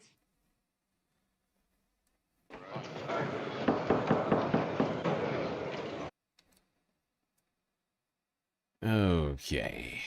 Well, we have gotten through 6 hours of galactic content, covering stuff from Epstein to ICE to Charlie Kirk and political violence, AI death panels, and RFK's Maha agenda. But that is going to be it for the third half. We gotta take a quick break. Don't worry, though. We will be right back with much more to discuss after these brief space messages.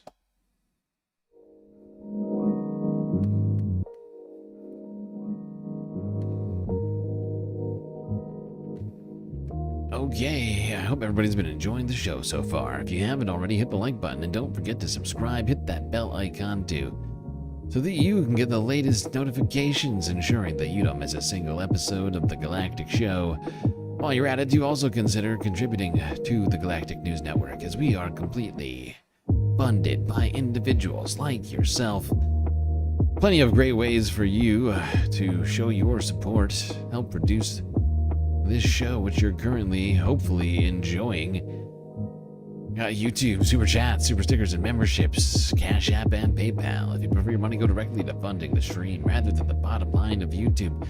But, of course, the very best way to get the most space benefits for your Earth dollars is to go onto Patreon and become a Galactic Patron. For the low, low price of $3 a month, a wonderland of space benefits awaits you. Alright, everybody, enjoy the break. Grab yourselves a drink, maybe a snack. I will be right back.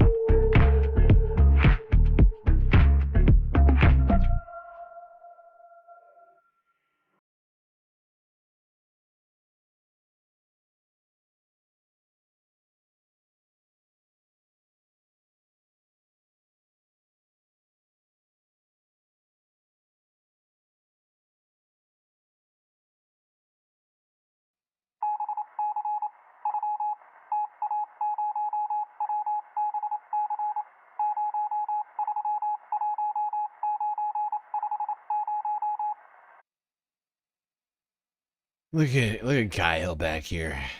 This nerd. His computer and his books.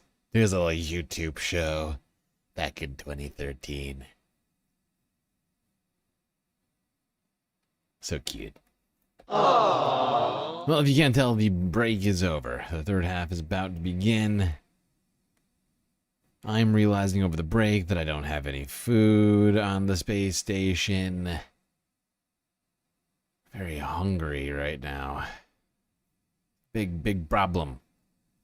Big problem. Not good. Not good.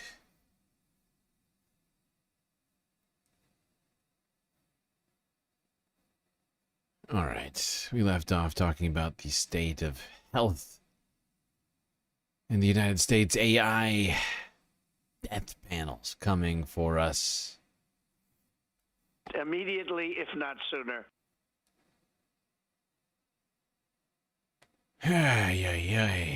Let's move on to talking about the economy a little bit here.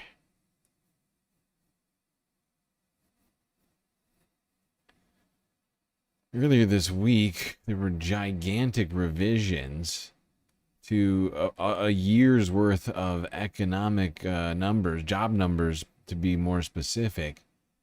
Those job numbers were bad. Awful, awful, awful. Weak. Let's go here to CNN. From Wednesday. Where's my phone? What have I done with my phone? We are following major economic news. New numbers suggesting the U.S. labor market is not as strong as it has appeared to be. According to a preliminary report from the Bureau of Labor Statistics, the U.S. added nearly 1 million fewer jobs than originally reported for the year through March. This is a gigantic adjustment that we're talking about here. And if it holds through February, when the final tally is reported, this would mark the largest annual revision ever. CNN's Vanessa Yurkevich is here to break down the numbers for us. Vanessa, what does this tell us about the state of the economy?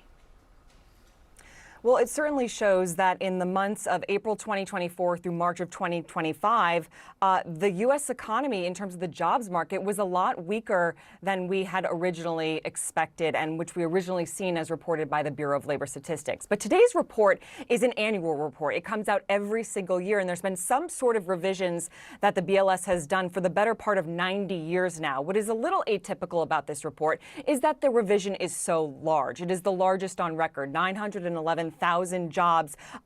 To the downside, fewer jobs added over the course of that 12-month period. If you average that out, that's about 76,000 fewer jobs added. Is it just me, or does she kind of look like Kristen Bell? I'm just noticing it just now. Month. And that time period that we're talking about, that is mostly under the Biden administration, just a couple months, 3 months under the Trump administration. Now, sectors that really saw the steepest number of jobs lost in terms of what we thought was going to be there, but actually didn't end up being there, was trade, transportation, and utilities. 226,000 fewer jobs there. Leisure and hospitality, 176,000 fewer jobs than initially reported. And for professional and business services, 158,000 fewer jobs than initially reported. But as I said, this is typical. These revisions certainly do happen. But to the downside, one of the reasons, or a couple reasons rather, that this does happen is because... I mean, it's clearly not typical because it's, as she said just 2 seconds ago, the biggest revision ever. So it can't be the biggest revision ever and also be typical. I mean, revisions themselves are typical in that they happen every year. That doesn't mean that this revision is typical. So why you can potentially see that this number is revised a lot lower than was anticipated. And this revision, Vanessa, covers most of President Biden's final year in office, as you noted. It also comes after President Trump, in quite a spectacular fashion, fired the commissioner of the Bureau of Labor Statistics. He accused her without evidence of rigging the numbers in favor of Democrats. Is there any reason to doubt this new data? There isn't, and that is because as a viewer at home, you may be saying, wait a minute, these numbers keep changing up and down, but that's actually to get the numbers to more of an accurate representation of the jobs market. As new data comes in, more surveys come in, more data points come in, the Bureau of Labor Statistics is able to get to a more accurate picture of the jobs market. And Brianna, in February of 2026, we will actually get the final annual number for what the labor market looked like this year. Also worth pointing out that the commissioner of the Bureau of Labor Statistics, Brianna, doesn't have any oversight over the collection of this data. They're not involved in the data. And when these big jobs reports comes out on a Friday. Well, there we go. This data is not really subject to partisanship, which means that both in Trump's term and in Biden's last year, in Trump's first year and in Biden's last year, the economy has been complete garbage, especially as it relates to jobs and job creation across multiple sectors, not just the three ones that they named. Those are just the three biggest revisions.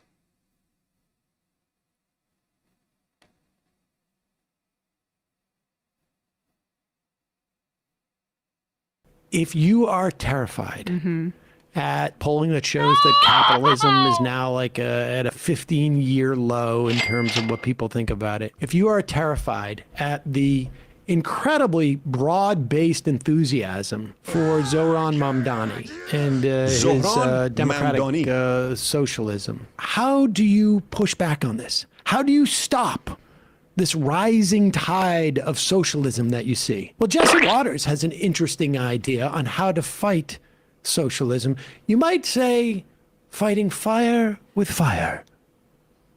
A lot of fluff and very little beneath. And Bernie kind of alluded to it. He's like, he wears a nice suit. He's got a nice smile.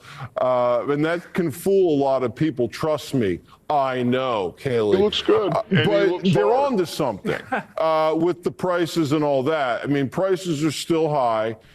Can't Trump just bring in some... Everything's totally fine, everybody. Everything is cool. He looks good, and he looks hard. Sorry? He looks good, and he looks hard. And he looks hard. Executives and just say, hey, guys, there's going to be a socialist revolution in this country if you guys don't do something. Please do something. I mean, you could do this with the heads of these universities. I mean, these tuition rates are out of control. Why doesn't he just say, guys, we're going to investigate you guys for monopoly, price collusion. Get this tuition down. Get this stuff down. Just get that tuition Yeah, he's down. working on it. Look, Scott Besson is the best. Okay, pause. Hold on for a second. They're doing this across agencies. Like they just want to wish cast their way into things being being better, rather than legislating and just be like, hey, you guys over there, you stop doing that. I just want to go over this. So, how do we deal with this this political program of attempting to make things more affordable? Why have a process? Just have Trump tell everybody make things more affordable. It's sort of like you should just asked. It's really more like literally saying this socialism is a danger. What we need is authoritarian communism to address it. As long as it's from executives. China! As long as the state has the ability to dictate what prices are, we won't have to worry about this socialism. Yeah. I have a feeling that's not going to work, Jesse Waters. I have a feeling that they're going to find a way around it. That's why you need things like legislation and taxation to actually make this stuff happen. Here's Kaylee, though, saying, don't worry. There's no reason to panic about the affordability crisis. Why? Because Scott Besson said so. Ah, yes, thank God. Illusion. Get this tuition down. Get this stuff down. Yeah, he's working on it. Look, Scott Besson is the best of the best alongside Donald Trump. Scott Besson said, I'm predicting Q4, you're going to see an accelerant on this economy. And already, if you look at it, 3.3% GDP growth, hundreds of billions of dollars of investment pouring into the United States. Donald Trump's cut taxes, deregulating. He has poured a fire on this economy. We're having to dig out from 4 years of Biden-era fecklessness, but we're getting there. Listen, And I am not a scientist, but when you pour a fire onto something, it burns. Now I'm sticking with my take on this from the last time we watched this video. I'm maintaining that you generally don't pour fire. In almost all circumstances, you're not pouring fire. You pour things onto the fire, water, gasoline, depending on whether you're trying to put it out or make it hotter. But you don't generally pour the fire. It's a very unusual circumstance. It's like a bucket full of napalm type of scenario. It's very strange. But yeah, I guess Fox is ready to turn full on communist over there.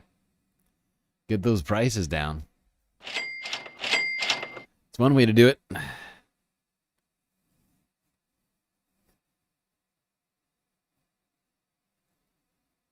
So I do feel like what we'll wind up with this administration is National Socialism for some and concentration camps for everybody else. Help! Help! I'm being repressed! Thankfully, consumer prices aren't going down.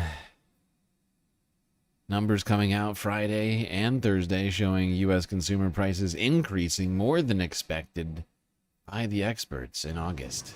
U.S. consumer prices posted their biggest jump in 7 months in August, driven by higher housing and food costs. The Consumer Price Index reported by the Labor Department on Thursday showed consumer prices rose 2.9% in the 12 months through August. That's higher than the 2.7% increase in July. However, the data is not expected to prevent a much-anticipated interest rate cut from the Federal Reserve next week, against the backdrop of labor market weakness. The odds of a rate reduction fell slightly following the report, but remain near 90% according to the CME FedWatch tool. The combination of higher inflation and deteriorating labor market conditions could fuel fears of stagflation. August could be the start of a long-anticipated up. The fact is people don't think about it, but the slow rise in prices, it's 3% here, 2% there. The fact is that this is compounding, right? So every time that it goes up by 3%, the next time it goes up by 3%, it's going up 3% by a factor slightly larger due to the fact that the previous figure is now 3% larger, and then so on and so on and so forth.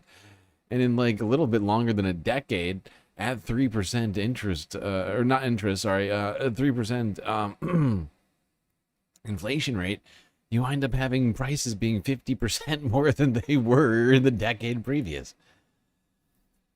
Immediately, if not sooner. Trend in inflation as businesses pass on higher costs from President Donald Trump's sweeping tariffs onto consumers. The Consumer Price Index rose by a larger than expected 0.4% last month, the biggest gain since January. It was driven by a jump in the cost of shelter, which includes rents and hotel rooms. Food prices also climbed higher, with the cost of food consumed at home soaring 0.6%. Tariffs have boosted the price of coffee, while the cost of beef has also surged. The pass-through from Trump's tariffs had been gradual, but businesses have now depleted their pre-tariff inventories. Business surveys have for some time been signaling imminent price increases. One economist from Yeah, I've been seeing some of those imminent price increases. I had things in carts in some places. Not that I was expecting to buy any of it anytime soon, but I noticed a bunch of things all go up in price. I got like something they give you like notifications and things when you haven't remembered to unsubscribe from alerts. And yeah, I got notified recently of a bunch of things going up in price all of a sudden. Things that when I looked at them, I was like, yeah, this probably is coming from China or India or someplace like that. Maybe Mexico. I don't know. Brazil. Hard to say. But almost definitely stuff that wasn't being made here.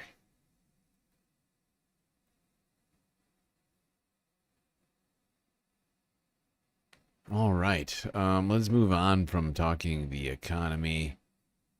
And we have a ton of stuff to cover in the Earth half today because yesterday we did a speed round on the Earth half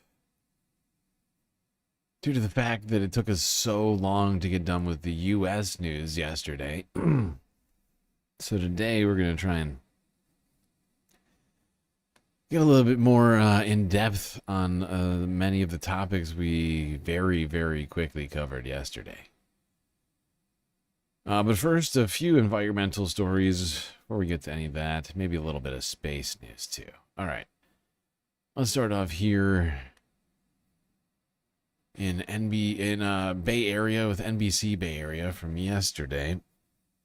We are still in fire season, and fires are still sprouting up all over the place.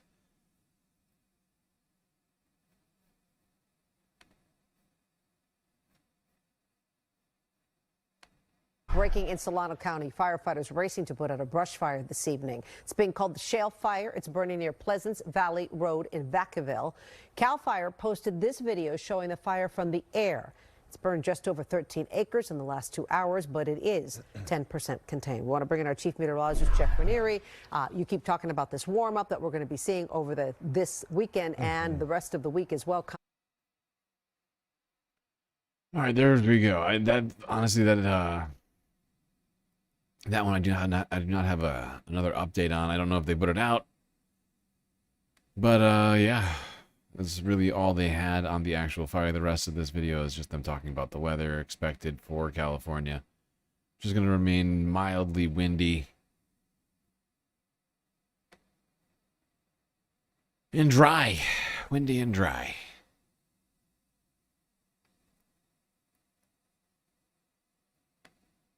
Now, California is dealing with some pretty bad air pollution right now across the state, according to NBCLA.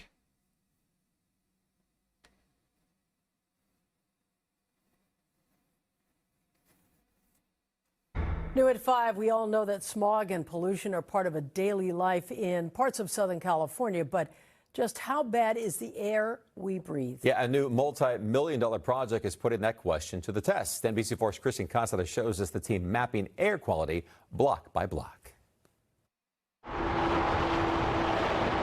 It's no secret the air we breathe in major cities like Los Angeles is not the best. You could breathe and you could definitely tell the quality of the air wasn't as good. And it doesn't get any better in the Inland Empire. Congested problems where it's really hard to breathe. Sometimes you get good days and sometimes you get bad days. As you can see for today, it's not really that good on the air quality. But do we really know what we're breathing? That's what Miles Reed is focused on. We drive around and we capture data. We're looking into and gathering air particulates.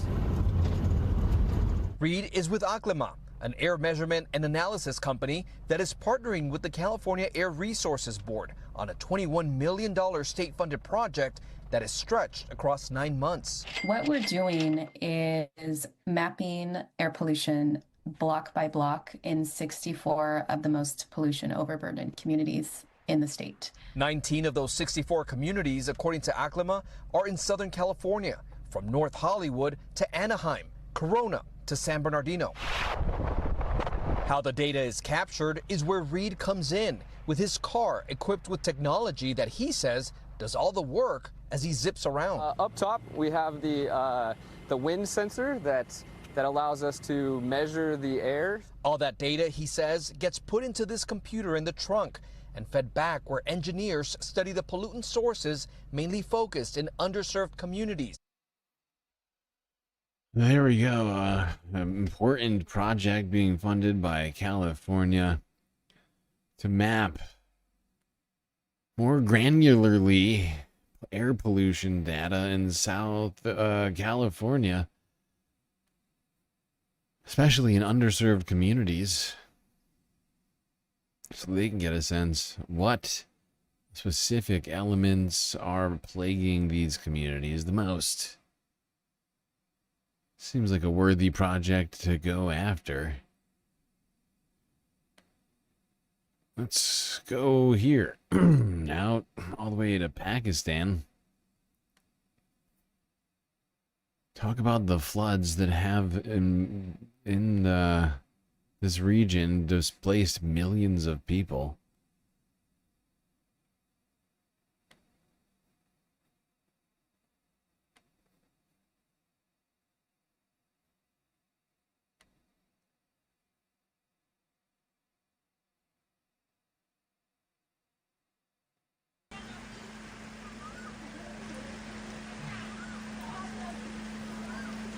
Just floating minivans.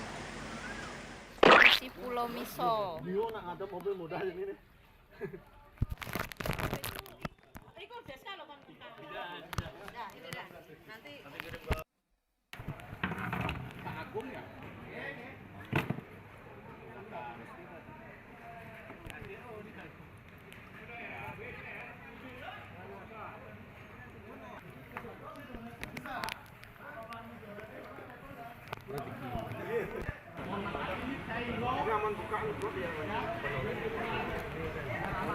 Merupakan korban keluarga yang menghuni dua buah ruko di Jalan Sulawesi di Bantarai yang saat ini diantaranya sepasang ibu dan anak masih dilaporkan hilang, dan para penghuni ruko ini I just realized this is the one in Bali. Did this other video get deleted?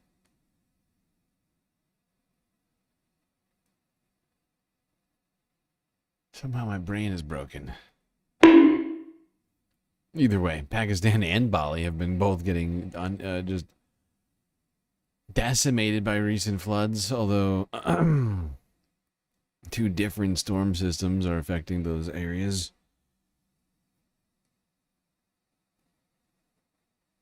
Let's go to Hong Kong, where Tropical Storm Atapa passed by, causing strong winds and rain to hit Hong Kong in recent days.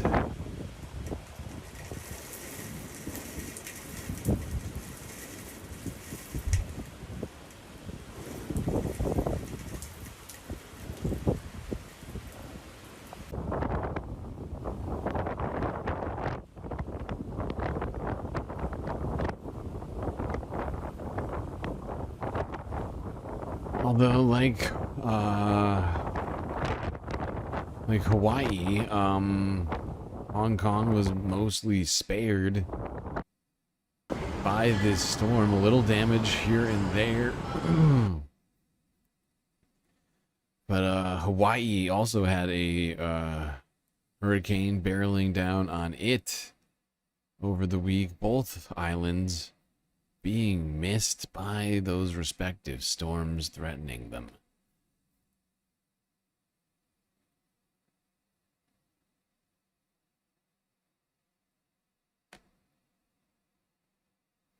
One place not spared a little extra rain, or a lot extra rain, was Sydney, Australia. Here's 7 News Australia from Friday.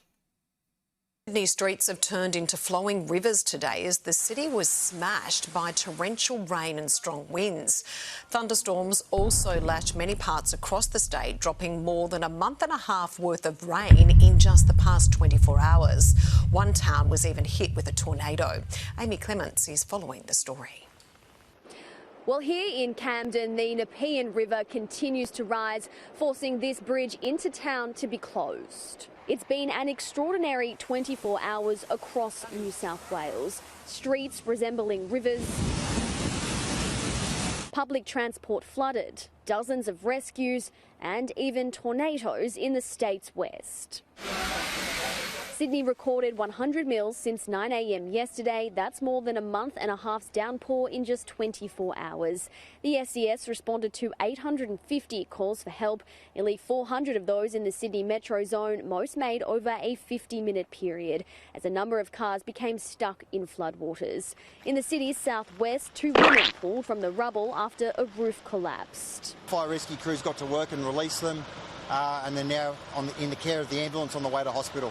While in Bexley, a different kind of rescue. 3 fish found themselves in trouble after Walleye Creek broke its banks, saved by a quick-thinking traffic controller. Drivers here in Camden on the way to school and work are now being turned around, adding to an already busy morning commute. Okay. That's going to be it on the environmental news. Things have been quiet, a little too quiet on the environmental front in like the last week, I would say.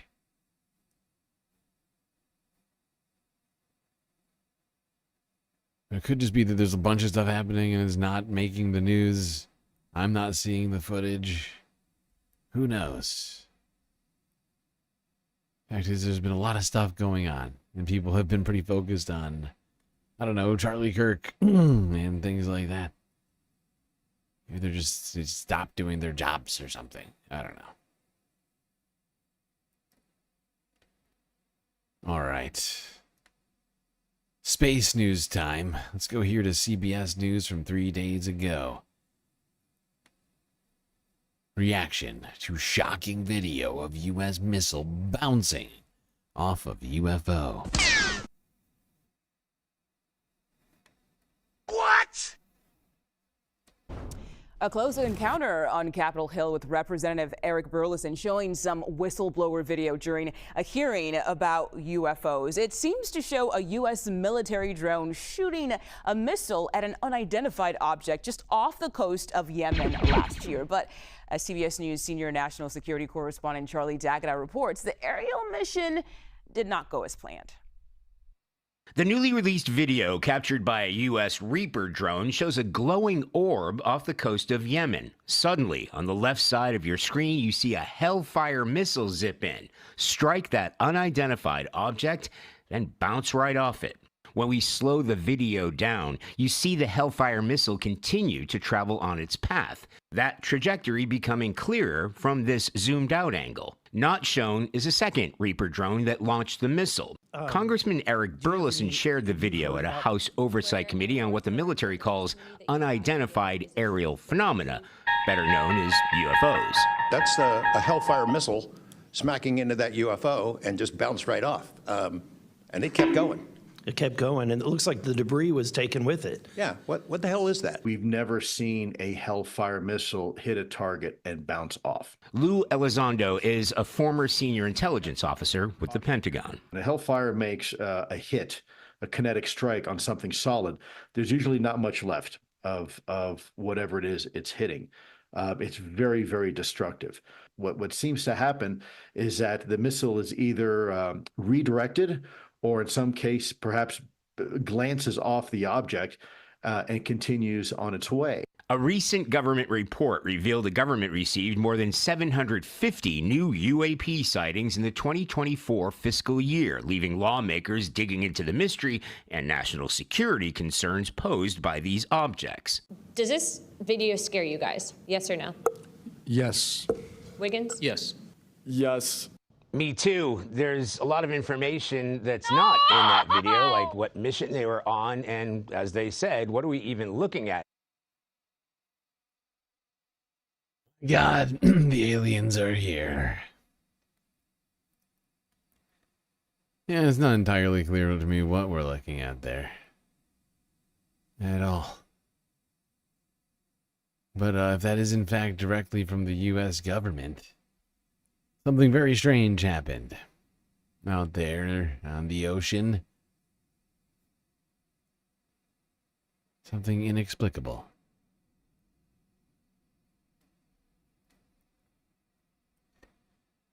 Now let's talk about what could be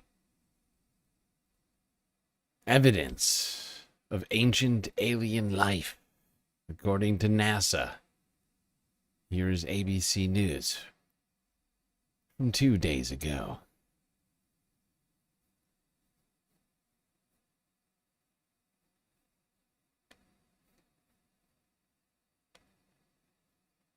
A year ago, we thought we found what we believe to be signs of microbial life on the Mars surface. And so we put it out to our scientific friends to pressure test it, to analyze it. It's science. Did we get this right? Do we think this is signs of ancient life on Mars? And after a year of review, they've come back and they said, listen, we can't find another explanation. So this very well could be the clearest sign of life that we've ever found on Mars, which is incredibly exciting. Today, we are really showing you how we are kind of one step closer to answering humanity's one of their most profound questions, and that is, are we truly alone in the universe? So last July, NASA's Perseverance rover found a leopard-spotted rock at Mars. And scientists immediately knew. It was interesting, we hadn't seen anything like that before on Mars. And we talked about it last summer. The moment we found it, we put out the images for everybody to see and everybody to share. And so they've done the analysis on these leopard spots. And we think they are potentially made by some sort of ancient life. It's a signature. It's a sort of leftover sign. It's not life itself. And it certainly could have been. And just to be clear, what we're not looking at like something that was manufactured. This is just signs of life, like actual like carbon life.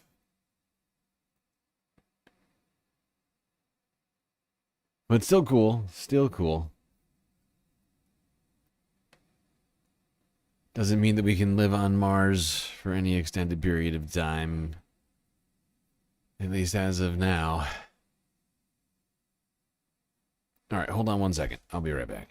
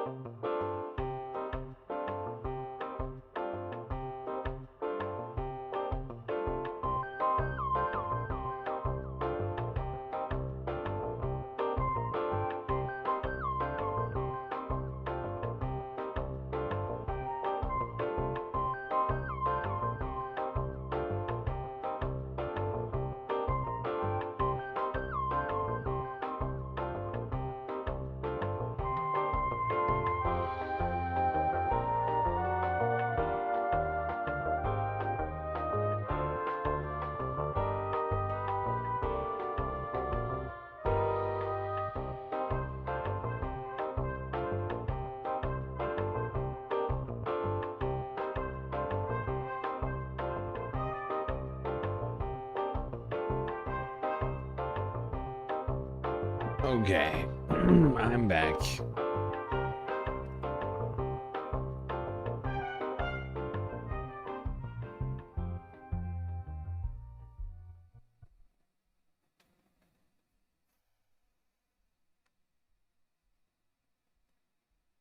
Well, let's see how we're doing on time. Doing good.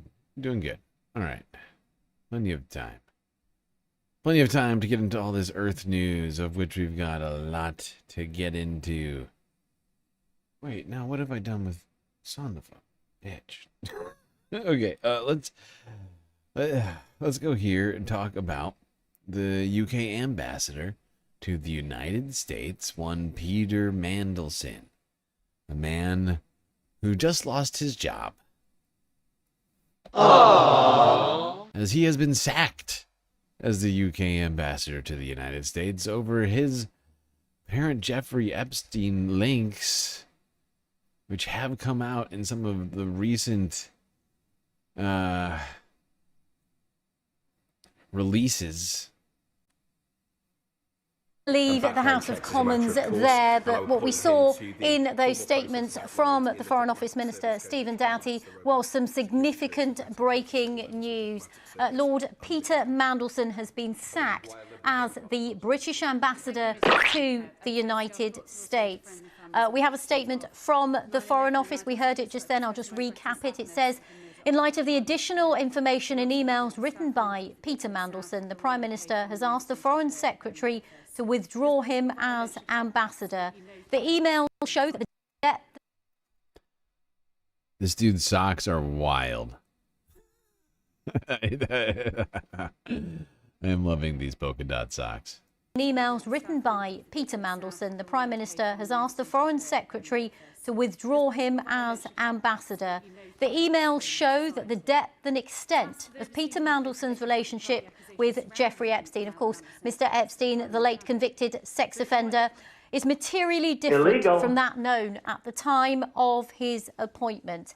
In particular, Peter Mandelson's suggestion that Jeffrey Epstein's first conviction was wrongful and should be challenged is new information. In light of that, and mindful of the victims of Epstein's crimes, he has been withdrawn as ambassador with immediate effect. Let's go straight to Westminster and join my colleague Henry Zeffman there.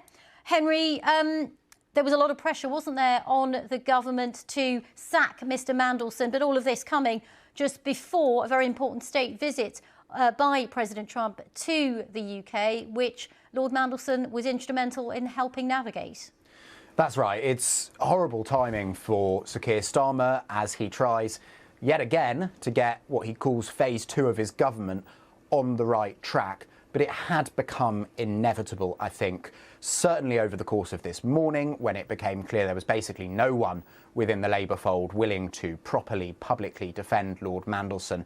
But actually, even at Prime Minister's questions yesterday, when Yeah, I gotta say, I mean, not only is this story on its own sort of obviously not good, you know, just sort of horrifying just how many people there were involved in this network.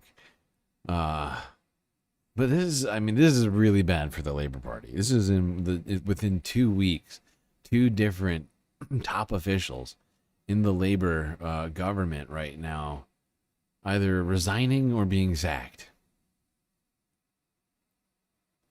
First it was Angela Rayner last week. Now it's Lord Mandelson. Let's get some more on this here.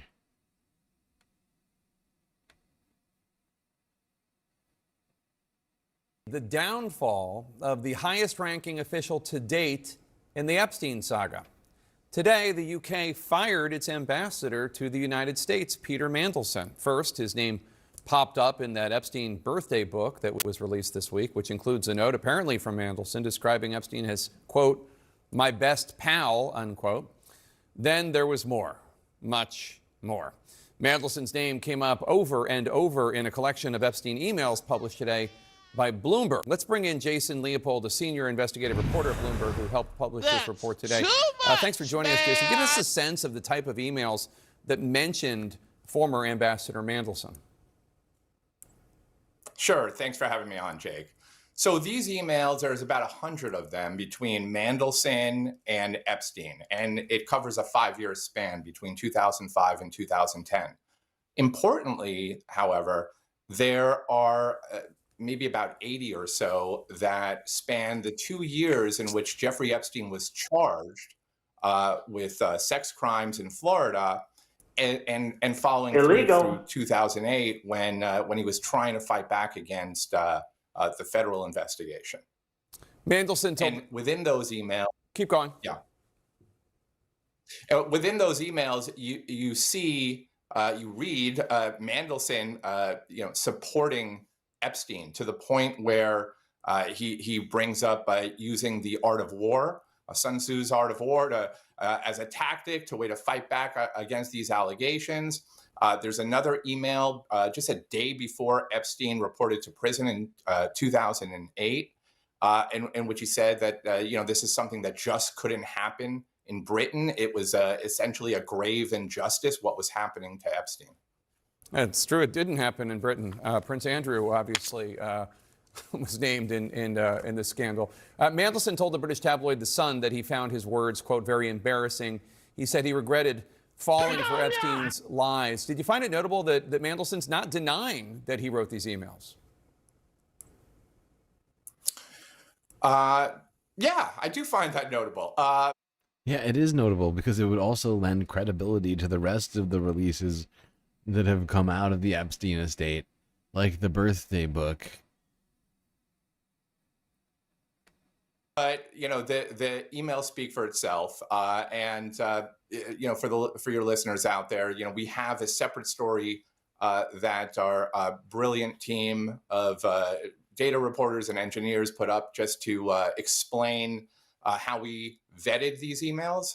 So it was very clear that you know that it would be hard to essentially deny you know what we were presenting here. And as I mentioned, there are there's a trove, but in the ones that we reported on, you really get to see how that relationship between Epstein and Mandelson was going, and how it was very close to the point where Mandelson was trying to help him.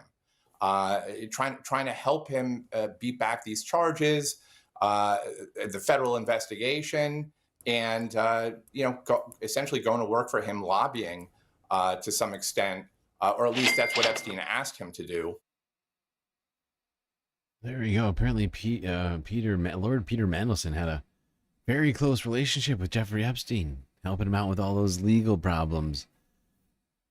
Illegal. What a nice guy. Aren't I a good guy? Let's go here now. Damn it, don't do that. Okay. Oh, yeah. Okay.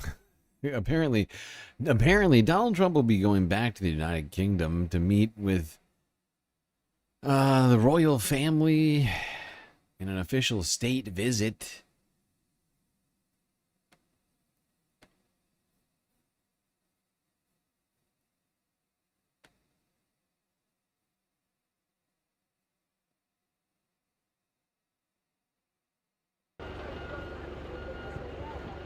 It looks like we're welcoming Look at the Mr. the US Bean. with open arms, and I'm happy that's happening. I think it's... Oh, God. We're welcoming the... Mr. Bean just sort of dancing. It's bringing me great joy. Okay, we're going to watch it again. It looks like we're welcoming the US with open arms, and I'm happy that's happening. I think it's good. The closer the relations are and stay, all to the good of Great Britain and the world. I mean, it's kind of like 50-50 split. Some people I think would be like fine seeing him. Some people I think would just want to see him in person just for the experience of seeing him. But I don't. A lot of my friends I don't think are going to be very happy. So talked about it a lot yesterday. Just not loving it. Huh. Well, I guess some people are excited for the president to come to the United Kingdom. I'm sure there's plenty of people who are the exact opposite and are not thrilled about that happening.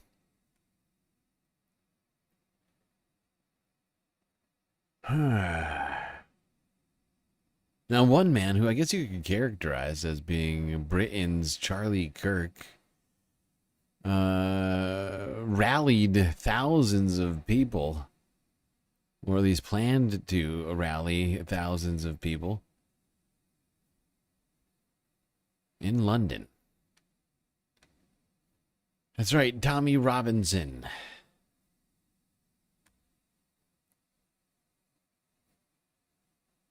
Thousands and thousands of people are descending on central London for, as you say, the Unite the Kingdom protest organised by this far-right activist, Tommy Robinson. They are converging in the centre of London, near the British Parliament. And there are indeed... I love how people like Tommy Robinson and right-wing sort of groups like this use language like unite when everything they're doing is anything but uniting the country. They're trying to divide the country among racial and ethnic lines, religious lines. Oh, you're not in Britain. Sure you are, pal. Of London, near the British Parliament. And there are indeed fears that there will be clashes with the police, for example. This is really next to the House of Commons and House of Lords. And Mr. Stephen Yaxley Lennon, that is his actual real name, is saying that this is a free speech rally and that this is, he claims, uniting the kingdom. Indeed, he's just tweeted, "You are about to witness the spark of a cultural revolution. This will be the biggest protest in British history." I think the second part may or may not be true. We'll have to see. British history. What is very clear is that... Wow, that's quite a bold claim from Tommy Robinson. I guess we'll check in later this weekend to see if that biggest ever protest in British history ever came to fruition. Biggest ever protest. Wow. Britches on that guy. Quite a high opinion of yourself there, Mr. Robinson.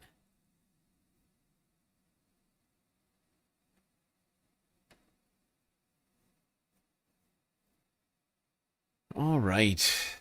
Let's move it along from the United Kingdom to France, where, of course, once again, French government has collapsed for the 5th time in like 2 years, or maybe less, actually. Yeah, I think it's 2 years.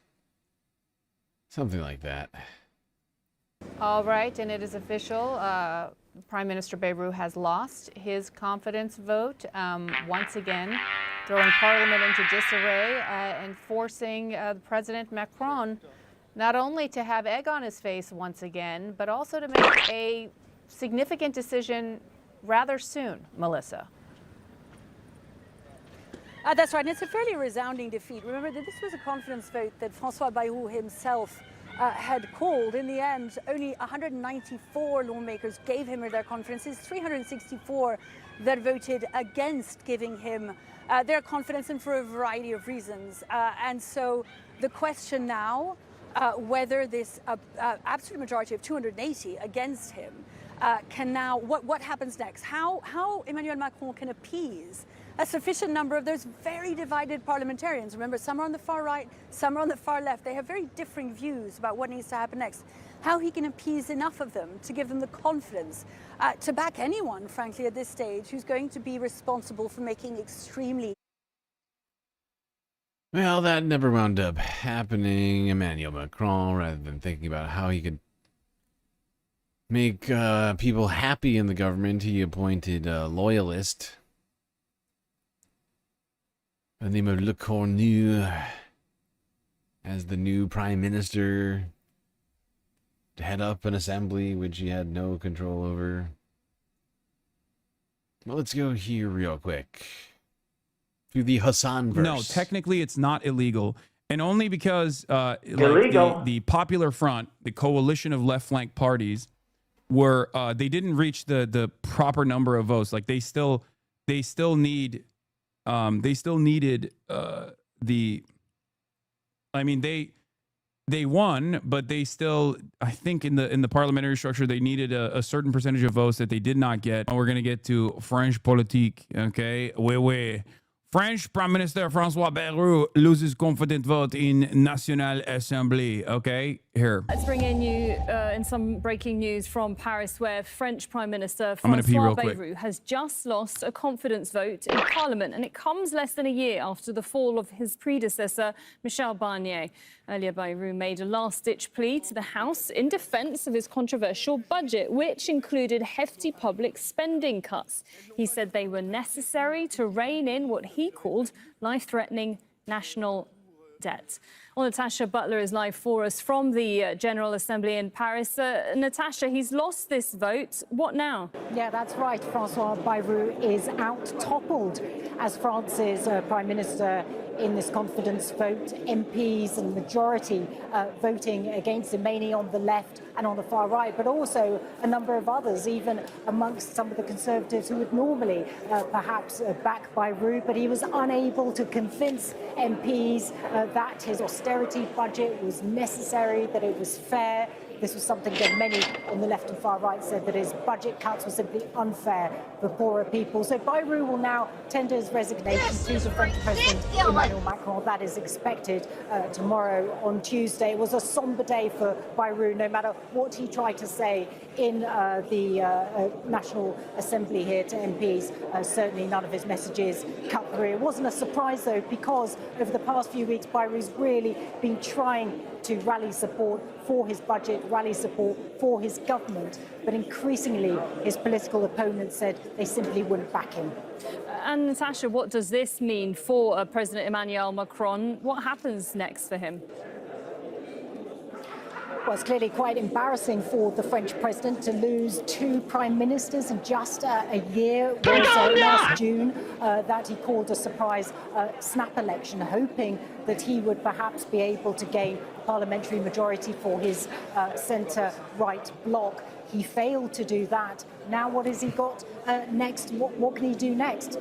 He can appoint another prime minister. He'll certainly have to do that in order to run the country. But trying to find a candidate that can unite a deeply fractured parliament is not going to be easy. So obviously he tried it twice. It hasn't worked. Who else will he turn to? That's going to be the question. His other option is that he could dissolve parliament. He could call new elections. But that's not necessarily going to play in his favour either, because the last time he did that, the far right made major gains, and they would be projected to make major gains in any new ballot. So very difficult time for the French president. Also a lot of social pressure. We're looking at days and weeks of strikes. More and more people are increasing. I mean, they failed to point this out, but I'll at least point it out. The left also made gains in that election as well. Not just the far right. So, you know, seems like every time that Emmanuel Macron calls a snap election, his centrist party just loses. They just lose the votes. They just lose more and more votes and more seats in parliament. You mean to tell me that when you openly undermine and actively your left flank, that you have a hard time maintaining the government? That's strange. It just, many such cases, okay? Many such cases happening all around the Western world. This is the fourth time the French government has collapsed in the last 20 months. Obviously, Macron has consistently refused the mandate that the Popular Front had initially, hoping to wait out and you know. Yeah, Emmanuel Macron has been president for 8 years and has had 7 prime ministers. It's one per year, essentially. It's not a good record. Respect the understandable infighting that has already taken place in the Popular Front within a bunch of different left flank parties fighting amongst themselves to do his very best to ensure that there is no left leadership in France, which the people voted for, by the way. The left won the last legislative elections. After the last parliament dissolution, they don't care about democracy. Exactly. Now, of course, the scary thing that's happening in France, as well as many other European countries right now, is that there is a massive resurgence of movements and mobilization that's taking place. So Macron, being this neoliberal, centrist, right adjacent politician, has also been actively trying to stop the right flank from coming into power as well. But in the process of engaging in this kind of activity, he's only fed into the mobilization of the right. It's actually a real-time the thing that we talk about quite a bit on this broadcast is like liberals actively siding with or directly collaborating with or allowing a sentiment to foment and build in the country in an effort to undermine their own left. Yeah, absolutely. It's the same thing Democrats have been doing in the United States, except Democrats have a lot less competition than Emmanuel Macron does.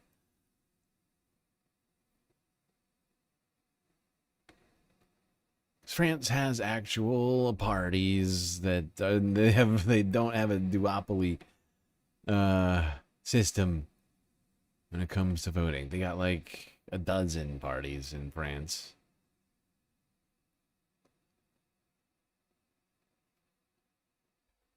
Now, like I mentioned, Emmanuel Macron just installed another loyalist as the new PM.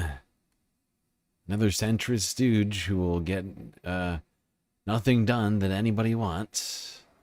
French President Emmanuel Macron named loyalist Sébastien Lecornu as the country's prime minister on Tuesday, choosing a one-time conservative protege who rallied behind his 2017 presidential run. Macron's choice indicates his determination to press on with a minority government that stands firmly behind his pro-business economic reform agenda.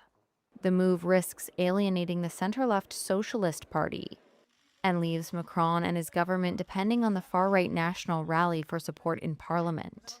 Macron was forced to appoint a fifth prime minister in less than 2 years after Parliament ousted François Bayrou over his plans for taming the country's ballooning debt.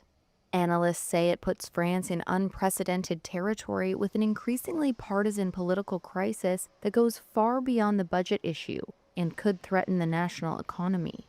The crisis prompted a protest movement known as Block Everything to call for a day of demonstrations around France on Wednesday. The movement appeared online in May among right-wing groups, according to researchers and officials, but it has since been taken over by the left and far left. Antoine Bristiel is the director of the Jean Jaurès Foundation's Opinion Observatory.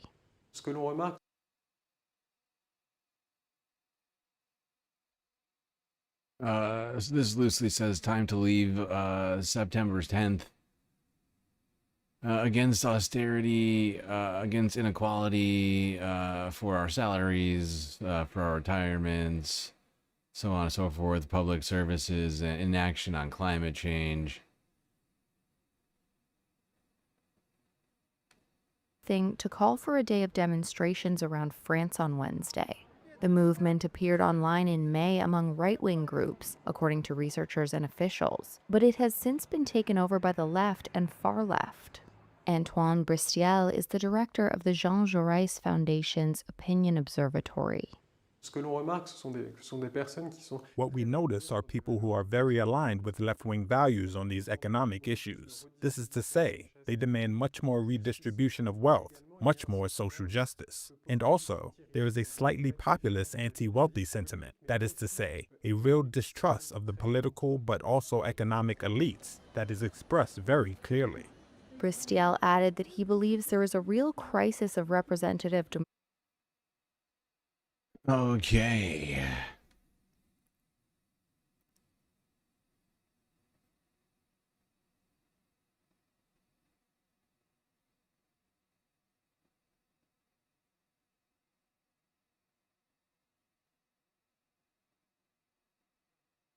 We're not going to leave France, as there's some other things that we need to talk about while we're here. Now, with France's government going through a bit of a reshuffling, there are things happening on the streets that are very troubling. Things of an extremist political nature.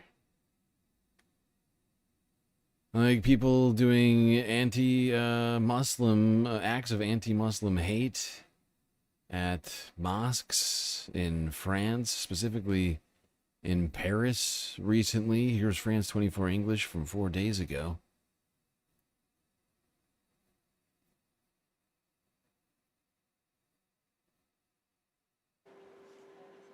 A grisly discovery outside a mosque in Paris' 18th arrondissement, and a similar one was made this morning in a Malakoff suburb, with the name Macron written on the animal's head. In total, 9 incidents were reported overnight in Paris and its outskirts.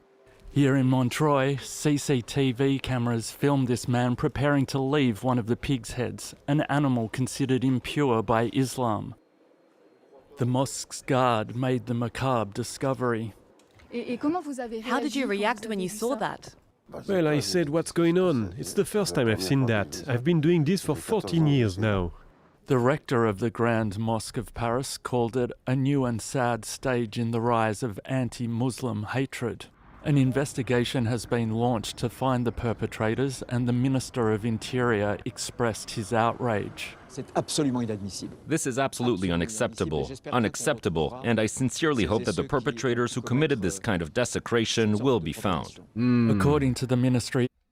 Yes, I'm so glad that they're taking it so seriously. Now, one thing that would maybe help with deterring anti-Muslim hate in France is if France, I don't know, got rid of the ban on hijabs and kafiyas in public places. That might help. That seems a little anti-Muslim to me. You know what else isn't helping with this? The fact that there is a bunch of misinformation flying around online claiming to show Muslims threatening to burn down the Notre Dame Cathedral.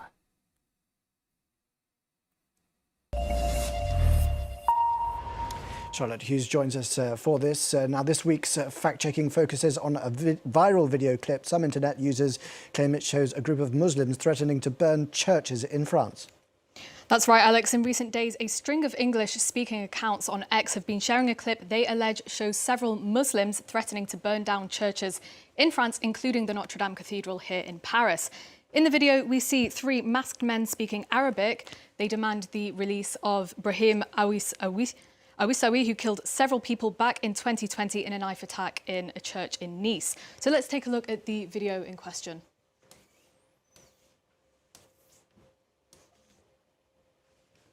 أخينا إبراهيم العيساوي إذا لم يتم إطلاق سراحه فإن غضب الله سيحل على شعبكم هنا في فرنسا ستحرق كنائسكم والقدر. Now, if we zoom in a little bit closer to some of the details in this video, you'll notice that there are some blue and white logos on the sleeves of the men in the video. So this supposedly shows an affiliation with HTS. HTS, of course, being the Islamist militant group led by Syria's transitional president Ahmed al-Shara. Now, one of the accounts that shared this video is the pro-Trump account on X known as Right Angle News Network. This is an account with 260,000 followers. And as I was looking through the comments, I did see a range of responses, though I would say a vast majority of them were Islamophobic. And when I started looking into this post a few hours ago, Alex, at that present moment, it had 3 million views. Jesus and Christ. As of now, it has more than 4. How much you figure guys like this are making? Just putting out fake news. Literally just putting out fake news. Like, I don't know what the monetization is like on X at all, but it is incredible. By the way, this is fake news. If you're not prepared for it, here it comes. This shit is completely fake. So it is a video which is very quickly gaining traction. However, it is in fact completely staged. The men in the video have no affiliation whatsoever to HTS, so the threats are fake. Tell us about how you reached that conclusion. Tell us more about the video. So it's not the first time that this video has done the rounds online. Back in January, ultra-conservative ex-user Jim Ferguson posted this video, and he claimed that it showed that there was a terror threat in France. 6 months and ago. like the Right Angle News Network, he alleged that it was released by HTS. However, there are elements in the video that led our fact-checking team to conclude, as I say, that it's not legitimate and that it was not, in fact, released by HTS at all. The first element I want to highlight is that logo that we looked at earlier. We actually spoke to an expert on extremism at Oxford University. He told us that the people in the video appeared to have tried to copy the logo of HTS, but however, there are certain, it's far from identical and it does not resemble that, nor of HTS nor of its allies. Secondly, we showed the video to Arabic-speaking journalists here at France 24, who confirmed that the men speaking in the clip have a very weak grasp of the Arabic language. Another thing that the journalists here at France 24 pointed out is that the men in the video do not speak with a Syrian accent, as we would be expecting if they were in fact members of HTS. Finally, very important to note that the video was not shared by any of the networks that HTS uses itself. Well, shock of shocks.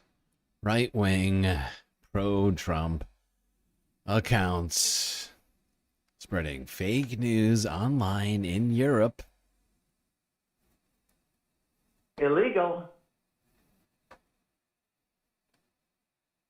Helping to stir up more anti-Muslim hate in a country that doesn't need any more anti-Muslim hate.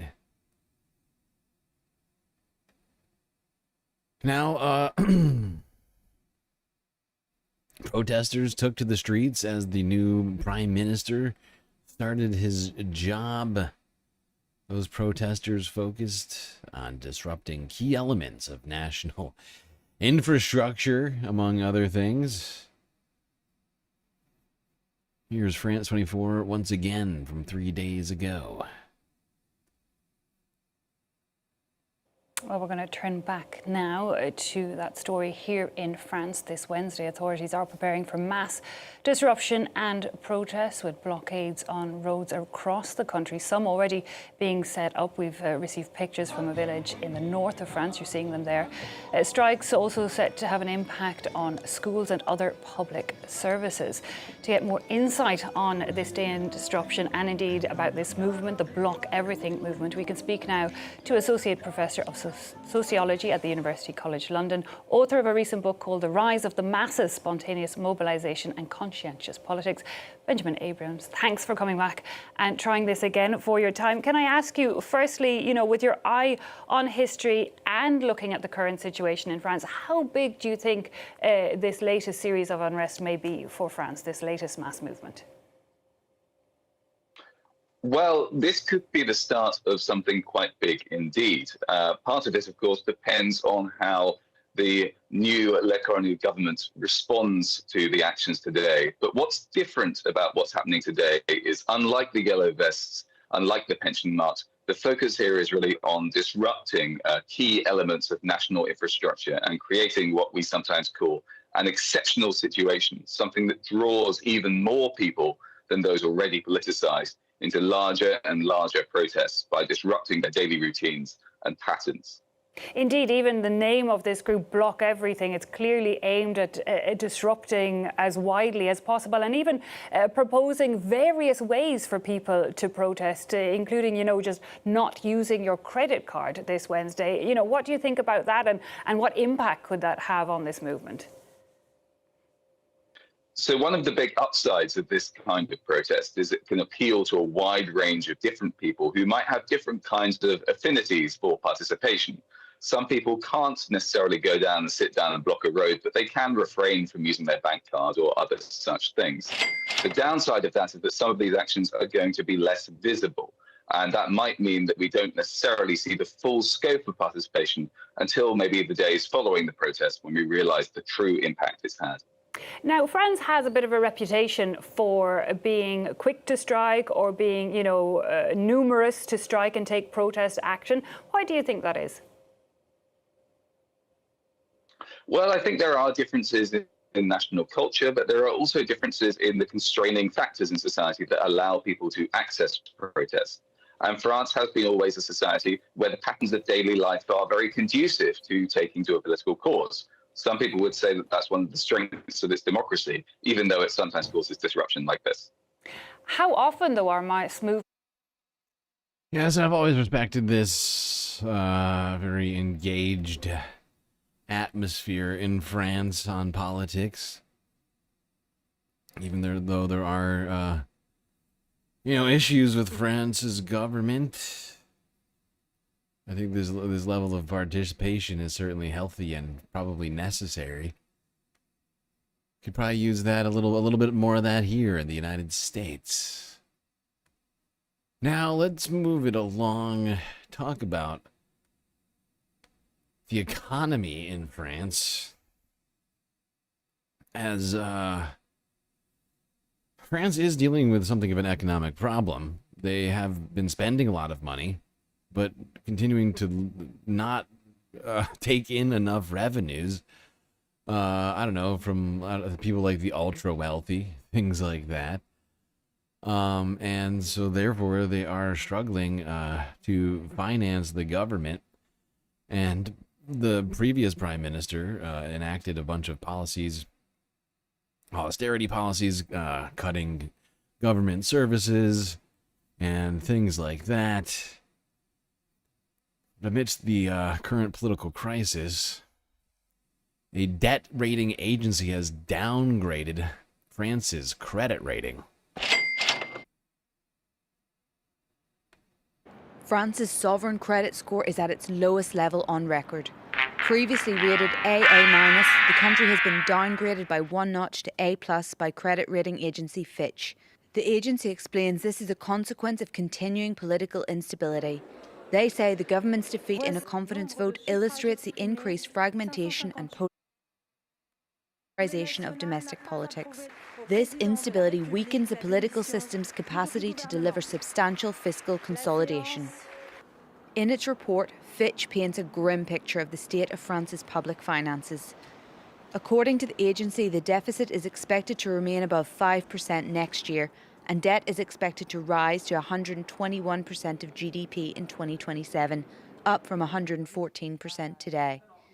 For this economist, the downgrade has limited but real consequences. The impact of this downgrade is a lower quality debt, meaning certainly an increase in risk that could continue. And so this concretely means for France an increased debt burden, which means a higher level of interest that it repays each year. Right, there you go. Now, I can't remember, a number of central banks have had their debt downgraded. The United States, for instance, had our debt downgraded earlier this year, and could see further downgrades if things continue in the direction that we are headed, especially with what's happening with the tariffs. Because if the tariffs, here's the thing, of course I hate the tariffs, and they shouldn't be in place. But the fact is the budget, which the big budget, the beautiful budget for billionaires, benefaction, has of course put us in a position where we're spending a whole bunch of money and taking in a shit ton less revenue, trillions of dollars less in revenue. And the only way we're fixing that is with the tariffs. Of course, we just need to scrap that budget and completely redo it. But because of that, we are in a position where potentially we could see further downgrading of U.S. debt. If those tariffs get struck down, they're immediately going to look at it and say, okay, well, suddenly the U.S. debt increases by 5, 6, perhaps more $1 trillion in a short period of time. Oh, God.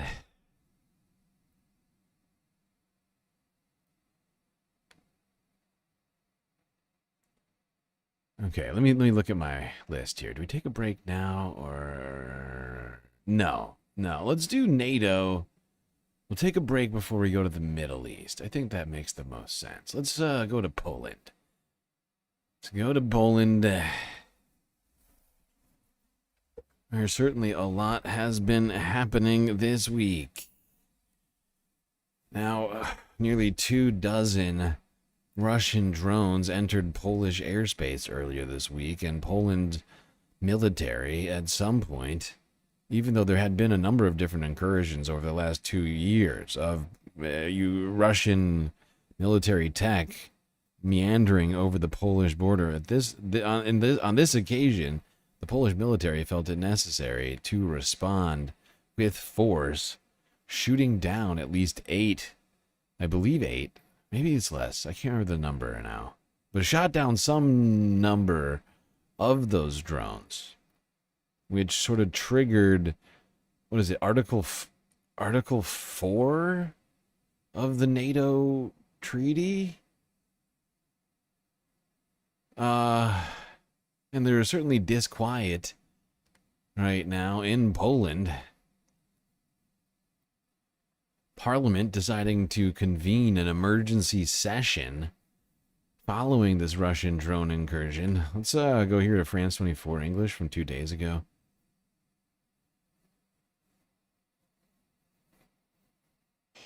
Dave Keating reporting live from Brussels. Many thanks for that. For more, let's cross to Warsaw. Marcin Zaborowski is policy director at the Future of Security program for the think tank Globsec. Thank you for speaking with us here on France 24. Thank you for having me.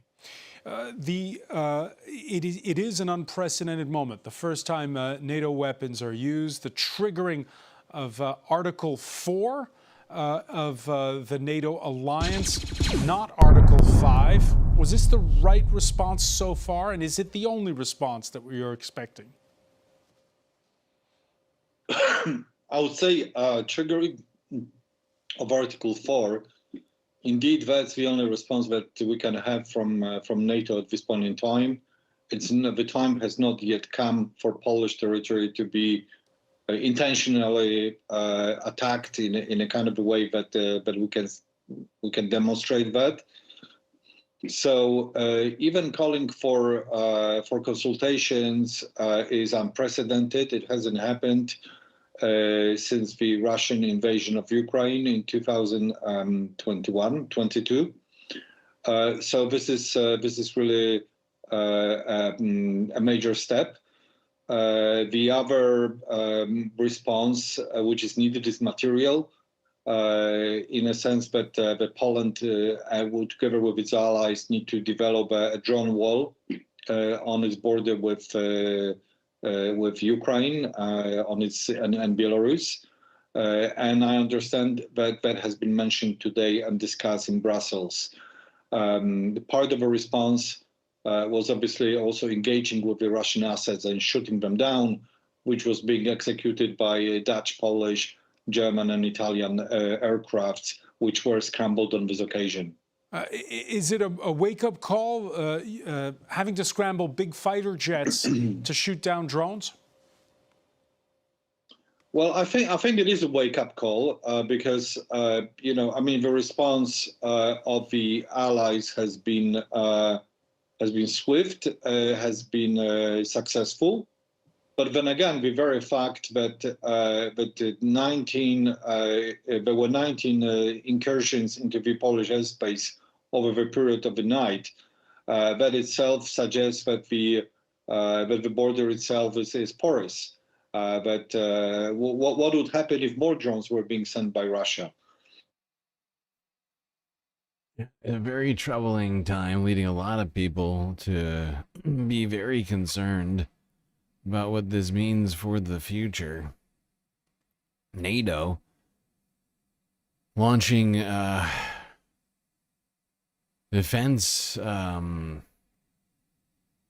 forces to the eastern flank, quote unquote. Here's global news from yesterday.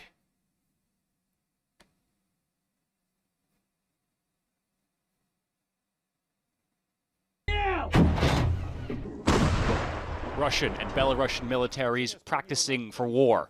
Russia's defense ministry says they're taking place in Belarus, which borders Poland, a NATO member into which around 20 Russian drones flew on Tuesday night. On Friday, Poland's interior minister says Russia is practicing aggressive warfare against his country and the EU. Russia denies that. The alliance's Secretary General says the drones were reckless. General Kinkowicz and I are here to announce that NATO is launching Eastern Sentry. French and Danish fighter jets and a frigate will join coordinated patrols, NATO's European commander told reporters, declining to give more details. eastern sentry, as I envision it, is going to cover the entire eastern flank of the alliance, from the high north to the Black Sea and the Mediterranean, anywhere that we might see a threat from the Russians. This is the opposite of a tough decision. It is kind of a performative response. The University of Toronto's Andreas Kassekamp says Russia is testing NATO again. The nearly 20 drones in Poland were the most and the most recent, but not the first. It seems to follow the sort of logic that Russia has applied all along, that keep pushing until you meet some resistance. Condemnation at the United Nations. This is a dangerous and reckless escalation that is completely unacceptable and deeply concerning. Kassekamp points out the drills are called Zapad, Russian. Okay.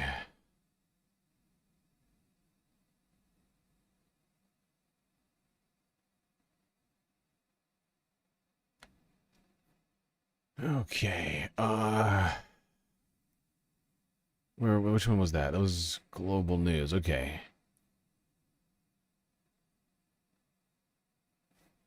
The drones were reaction timing test. That too is what I've been thinking as well. So alive. That's actually the first thing I thought about. I think they've been doing that this whole time. And there's been further and further, deeper and deeper incursions from the drone, seeing how long it takes for planes to be scrambled, whatever, anti-air, weaponry to be launched.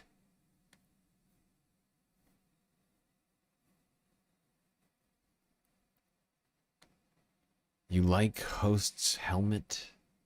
What does that mean? Talking about the pilot helmets? Wait, my helmet?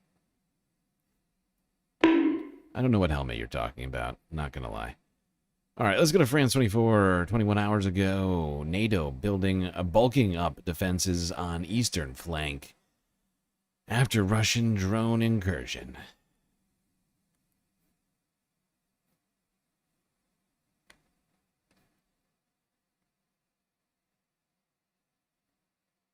Days after Russian drones flew into Poland's airspace, NATO is flexing its muscles with a new operation dubbed Eastern Sentry. It aims to reinforce the alliance's eastern flank bordering Belarus, Russia and Ukraine. NATO's core task is to deter aggression and defend every member of this alliance against whatever threats we face. Safeguarding our eastern flank is of utmost importance. Denmark, France, the UK and Germany have already offered contributions including fighter jets, ships and ground-based air defence systems. The alliance has maintained a permanent air mission known as air policing since Russia's annexation of Crimea in 2014. Poland is hailing the latest initiative after Warsaw said it was sure Russia's drone incursion was no mistake. Russia's reckless actions represent not only a breach of international law, but also a destabilizing escalation that brings the entire region closer to conflict. Russia has denied responsibility for the incursion and says it was physically impossible for Russian drones to have reached Poland. The US, meanwhile, has vowed to defend every inch of NATO territory. Okay. Got a couple of more videos here on this escalation in Russia's war. Here's Reuters from 19 hours ago. Polish mother trains for war. Quote, anything to keep my child safe. Unquote.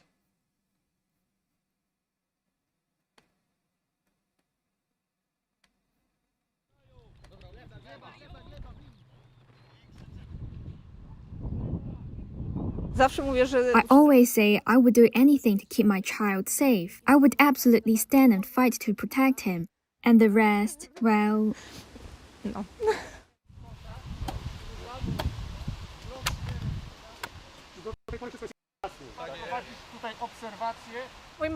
I like that name. I like that name, Agnieszka. It's a nice name. Thousands of polars. I'm sorry. It's always been my dream Sorry, to I join just the realized army. there's subtitles for me to when read. I was younger, and God I'm a damn little. it. And the rest, well. I'm fucking up. This Polish mother is training for battle, driven by fear of war with Russia.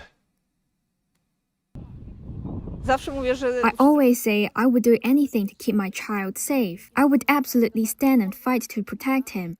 And the rest, well. No. Thousands of Poles are signing up for voluntary military training amid concerns over Russia's aggression. It's always been my dream to join the army, but somehow when I was younger, and I'm a little older than all the other participants here, I guess I was just a bit scared. And then came marriage, children. ladies and gentlemen. You know how it is. It's always there in the back of your mind. You carry it with you, thinking that something might happen one day. But I try to live in the moment, focus on the here and now, and There you go. Even women moms taking to the battlefield, preparing themselves for a potential war with Russia. Something we've been talking about being a potential for 2 years now. I mean, at least on this stream. Not quite 2 years, but a year and a half.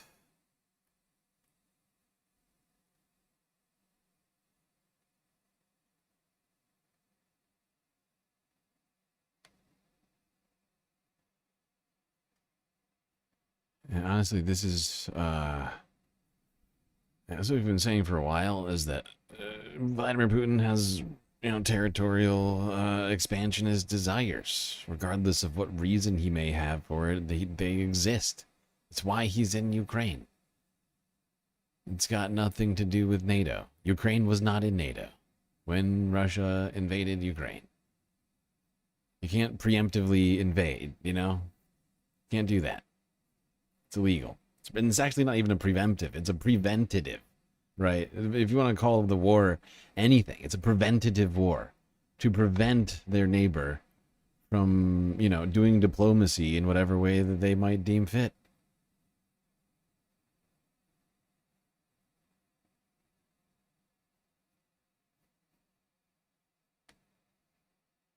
And apparently another country had their airspace violated, causing a great deal of alarm.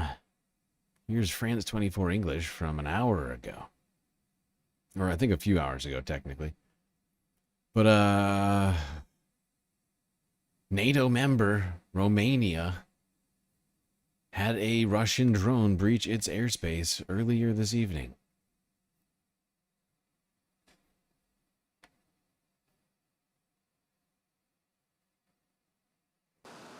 It was 2 F-16 fighter jets like these that detected a drone in Romania's airspace. The Romanian Defence Ministry says the jets were patrolling near the border following Russian airstrikes on Ukrainian infrastructure.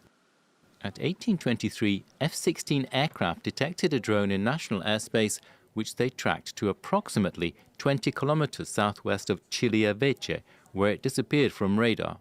The drone did not fly over populated areas and did not pose an imminent danger to the safety of the population. It's the second breach of NATO airspace in just a matter of days after Poland said it shot down several Russian drones earlier in the week. In response, the alliance is beefing up its defences with a new operation dubbed Eastern Sentry, which aims to reinforce its eastern border with Belarus, Russia and Ukraine. Have you seen Russia on a map? It's already the biggest country on earth. It doesn't need more land. You're being lied to. I don't have any misconceptions about that. And I honestly don't know of anybody suggesting, I don't know anybody who's saying that. That anybody's saying that Russia needs more land, or that Putin's saying that he needs more land. I just don't know of any pundits or other personalities I can think of that are saying that. And what I've been saying, and I think most people have been saying, is that this is in fact something of a quasi-personal pet project for Putin. This, you can want land without needing it, right? Like billionaires exist, right? They keep, amassing more and more money, even though they don't need it, right? The concept of taking what you want not just what you need, is something that many people in humanity have exhibited time and time again. And that's my opinion of what's happening here with Vladimir Putin. And yeah, you're right. It's a huge land area. And yeah, of course, Russia doesn't need the land. But, you know, from what I can tell, Vladimir Putin has this land, this desire for more land.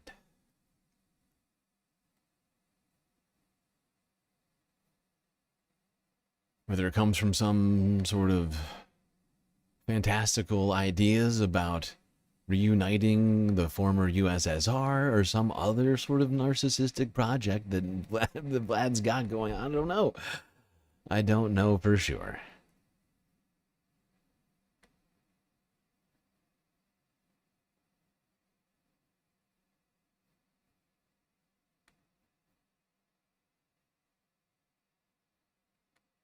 Okay. We're about 7 and 3. Well, not even quite 3/4 of an hour, like 7.5 hours in. But I think this is a perfect time for us to take a quick break.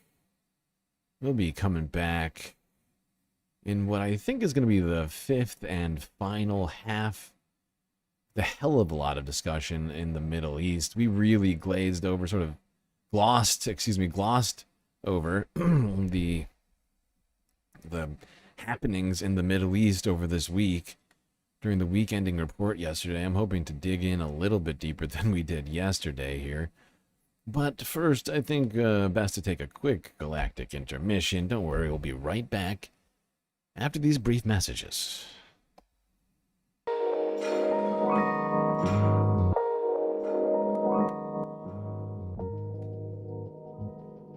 Okay, hope everybody's been enjoying the show so far. If you haven't already, hit the like button and don't forget to subscribe. Hit the bell icon too, so that you don't miss a single episode of this show.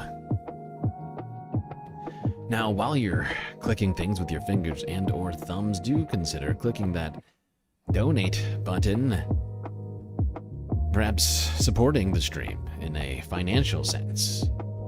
As without donations from space fams like you, we would cease to exist. And I would just go floating off into that deep dark void of space. Thankfully, we have a myriad ways for you to show your support. YouTube, Super Chat, Super Stickers, memberships, Cash App, and PayPal. If you prefer your money go directly to funding the stream, rather than the bottom line of Google. But, of course, the very best way to get the most space benefits for your Earth dollars is to go on to Patreon and become a Galactic patron. For the low price of $3 a month, you get access to a myriad of space benefits unseen by the rest of the goddamn Milky Way galaxy. That's what it is. Avatar, shoutouts, secret Discord channel, and much more. Alright, chat. I won't bore you with more capitalist messaging, trying to ensure the funding of this stream, and instead will allow you to enjoy the break. Grab yourselves a drink, maybe a snack, and I will be right back.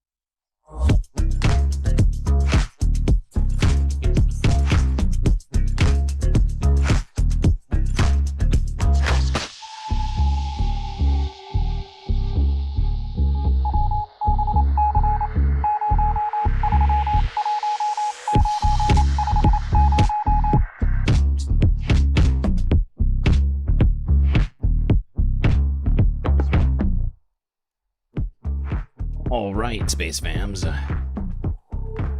You know what that sound means. It means, of course, that it's time for us to end the fourth break and get ourselves prepared for the fifth and final half of the Saturday Spacecast. Covered a lot, and for that I'm very pleased. The Charlie Kirk situation has really taken it out of me in terms of covering all of the things I want to.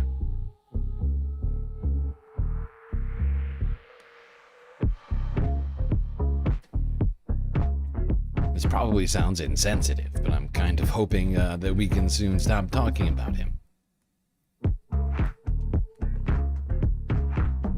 It's not like I really like talking about him when he was alive. I don't see why I have to do it so much now that he's dead.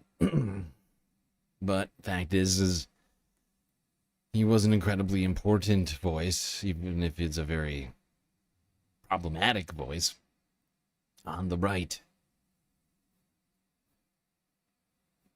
Now, we ended talking about the deployment of NATO troops to the eastern flank,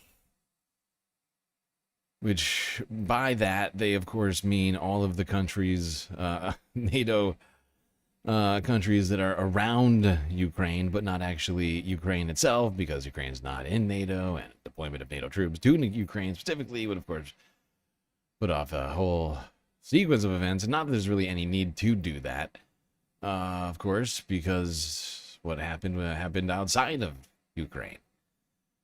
What does this mean for the future of the war in Eastern Europe? Unknown. But having this happen first in Poland and then Bulgaria does raise alarm bells for me personally, as someone who's been keeping track of this situation for a long time. I've been following this since before I started streaming. I was following this back in 2014 when Vladimir Putin invaded Ukraine. The first time. In the Crimea.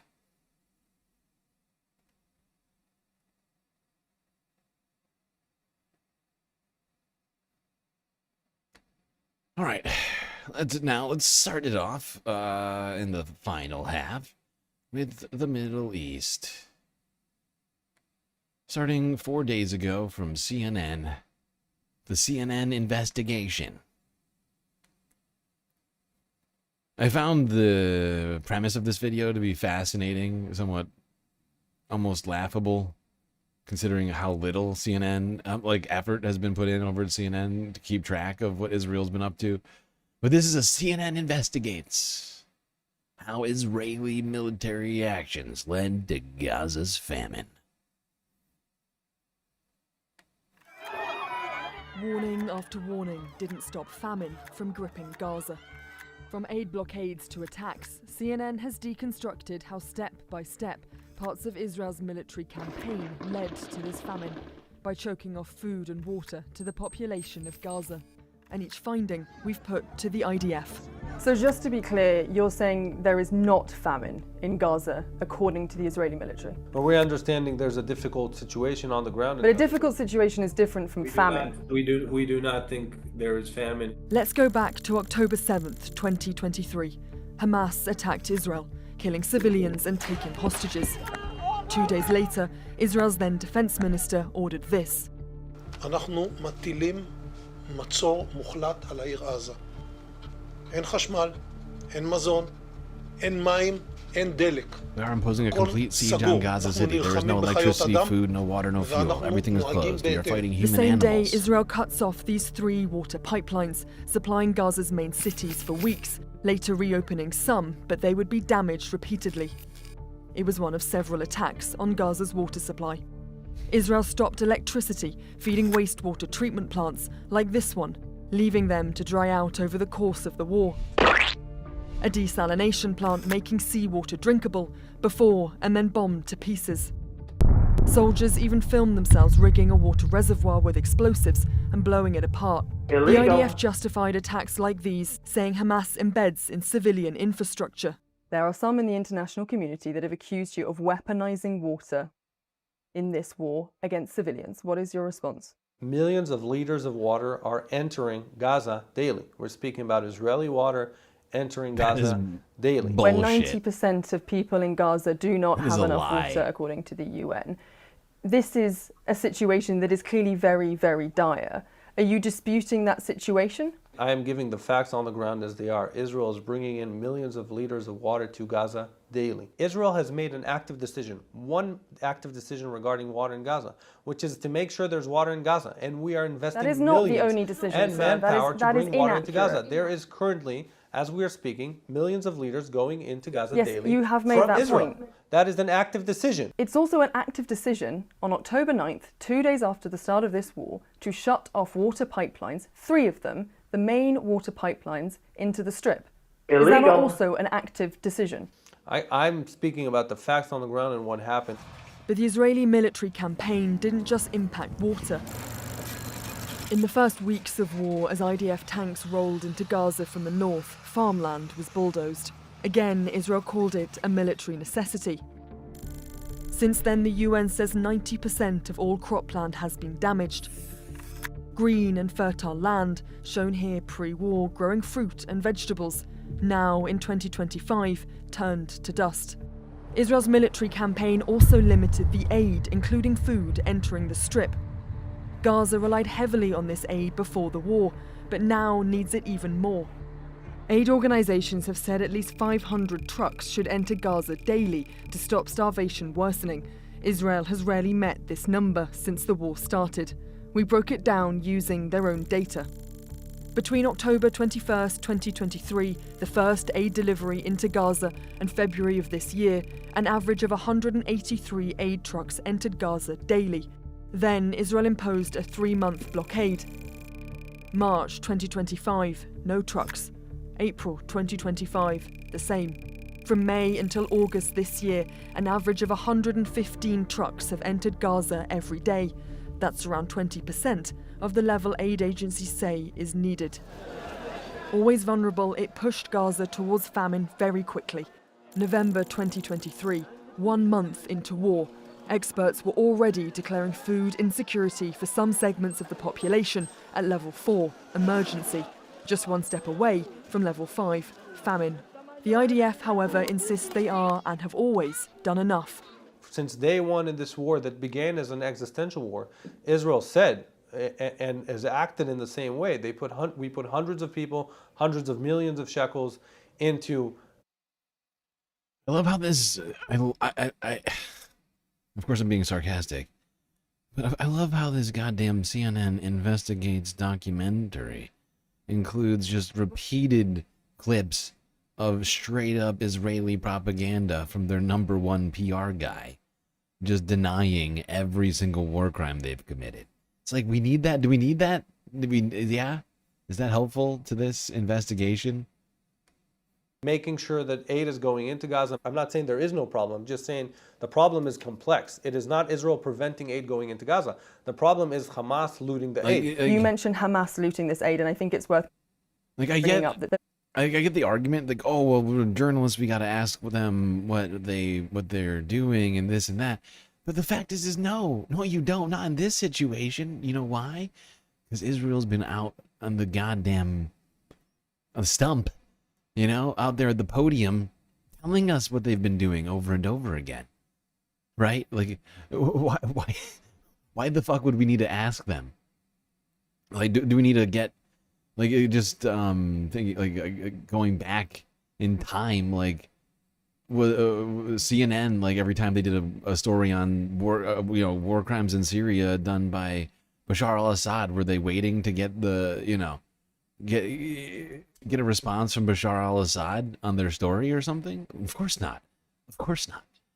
That's ridiculous. That's a ridiculous idea. They would never do that, but they're doing it in this one, and it's mind-boggling.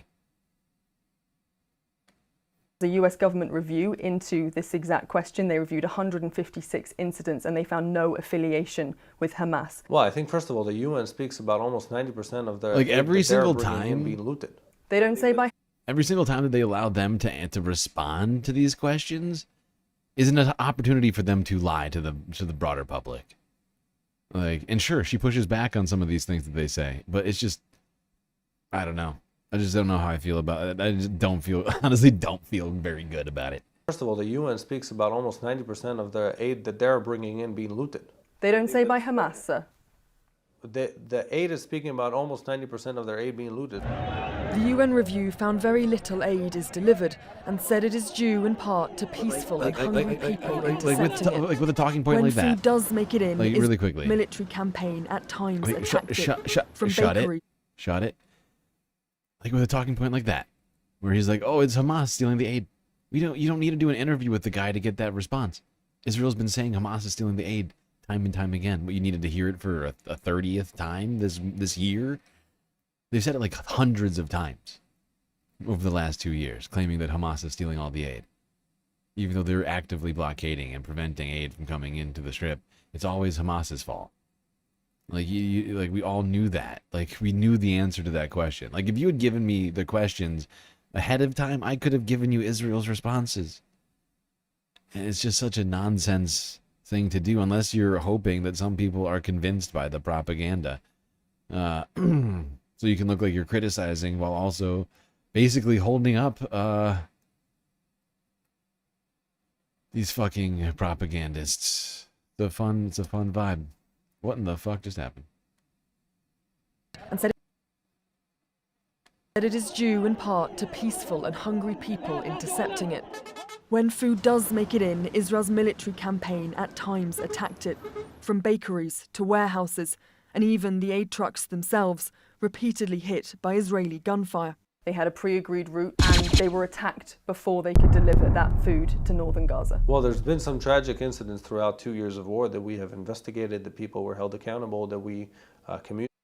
Okay, I've had enough of this. I mean, it's a disgusting attempt by CNN. Really pathetic, honestly, if you ask me.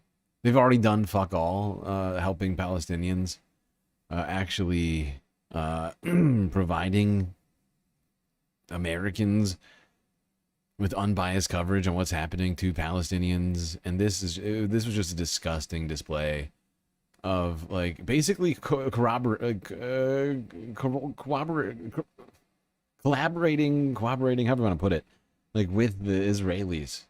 Like, they did not need to do this. They did not need to do this. Every single answer this guy gave is just the standard Israeli answer on every single one of these things that they've already repeated 1,000 times. CNN could have asked anybody who's been paying attention for the last 2 years to just fill out the answers.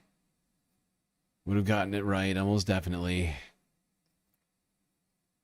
And it could have spent more time actually investigating the crimes Israel's been doing, rather than asking for more lies. You're just asking for lies. You know what you're going to get. It's going to be lies. How is that helpful? It's just not helpful at all. I'm sorry, it's upsetting me. I don't know why it's upsetting me so much. because CNN has a massive budget. All these people are living great, making, $1 million, multi-million-dollar salaries in some cases over there at CNN. Meanwhile, I'm over here living in poverty, my shitty broken down space station. Trying to do the galactic news to the very best of my abilities.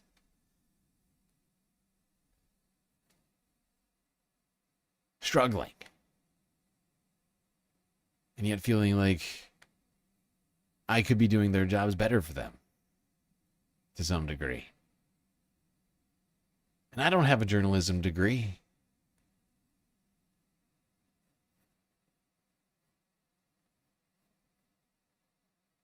Okay, let's go to the Mediterranean. What do you say? Talk a little bit about the aid flotilla. The Samud flotilla headed to Gaza to break the blockade, which has been attacked this week. Not one, but 2 times. Middle East Eye. There has been a suspected drone attack on one of the ships of the global Samud flotilla here in Tunis. It caused a fire. The fire is now out and there are no injuries. However, the ship that was attacked is the lead ship. It is the ship that was carrying Greta Thunberg. We're heading to the port now. Stay tuned for updates.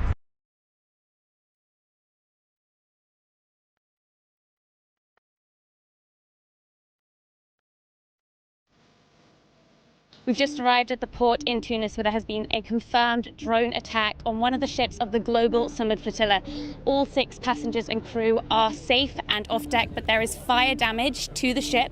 This ship had a Portuguese flag. It was in Tunisian waters. The global Samud flotilla says that it will not be deterred and it intends to continue with its mission. What we have to say right now is that we've been attacked and we call upon the world for the solidarity, not with this humanitarian mission, but keep your eyes on Gaza, because when they attack a humanitarian mission like this, it's because they don't want people to look at what they are doing in Gaza. It's still too early to say who is the owner of these drones, but we know very well, you don't need to be a magician, you don't need to guess very far to know who has been attacking humanitarian missions to Gaza for so long, who has been assassinating aid workers, who has been assassinating medical workers, United Nations workers, civil defense workers, journalists, who has been doing all that on a genocide. This is yet another attempt to scare and silence Palestinian solidarity, but they will not succeed in doing that. We have to keep our eyes on Gaza, and we have to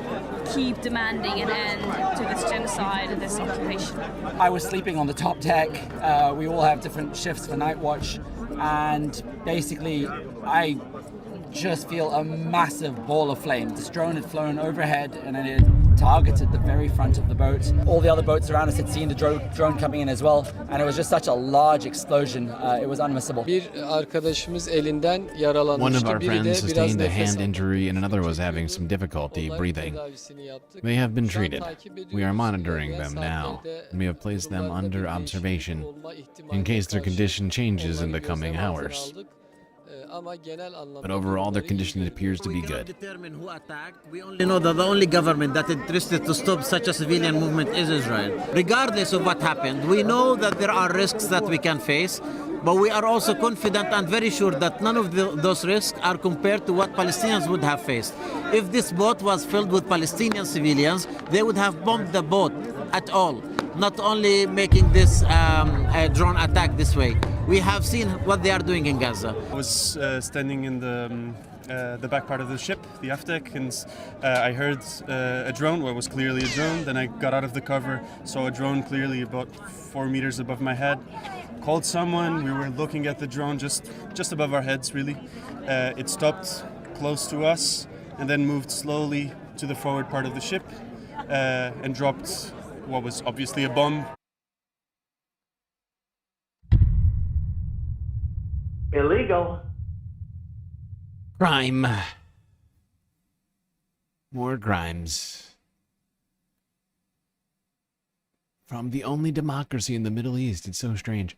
Let's go here. The very next day. Gaza Samud aid flotilla attacked for a second time at a Tunisian port.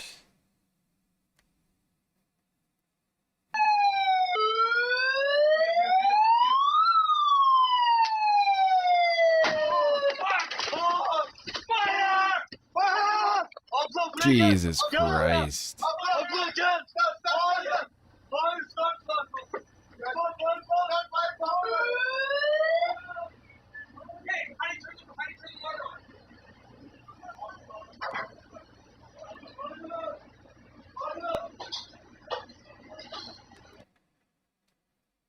I see some asking whether or not Greta Thunberg got killed. She did not. She is reportedly alive and still resolutely determined to push on to breaking that blockade. Breaking that blockade to feed starving Palestinians who are currently fleeing northern Gaza as Israel continues to force the civilian population into a smaller and smaller area. Some might call it a concentration camp. A large concentration of Palestinians are now going to be camped out.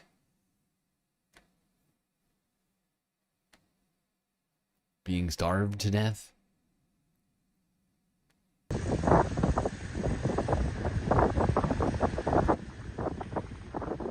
This is from the 9th, which was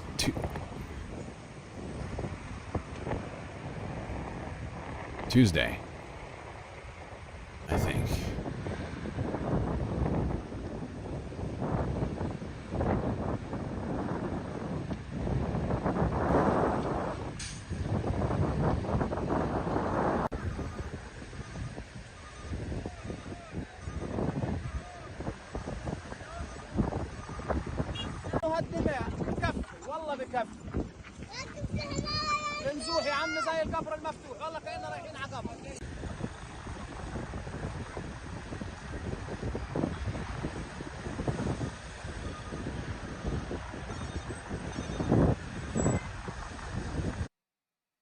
You might be asking yourself, how are people driving cars still 2 years into this with no gasoline coming into the into the country? Great question.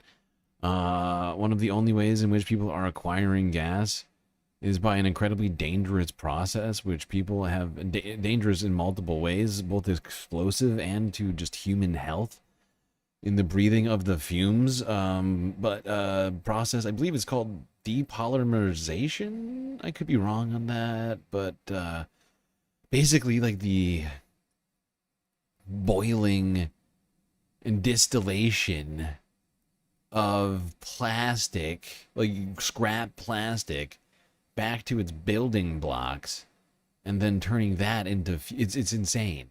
It's fucking insane. But that is basically the only place people are getting gasoline from right now in Gaza. It's from deconstructed scrap plastic.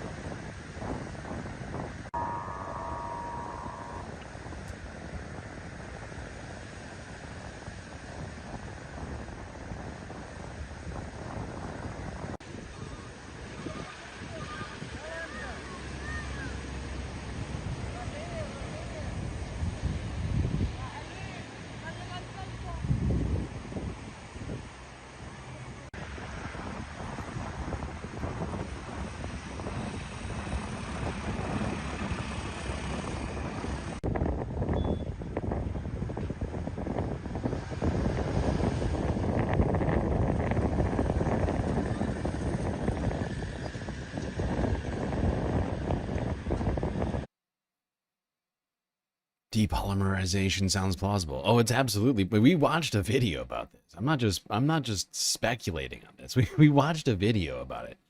I don't recall them exactly describing it as depolymerization, but that's exactly what they were doing in this video. We watched it over the winter, last winter, right? Yeah, winter of 2024, 2025.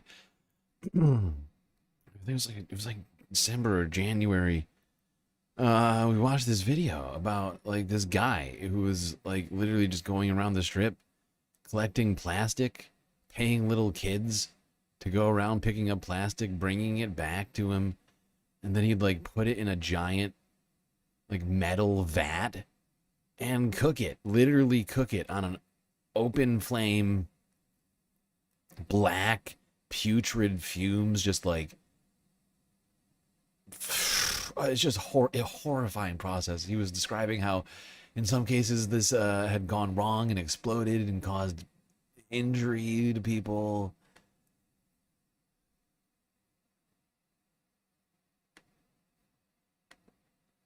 But when you got nothing, you get crafty.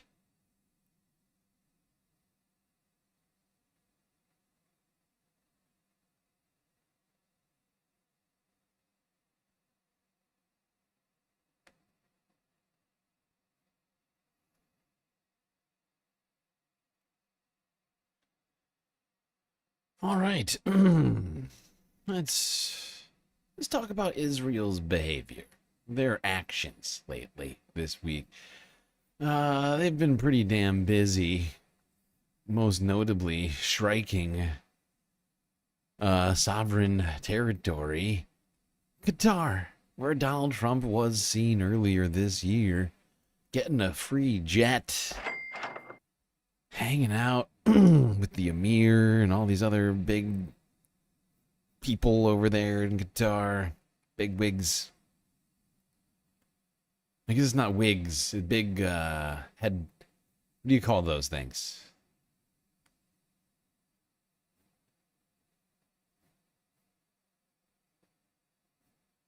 Anyway, France 24 from 4 days ago. Qatar attack jeopardizes regional policy as Netanyahu government abandons any semblance. Oh wait, this is the wrong one. I have two France 24. Hold on. Oh, it's this one. God damn it. Trump. Sorry, France 24 English 4 days ago. Trump could end the war within the next 24 hours, according to a former Israeli diplomat. He could, where we are joined but by he the won't. Former Israeli diplomat Alan Pinkus, who's going to give his view. Alan, what was your reaction to the attack on Hamas members in Qatar, first of all? Very surprising, Alexander, because if these people deserve to die, if these people are legitimate targets, if these people were complicit in the terror attack of October 7, 2023, then why have they not been targeted until now? It's been almost 2 years.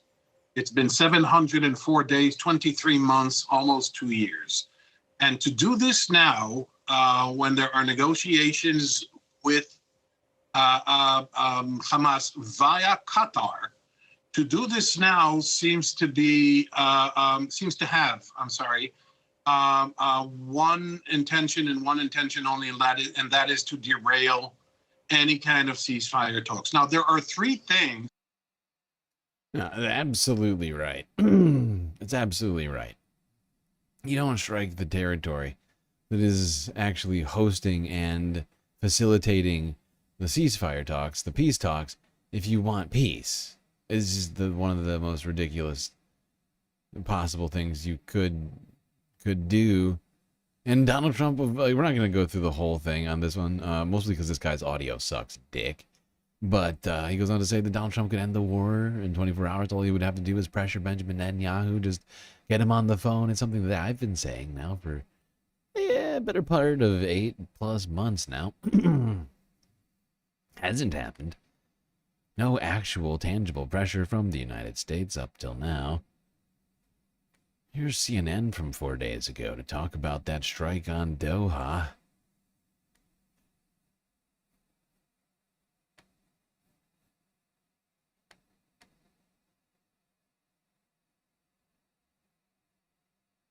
Further, she was asked questions about Doha, this Israeli unilateral strike inside a suburban enclave in Qatar.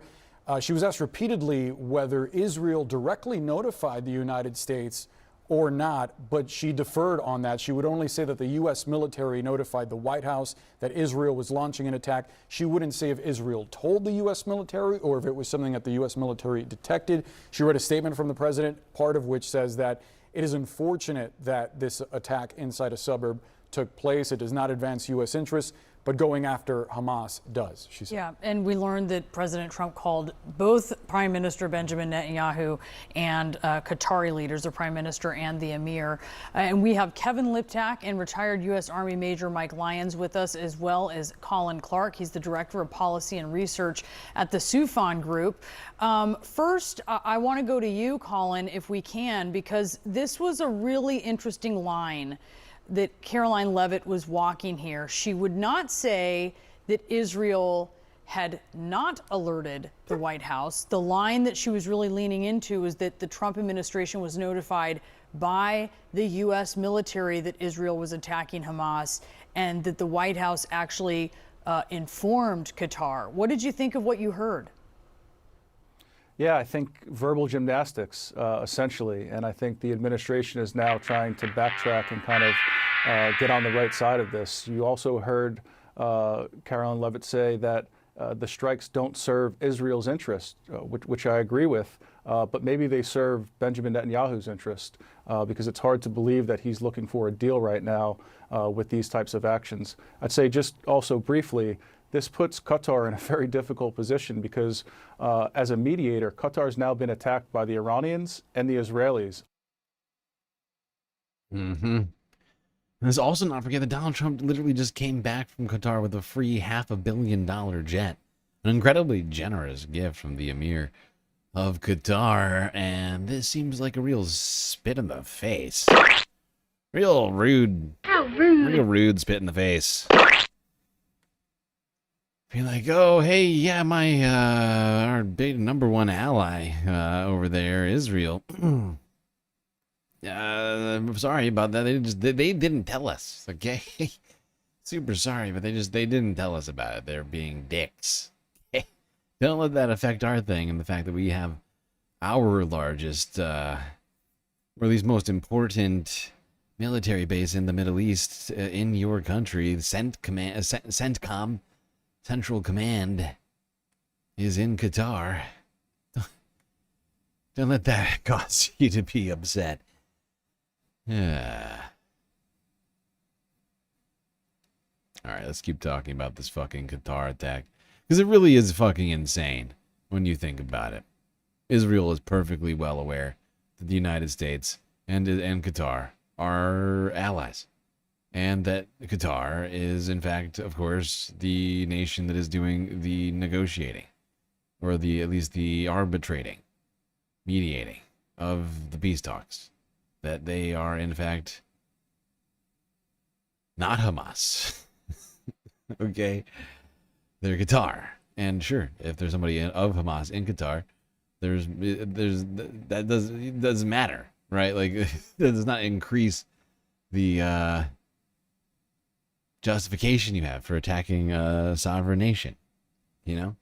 If Canada decided to strike New York tomorrow, because trying to think of a good example here. Because like Modi showed up to New York, and a Canadian citizen was recently killed by Hindu nationalists supposedly linked to Modi. So say Modi's in New York, and Canada's like, oh, we can't have him there, and they just try and blast him. That'd be the same thing. It'd be basically the same thing. Qatar is Doha is a massive fucking city. Massive modern city with millions of people living there. And Israel's like, fuck it. Just gonna do a quick strike.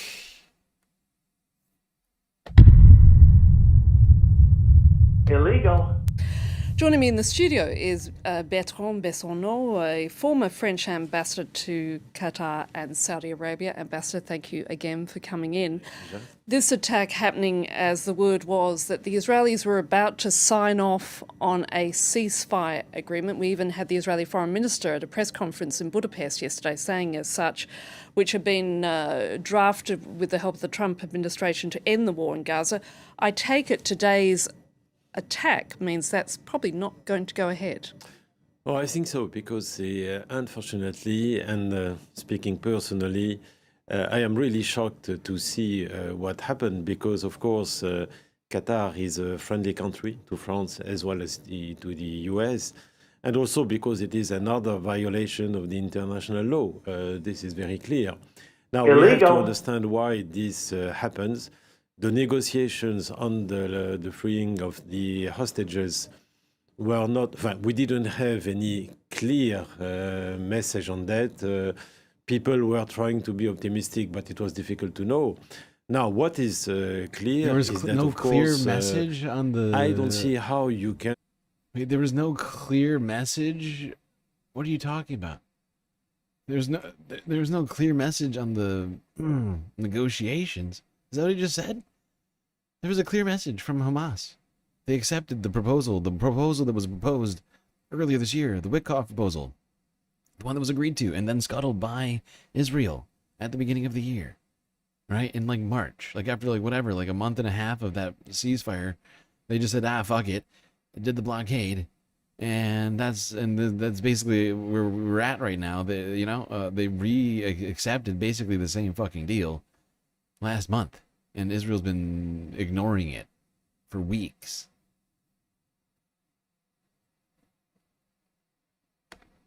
Okay, let's keep this fucking thing going.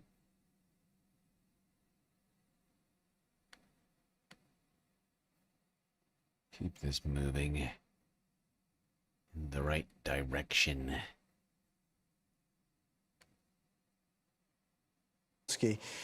Noga, I mean, the conflict is almost 2 years old, and the biggest, most immediate question right now would be why now, when a potential deal had looked like it had been on the table? Right. Alex, a potential deal has more or less been on the table and been rejected by one side or another since January. The various deals that we have been referring to as the Witkoff proposals, the Witkoff plans, have all been one version or another of the same deal that the Biden and Trump teams together cobbled up in January. What changed now was the announcement just a few days ago by Donald Trump on his Truth Social network of a new plan in which he personally offered Hamas guarantees that Israel would not return to war. But as far as I know, the plan was not really much more than that Truth Social post. And so it's unclear how close we were, and it's unclear how close we are to any possible end to this almost 2-year-old war. But the question of why now is absolutely a top question in Israel this evening. Why now, when the remaining hostages are known to be so ill and so incapable of continuing to handle their condition? The opposition leader in Israel, Yair Golan, asked if the government even took their plight into consideration before making this decision. And it is striking, of course, that both Hamas and the Israeli Prime Minister, Benjamin Netanyahu, have been unwilling to really define what they would accept, what conditions they would accept for an end to this so far endless war. We've touched upon it a little bit. Can you tell us a bit more about how the hostage families have been reacting to this strike in Qatar? The families of hostages have been reacting, as one would accept, with absolute terror. The Forum of Hostage Families put out a statement that reminded everyone of testimony from hostages who've been freed, who described the particular viciousness meted out to them in torture by their Hamas captors when Israel attacked Hamas leaders and they were still in captivity. Different family members have issued various statements. Einav Tsangauker, at this point, an anti-Netanyahu activist whose son has been held hostage for this entire time, put out a video statement in which she said she was simply shaking with fear, and that she fears that the Israeli Prime Minister, by ordering this attack, basically signed a death sentence for her son. Okay, and that's where we're going to end it with this piece. But she's absolutely right. This mother, Benjamin Netanyahu, is signing death warrants left and right, does not give a shit about the hostages. All he cares about is political and territorial ambitions that he's got right now. He's got this delusional fucking plan. Genocidal maniac. Just completely ignoring the hostages and their families, international law, human rights. Just basic common decency. What isn't Benjamin Netanyahu ignoring?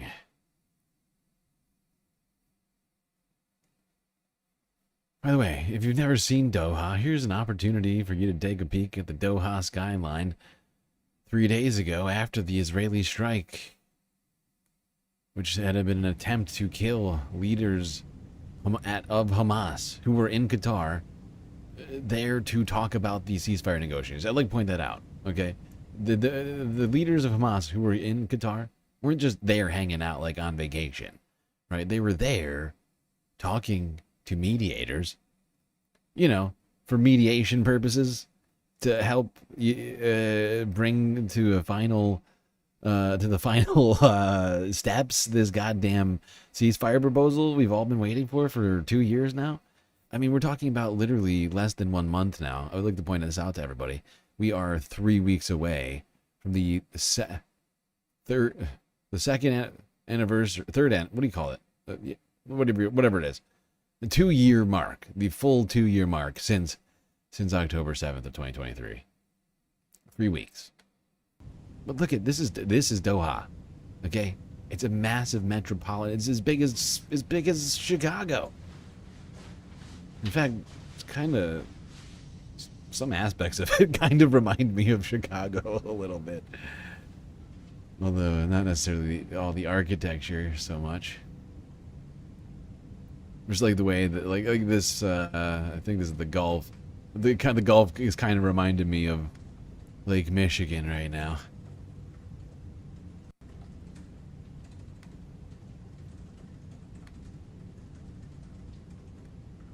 Major metropolitan center.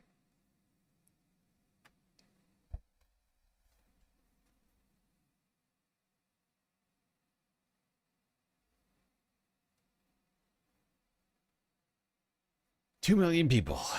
Okay.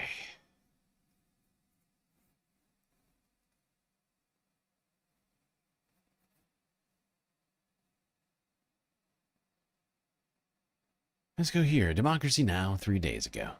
The United States can't be trusted. Did Trump greenlight Israel's strike into Qatar? Me personally, I don't think he did.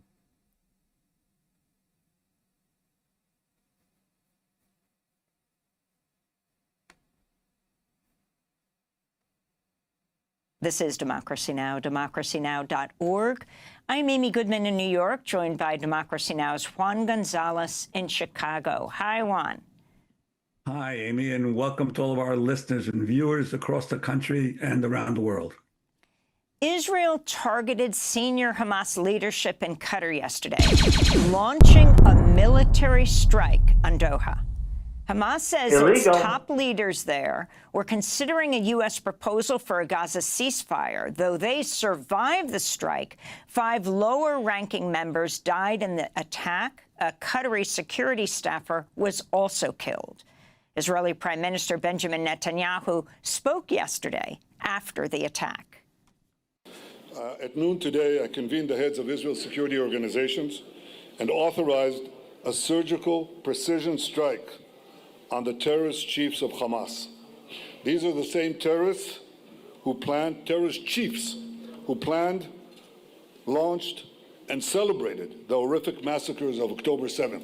The leaders of Jordan and the United Arab Emirates are reportedly set to arrive in Qatar today. Saudi Arabian Crown Prince Mohammed bin Salman is expected to visit tomorrow. Meanwhile, the families of the remaining Israeli hostages held in Gaza say they fear for the fate of their loved ones. Einav Zangar, the mother of Israeli hostage Matan, condemned Netanyahu for the attack on Qatar. I am trembling with fear. I am trembling with fear. It could be that at this very moment, Prime Minister Benjamin Netanyahu has essentially sentenced my Matan to death. Anyone who deliberately chooses to endanger my child's life is murdering him. Why does the Prime Minister insist on blowing up every small chance for a deal? Why? World leaders condemned the strike, including France, Germany, Britain, the European Union. Germany's chancellor called Israel's attack on Qatar unacceptable, adding, quote, the war must not spread to the entire region, unquote. China and Russia have also denounced the attack. The White House said it warned Qatar just prior to the attack, but Qatar said it only received notice from the U.S. as the capital was being hit by Israeli strikes. On social media, Trump wrote, quote, I view Qatar as a strong ally and friend of the U.S. and feel very badly about the location of the attack. Trump spoke yesterday.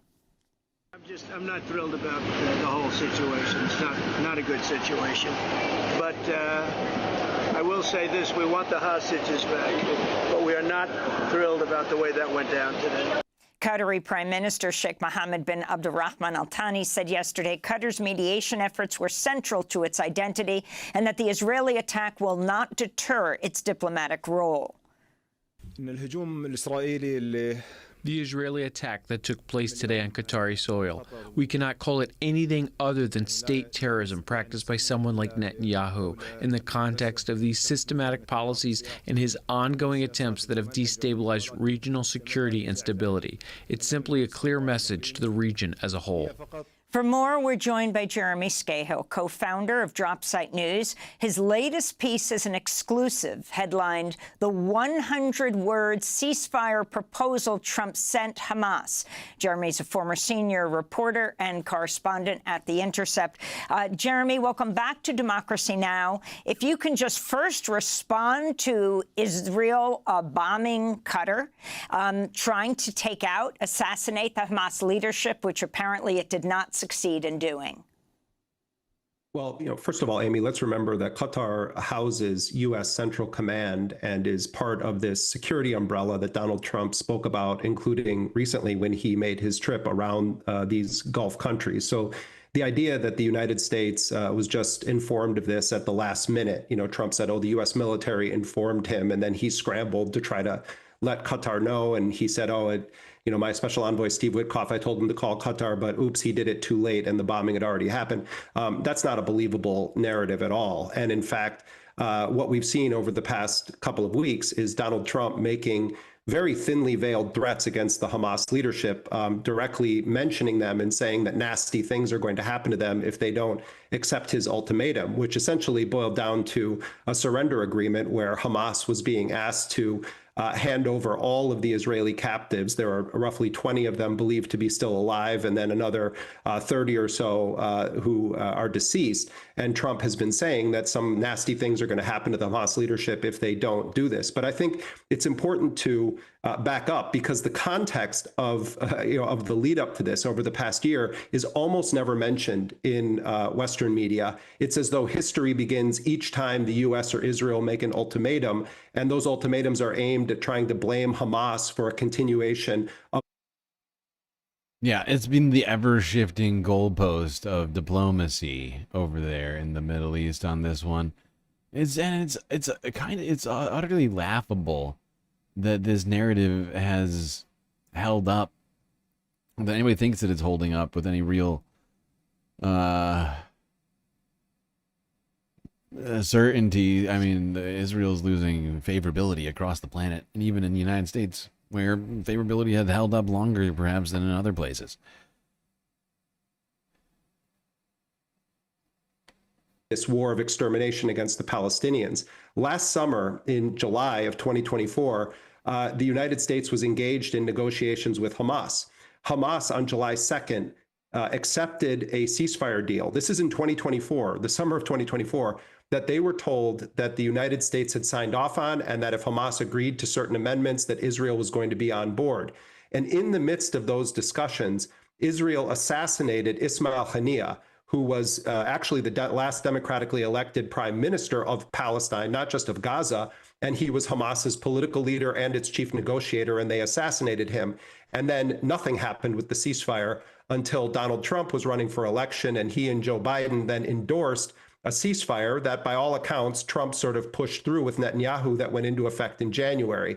Israel blew up that deal on March 2nd, unilaterally exited it, imposed a full spectrum siege on Gaza, barring any food, medicine, or other life essentials from entering the Gaza Strip. On March 18th, it then resumed its genocidal campaign of terror bombings against Gaza that have endured to this moment. Then, a couple of months ago, Steve Witkoff, the special envoy, and Benjamin Netanyahu said that Hamas must accept what they called the Witkoff framework, which was a 13-point plan for a 2-month ceasefire during which half of the living Israeli captives would have been released, and there would have been negotiations on ending the war. It was a very difficult framework for Hamas because it came very close to crossing some of the red lines that Hamas had defined, that it felt that if it agreed to these terms, it would effectively amount to a surrender of the Palestinian cause of liberation. But on August 18th, just over 3 weeks ago, Hamas formally agreed to what mediators said was 98% of the terms that had been demanded by Netanyahu and Trump. Israel did not respond to that in any formal way. Trump and Israel then escalated their threats against Hamas after they accepted it. And Amy, by the way, Hamas made unprecedented concessions that include not demanding a clear timeline for the withdrawal of Israeli forces from the Philadelphia corridor in southern Gaza. That was a huge deal for Hamas. They reduced the number of Palestinian captives held by Israel that would be released in a deal. They dropped their demand that the Gaza Humanitarian Foundation, this scheme run by the United States and Israel, some 2,000 Palestinians have died seeking aid since the GHF went into effect. Hamas dropped its demand that the GHF be expelled from Gaza as part of a peace deal, and it was willing to accept a full circle buffer zone totally around the Gaza Strip that would be controlled by Israel and at points would pierce 1,500 meters deeper into Gaza. So Hamas made these concessions and then they waited. And the response from Netanyahu was to announce a final solution plan for Gaza City. And they began ratcheting up the terror bombings. They continued to burn children alive in tents. And then they started bombing massive residential apartment towers in Gaza, some of which housed hundreds of Palestinian families. All of this happened, Amy, after Hamas had accepted a proposal filled with concessions that the mediators said was 98% of the demands from Netanyahu and Trump. And then last week, the United States began some back-channel discussions with Hamas, and they said, listen, Donald Trump wants to end this war. He has some ideas, and Trump's idea, I was told by senior Hamas officials, was that as an initial gesture, Hamas would release all of the Israeli captives living and dead, and then Trump would see if he could do something about restarting negotiations to try to end the war. Well, Hamas responded to this in a remarkably diplomatic way. They said they're open to any proposals, either a comprehensive deal where all captives would be released at once at the beginning of a deal, if there were proper international guarantees and a guarantee that Israel would stop the genocide and withdraw, or they were open to returning to the original framework that they agreed to, which was packed full of concessions. So Trump then submits, and we obtained it, a 100-word summary. And it says within 48 hours, all the Israelis have to be released in exchange for some Palestinians. It says that Israeli withdrawal will be contingent upon a new government acceptable to Israel being imposed on Gaza, and that Israel will maintain full security control of the Gaza Strip. It says that aid will be allowed in, but it doesn't say who will allow the aid in or how much aid would be allowed in. And it says that Trump will guarantee for 60 days that a ceasefire will hold as long as negotiations are continuing. Now, this violates so many of Hamas's red lines, but their response to Trump was, we're open to any deal. And I'm told by sources from within Hamas that part of what they were meeting to discuss at the time of this bombing was the idea of posing to Trump a series of questions and clarifications, because a 100-word document does not form a ceasefire agreement when you're facing down a genocide. And so the basic fact is this: 3 weeks ago, they agreed to concessions. Everyone ignored it. Trump then issues a new ultimatum in the form of a 100-word document. They're meeting to discuss it.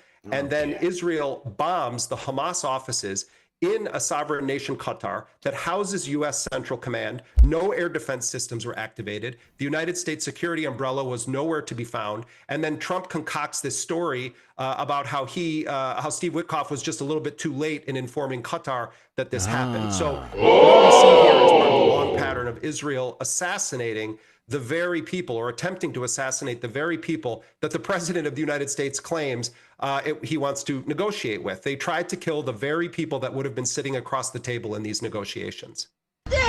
Jeremy, I wanted to ask you, the Qatari Prime Minister Sheikh Mohammed bin Abdul Rahman said, he was quoted as saying, quote, "We have reached a decisive moment where there must be a response from the entire region to such barbaric actions." Is it your sense that the other Arab nations in the region, what can they do, or what do you think they would be willing to do in response to this attack? Whoopsies. I meant to pause that. Members died. There we go. Okay. Sorry about walking away from you all incredibly rudely. How rude! Had to deal with something over here on the space station, which needed my attention. I've solved that. And I'm now back to bringing you the space content. Now, on the same day that Israel struck Doha, protesters showed up at Joe's Seafood, a very fancy restaurant in Washington, D.C., where Donald Trump showed up to gloat about his takeover of Washington, sort of ruining his fun. How rude!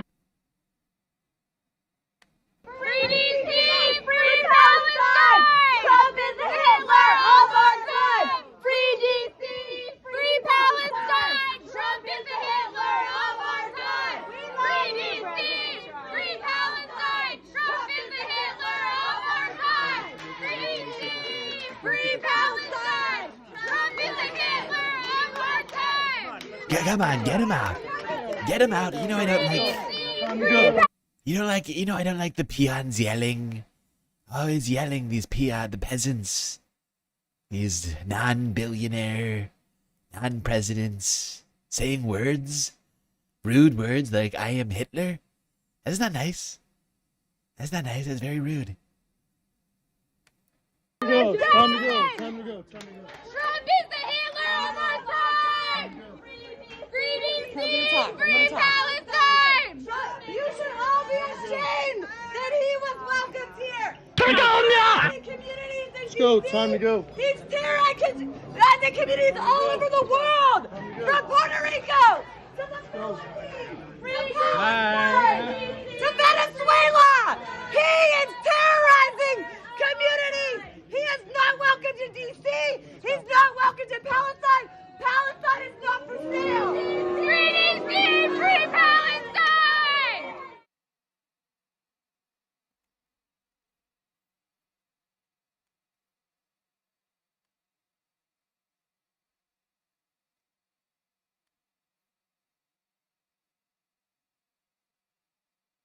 Okay. Let's keep this puppy rolling.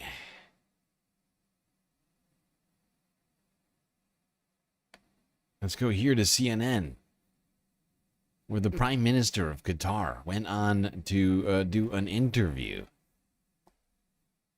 3 days ago, responding Well, I'm joined now to the Israeli by strike. the Prime Minister of Qatar, who is also the Foreign Minister. So thank you for joining us. Oh my This has God. been Who a is in charge of the difficult 36 microphones over hours here? for you and for the people of Qatar. So I very much Oh my God.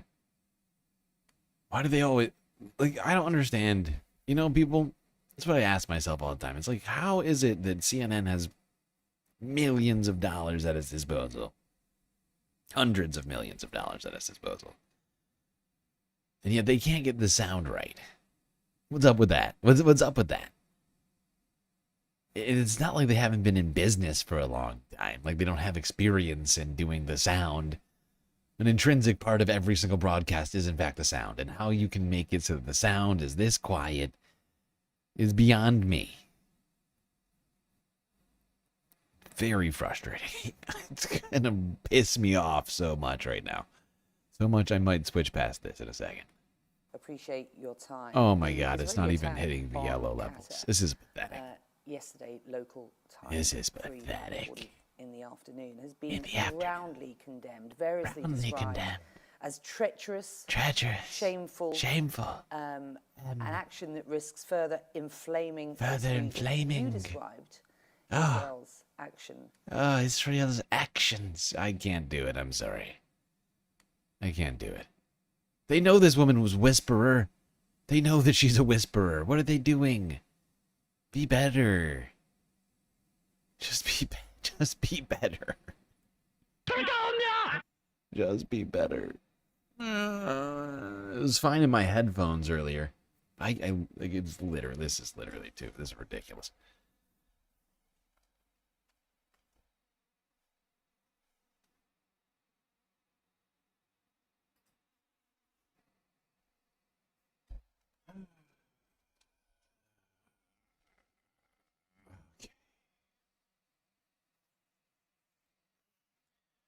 Well, that's throwing me off a little bit. Let's go here. Now, a couple of days ago, it was 9/11.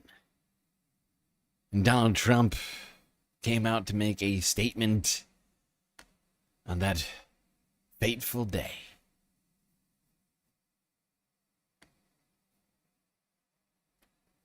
Angeline C. Carter. Sharon A. Carver. William E. Caswell. Thank you very much. Look at the president in his stroke face. Look at that thing. Look at that face drooping. That is going the wrong direction, sir. You are fat. You are a joke. You are stupid. You are not funny. William E. Caswell. Thank you very much. Thank you very much. First Lady and I unite with you in sorrow. And today, as one nation, we renew our sacred vow that we will never forget September 11th, 2001. Amid the horror of that morning, some used cell phones and office lines to whisper their final words to those who mattered most. They whispered indeed, the enemy will always fail. 24 years have passed since that Tuesday morning in September, and an entire generation of Americans have come of age in a totally different world. While they cannot... A totally different world where that one morning justified decades of repression and spying on the American people.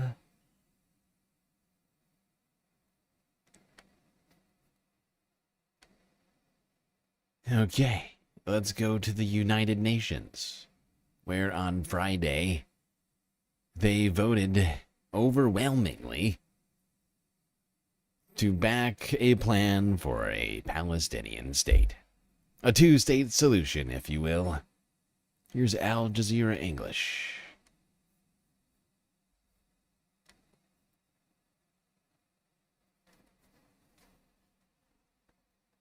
The United Nations General Assembly has just voted overwhelmingly in favor of a declaration outlining steps toward a two-state solution for Israel and Palestine. Kristen Salumi joins us now from the United Nations in New York. Kristen, I mean, this comes, less than 24 hours after Israeli Prime Minister Benjamin Netanyahu said there would never be a Palestinian state. So what does this all mean? Well, it shows an incredible amount of pushback from the international community, which, as you noted, overwhelmingly voted to move forward with a conference on the two-state solution during high-level week of the General Assembly in just under 2 weeks' time here. 142 UN member states have now expressed their support for this. Only 10 voted against it.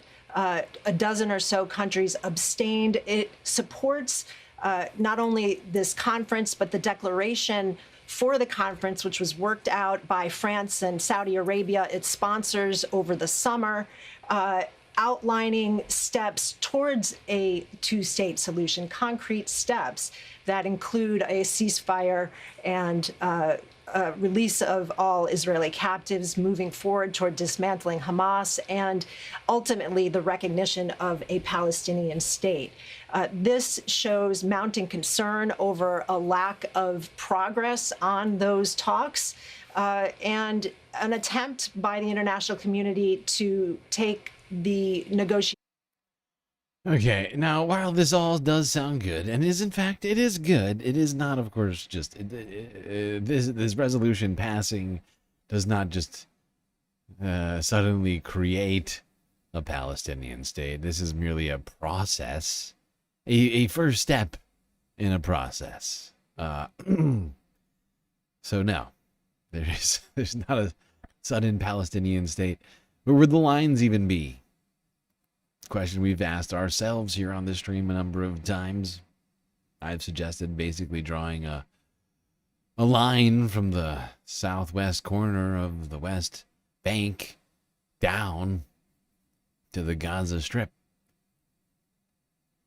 un-Swiss cheesing the rest of the West Bank and restoring that part of the 67 borders, and having two actual states, contiguous, non-interrupted states. And non-interrupted, I mean geographically, of course.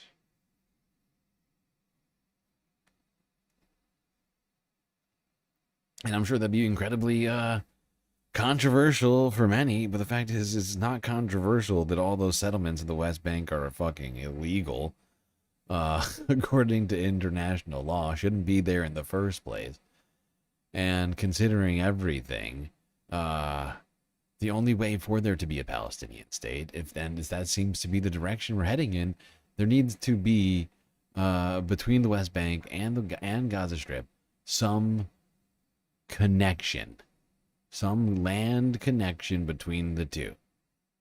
They cannot be separated by Israeli territory. There cannot be what do you call there cannot be a system in place essentially keeping Palestinians from traveling between their own territory, which is what exists now and existed up until October 7th. What exists now is actually worse, but you know, up to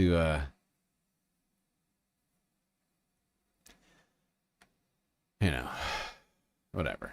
I think people get what I'm saying. I'm just going to shut up now. Keep this moving. Now, in the wake of the UN resolution, Israel has decided to step up its actions all over the Palestinian territories, including the West Bank, where mass detentions are being conducted by Israeli forces.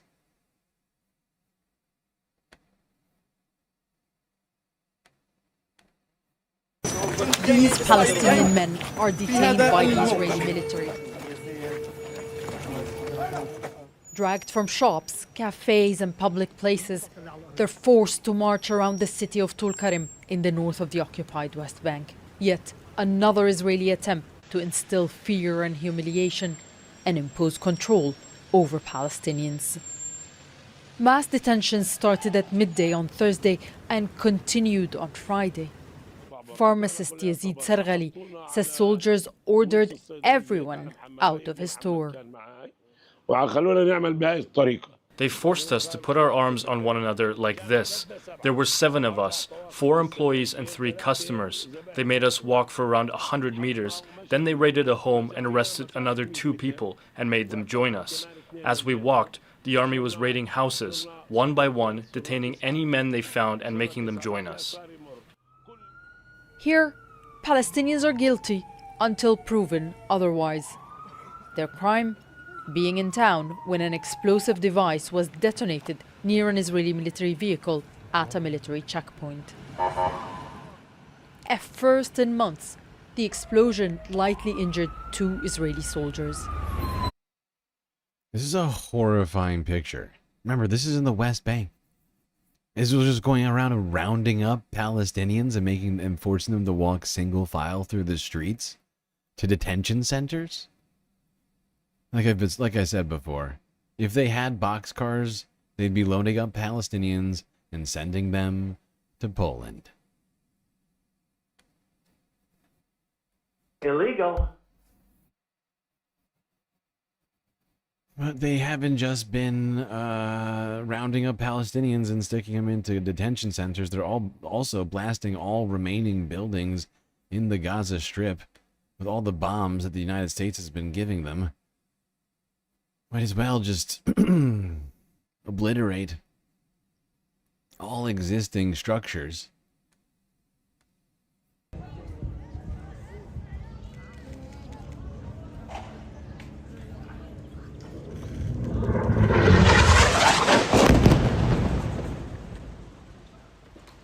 This is ridiculous!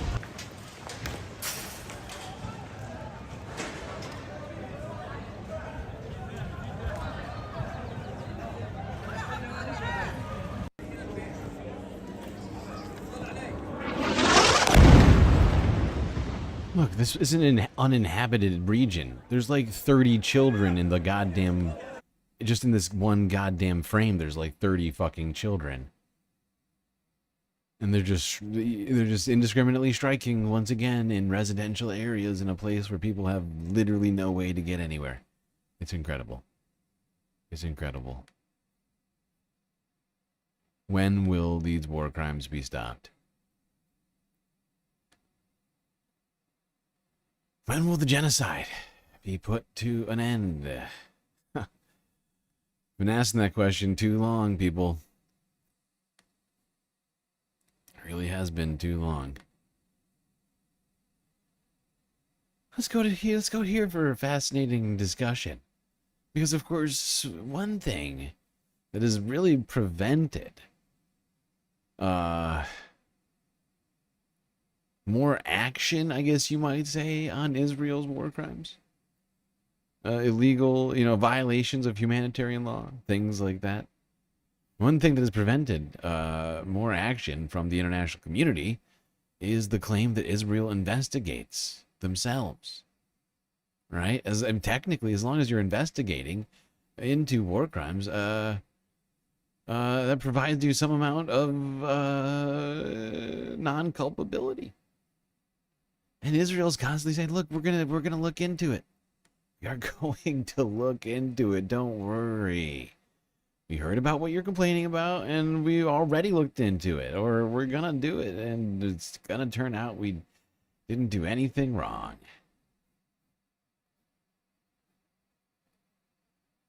TRT World.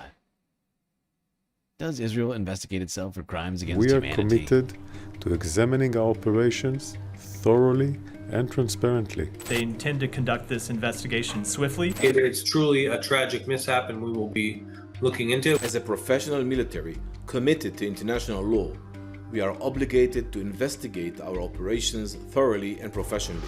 Indiscriminate massacres, bombed hospitals, killed journalists, sniped children, burnt people in tents, targeted aid workers, forced mass displacement, starvation, and an endless blockade. These are some dark glimpses of Israel's ongoing crimes in Palestine's Gaza. Is there any accountability, however? No. Over the past 2 years, Israel has faced countless allegations of war crimes and crimes against humanity. Each time public outrage has surged besides killings, Israel has promised to investigate itself.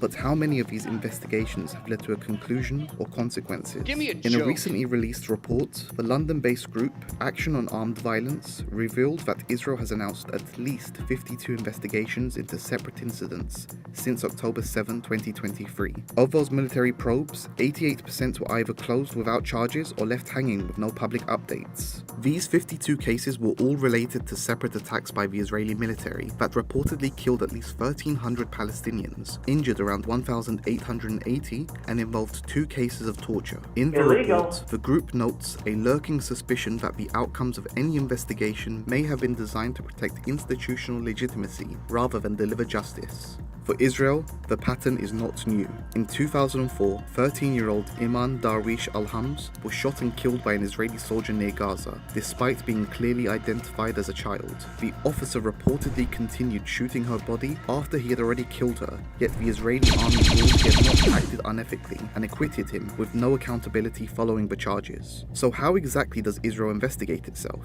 Through Israel's primary investigative body, FFA, also known as the Fact-Finding and Assessment Mechanism, a professional and independent body. However, in practice, the FFA is run by Israeli officers within the military, not by independent civilians. Most cases drag on for months, even years, before they're quietly closed. Testimonies are rarely taken from Palestinian victims or eyewitnesses, and the system relies almost exclusively on operational reports filed by soldiers themselves. With Israeli NGOs describing the FFA as a whitewashing mechanism, the report says that even before October 7, Yep, as it turns out, this agency Israel has been using to investigate itself is in fact run by its own military officials and isn't really doing any serious investigations whatsoever. And of the investigations it actually takes up, it's not even doing a good job in those ones. Which calls into question the whole claim that has been touted over and over again by the media. Oh, God damn it. Excuse me. All right, let's go here. Staying with TRT World, this is from this is from yesterday. 4 villages in the occupied West Bank under Israeli siege.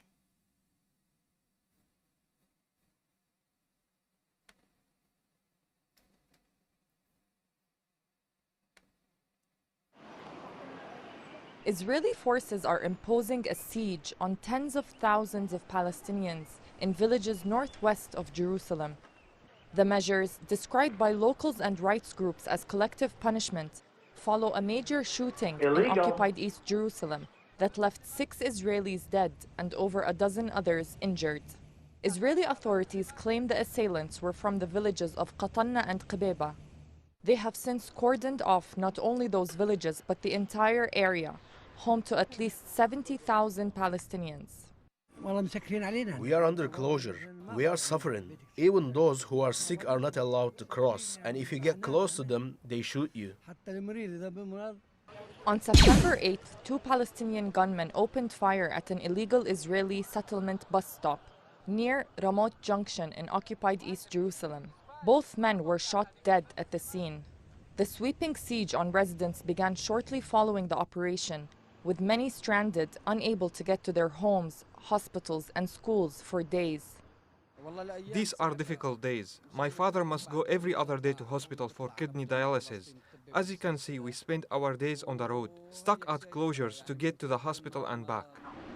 Alongside the closures, Israeli Defense Minister Israel Katz announced that the military would push ahead with demolition of Palestinian homes in these areas. He also revoked over 700 Israeli work permits for residents of these villages, as Israeli forces carried out arrests and interrogations.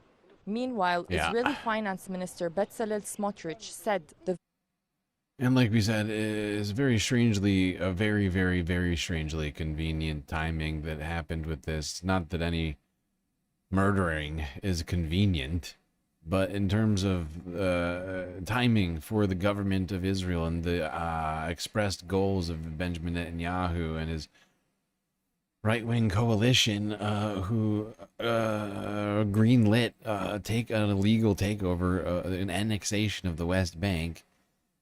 And at the very moment that they're doing that, they suddenly find, well, not that it actually justifies it, but justification for further incursions in the West Bank and occupying more territory militarily.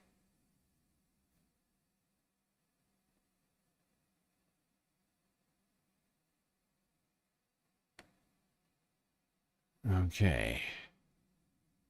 That's going to be it on the Middle East. Just got a few more stories here. How many are there? Do I need a break? I feel like I need another break. I don't know why. I think I'm just getting...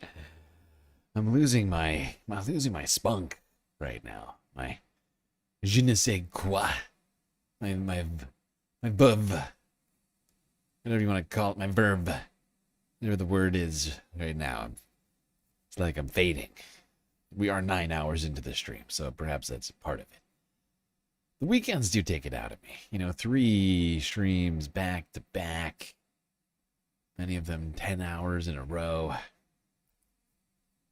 But I refuse to give up on bringing space fams like you content on the weekends.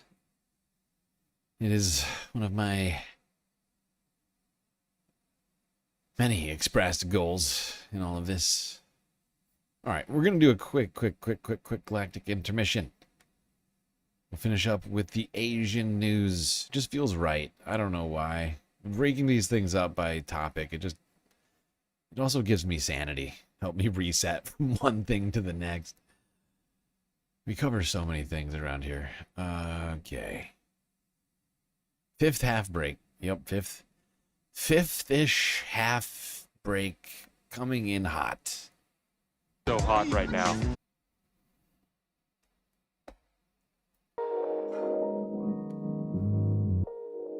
Okie dokie. Hope you're all enjoying the stream so far. Final break. Before we head into the real final half. I tricked you. I said final half earlier. That was a lie. I really meant this next half. That's going to be the real final half. Prepare yourself, Space Fams. I'm not even going to bother you with the messaging. You know how to contribute to the Galactic News Network. YouTube, Super Chat, Super Stickers, memberships, Cash App, PayPal, and Patreon. All truly help us. Really do. Every dollar counts. Just a couple of dollars from each person that watches this show on YouTube. That would all be enough. That's right. Just a couple dollars from our subscribers a month. Could keep us alive. Bringing you content into eternity. All right, chat. Enjoy the break.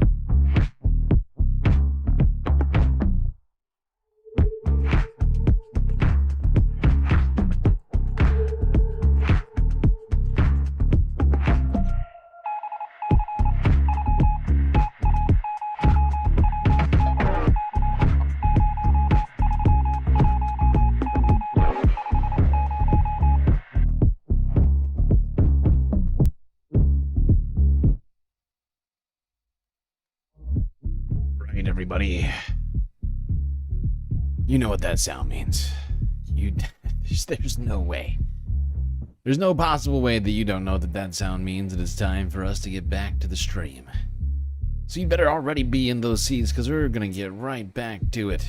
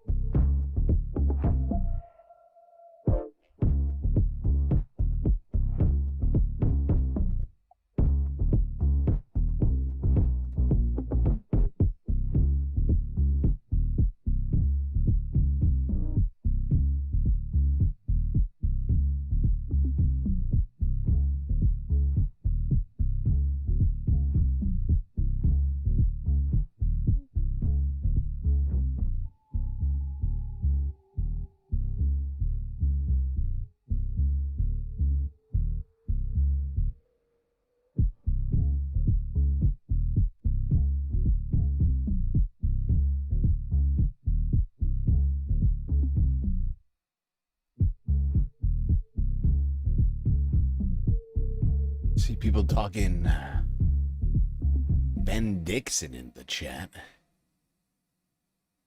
Yeah, I've seen Ben Dixon's show. It's a pretty good show. As far as Christians go, I think he's got some good things to say. Certainly a better representation for the religion than most of the people in the media these days. I don't ascribe to Christianity myself, but I appreciate what he's doing over there.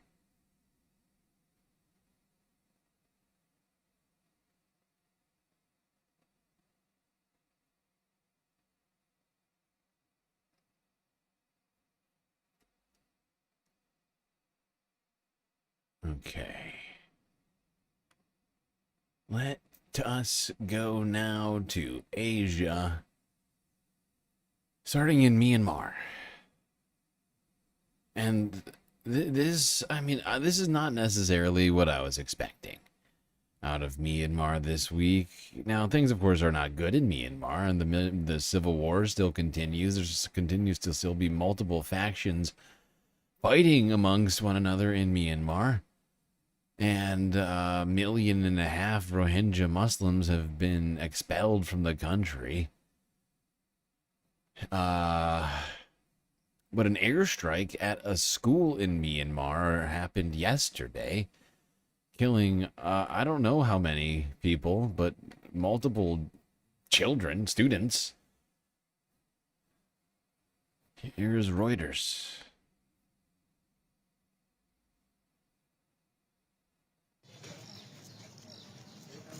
An airstrike hit a Myanmar boarding school, killing students as they slept, according to local media. I am now arriving at the destruction site of a school and dormitory in Theatapin village in Jiaotou township. The school was bombed by an airstrike this morning, September 12th, 2025. The place I am standing right now is the dormitory house, where students lived and slept. You can see the destruction behind me. The clothes and the items of students are scattered everywhere.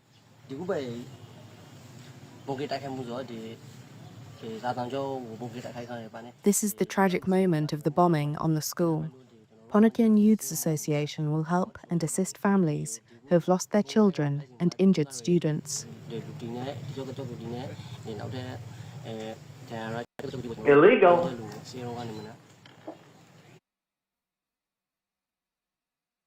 Very illegal. Another war crime being committed, but one would think by Myanmar's military, but it's not 100% clear.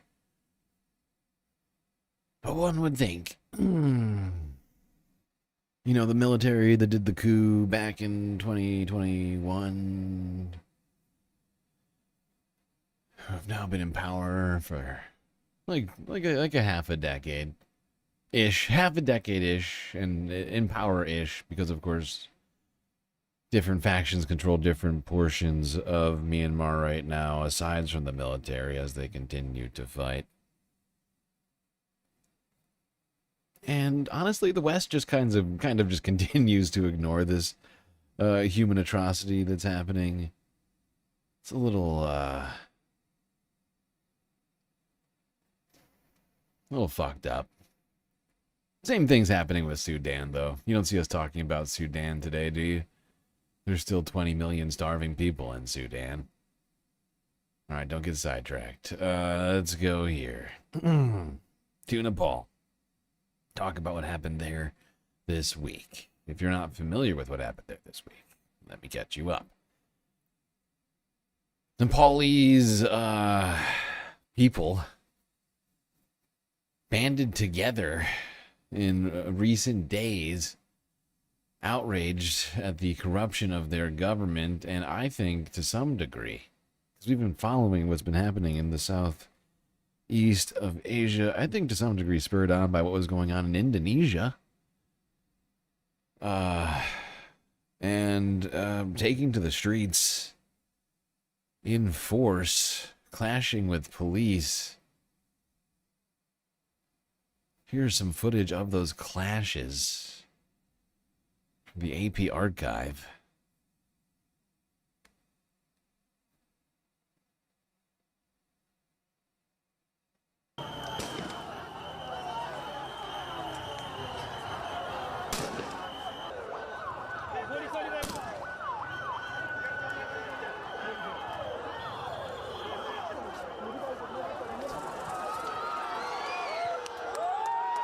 You see what I mean? You see what? I'm sorry. Hold on. Hold on.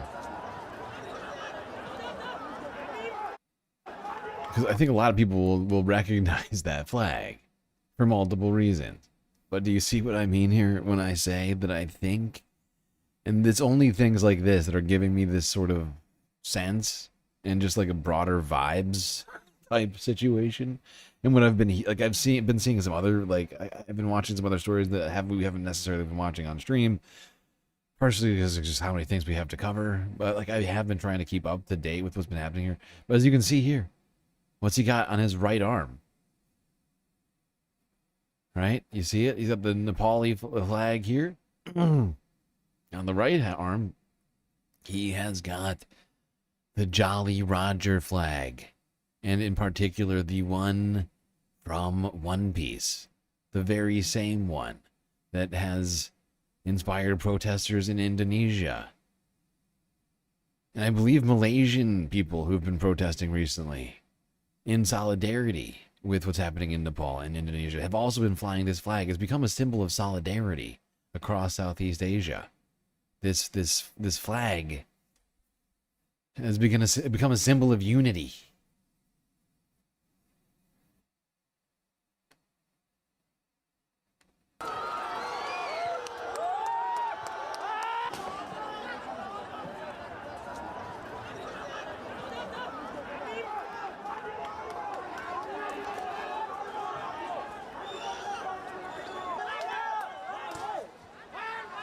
pirate flag, right? It's the pirate flag, but it's specific. Okay, so maybe not everybody... Yeah, the fact is not everybody is always watching the stream this late. When we cover Southeast Asia, it's often very, very late / early for some people. The flag, this pirate flag that we were just looking at, right? This is the Jolly Roger flag. It is a pirate flag, but this specific one comes from the Japanese anime One Piece. There's a lot of lore around this, but One Piece, I mean, they just released a live action remake of the original cartoon on Netflix. Some of you may have seen it. But that was actually a pretty big hit in some circles, and yeah, that's what this is about. And we talked about the lore of One Piece and of why protesters have been using this as a symbol of their solidarity and displeasure with the government in recent weeks.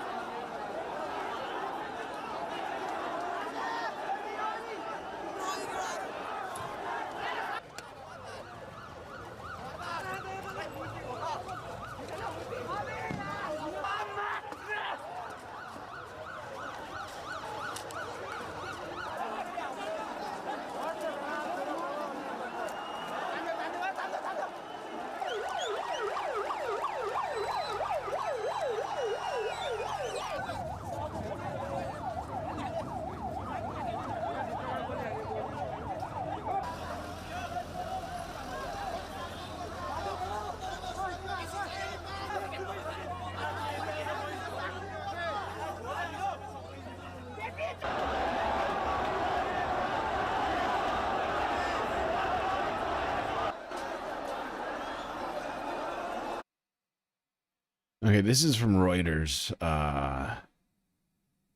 What day was this? This was actually updated this morning, 5 hours ago. Kathmandu, a former DJ in his obscure Nepalese non-profit, used a social media app popular with video gamers to drive massive protests and became the unlikely power brokers in installing the country's new interim leadership.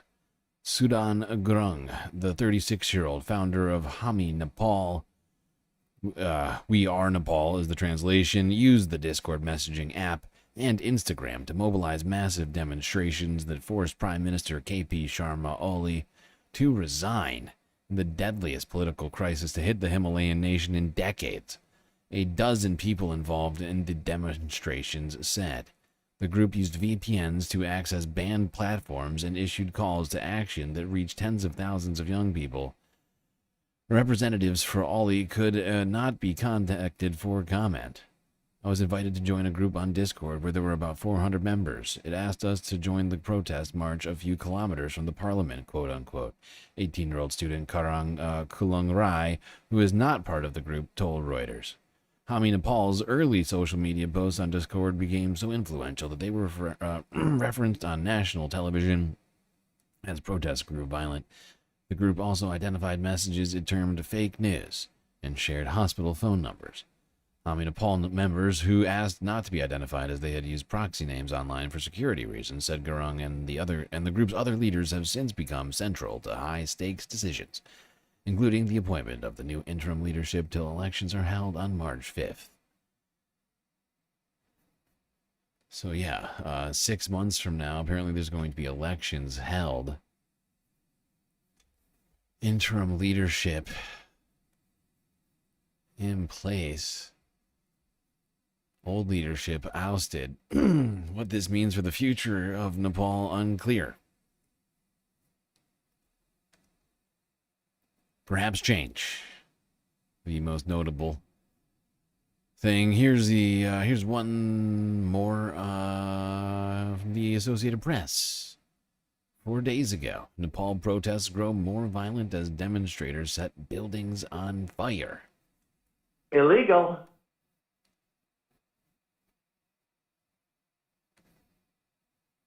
No, this is not Myanmar. This is Nepal. This is Nepal.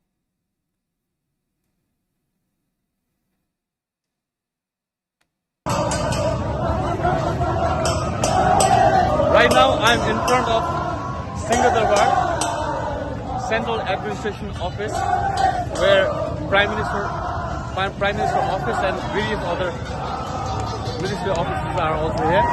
So after vandalizing, after capturing, after setting them into the fire to the building, everyone is singing and celebrating what they are calling a victory, even as Nepal faces one of its toughest moments. Yesterday, massive Gen Z-led protests against corruption, nepotism, and a social media ban turned deadly. At least 19 people were killed and dozens injured after a heavy police crackdown. Tens of thousands flooded the street, blocking roads, storming office. Even for a while, the mood felt united, powerful, but by night, it shifted. Hotel, shops were looted and set on fire.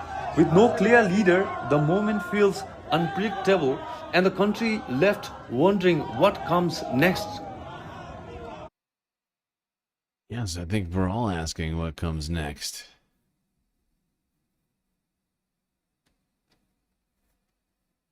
Some of those photos are wild.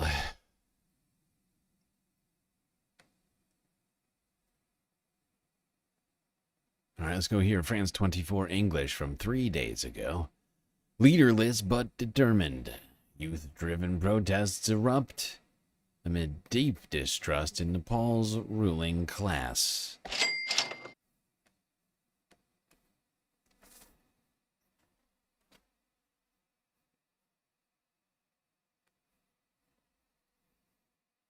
And for more on the situation in Nepal, I can welcome Krishna Shehu, Professor of Political Science at Tribhuvan University in Kathmandu.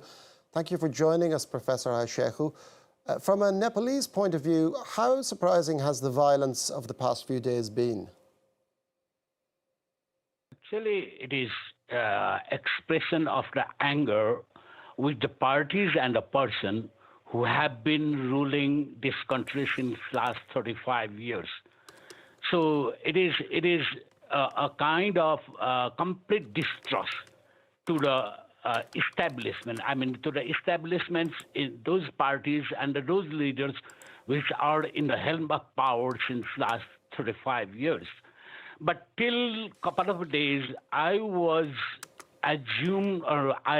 spoke in the way that Nepal situation was different from Bangladesh and Sri Lanka. The likelihood of a mob protest was less likely because Nepal had advantage that freedom of speech was unrestrictedly open.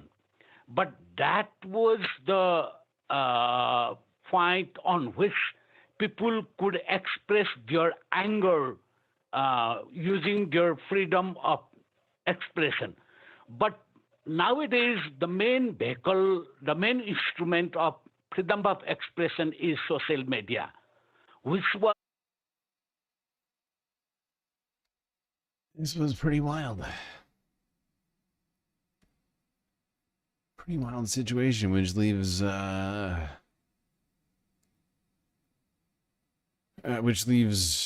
I'm sorry, my brain just broke. I keep wanting to call it Indonesia, which leaves Nepal here in something of a, what do you call it? What do you call this? I don't know about purgatory, but transitional period. With expectations of change on the horizon. We will certainly keep our eyes out on what happens there. Now, the protests have ended as of now. People have gotten off the streets. Order has been restored. But like we said earlier, March is going to be when there are new elections for a new government.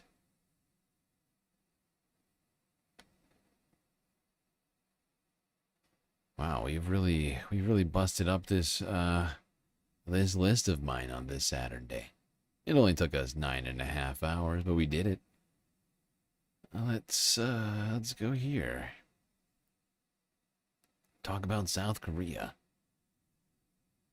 Now, last week, there were rumorings around a planned visit from Donald Trump to South Korea, where he could potentially sit with foreign leaders, not just the new president of South Korea, but of course also potentially people like Xi Jinping and Kim Jong-un. Not that far away, as it turns out. Let's go here, CNN.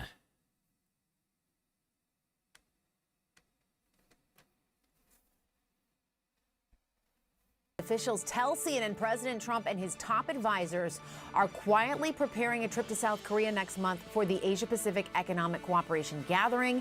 It is seen as a key opportunity for Trump to meet with Chinese leader Xi Jinping. Let's bring in CNN White House reporter Elena Treen. Elena, this is your new reporting. What more can you tell us?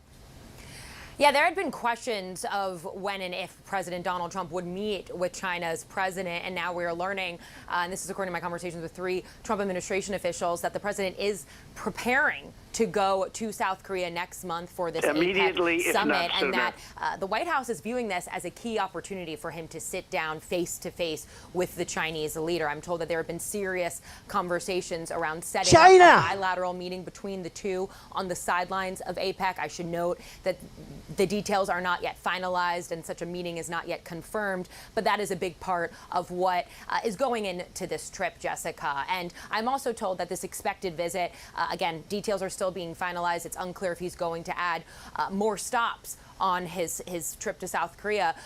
But they also see it as a key opportunity for a couple other things. One is economic collaboration. We know that has been a huge focus of the president on other trips. For example, when he went to the Middle East, he wants to secure more investments from foreign countries in the United States. But one official told me other topics of discussion that they're really focused on include trade, defense, and civil nuclear cooperation. Now, one thing that's also very interesting about all of this is it could also provide the president potentially an opportunity to sit down with North Korean leader Kim Jong-un. This actually came up when South Korea's president visited the White House this past week and essentially said that, one, he wanted President Donald Trump to help better relationships with North Korea. He invited President Donald Trump to this APEC summit in South Korea. And then he also said that could be a great place for you to try and meet with face-to-face Kim Jong-un. Now, I will again caution you that according to my sources, they say the possibility of that kind of meeting, if Kim is even attending, all of that is still a question, and they're more focused on a potential meeting with Xi Jinping. But again, could be a good opportunity for Trump to sit down once again with that leader as well. All of this coming, though, at a tenuous... Yes, a very tenuous point in all of this stuff. In the wake of the military parade, the trade war, so many things. So many things going on right now. Oh, God, people, I am running out of energy. Thankfully, we are nearly done with this stream. For me, personally. Probably less exciting for you. I'm sure people are stoked that we're still going, right? Would love for us to go all day. But your old pal StreamLord needs the sleep sometimes. I need to actually recharge my body and prepare for future streams. Because I can't just do these things willy-nilly. No, I actually do preparations to make these things make sense, to make these discussions, at least to some degree, be able to transition from one to the next, for me to be prepared to comment on these things. And like 100 things to comment on every single stream. Not that I don't love it, just that it does require effort and energy, as it turns out. By the way, I don't know if you know this, but you can contribute to that effort in all sorts of great ways. YouTube, super chat, super stickers, memberships, which give you 18 emotes on YouTube. I mean, come on. There's also a few secret videos out there. It can be accessed. But also Patreon, Cash App, and PayPal. Patreon members get a whole bunch of sweet, sweet benefits. An avatar on one of our sweet, sweet break screens. Perhaps you've seen them. Things like the pool. That's right. You could have an avatar here, here, here, or here. These are all options for you. They're all just so great options. And the more avatars people add, the more it becomes this sort of beautiful tapestry of galactic togetherness.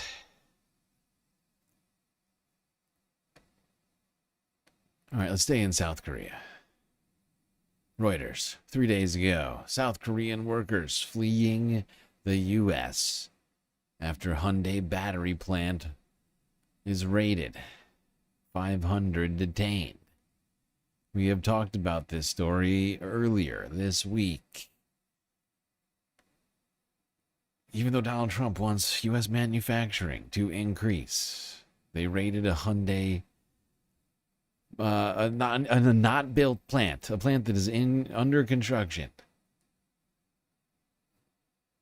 picking up hundreds of people, some of whom were actually American citizens, many of whom had visas.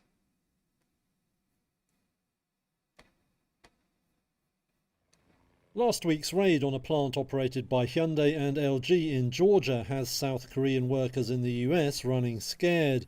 Reuters sources say large numbers are rushing home from facilities operated by LG Energy Solution. It's the world's #2 car battery maker and has 7 plants in the US, including 4 under construction.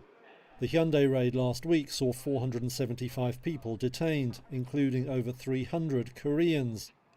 Many of those held had been sent to the US for construction work or equipment installation.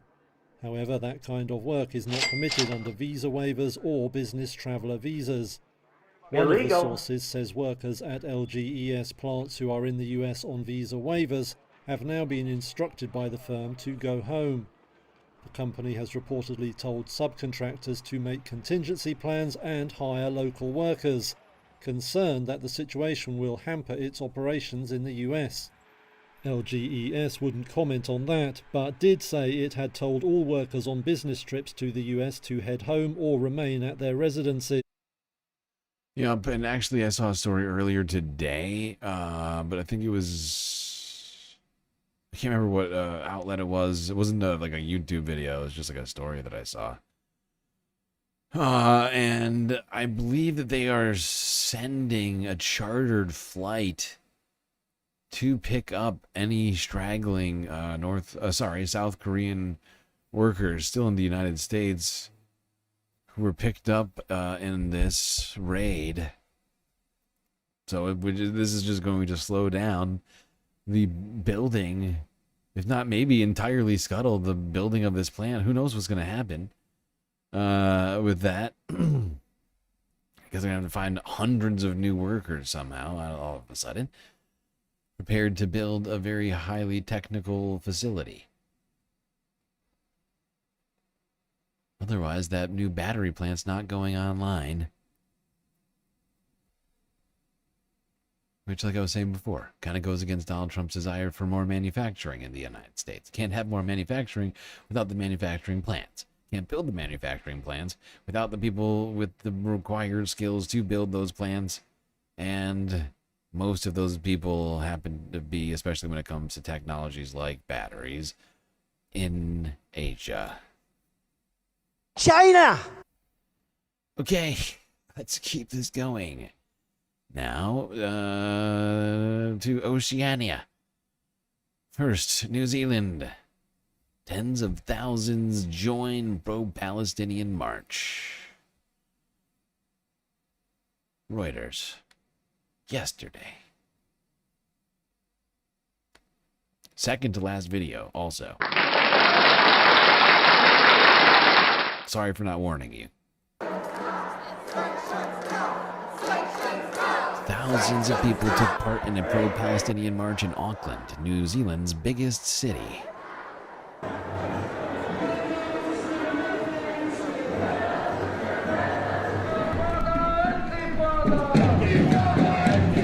Organizers said it was the largest rally of its kind since the war in Gaza began. Nearly 50,000. Did they say 50,000? Did they say 50,000 in attendance? Hold on. Oh my God. 50,000 people marching. Also, not a war. Not a war. But 50,000? My God. That's too much, man. That's too much, man. That's too much, man. Wow, New Zealand, way to show out. Truly impressive. Truly impressive turnout.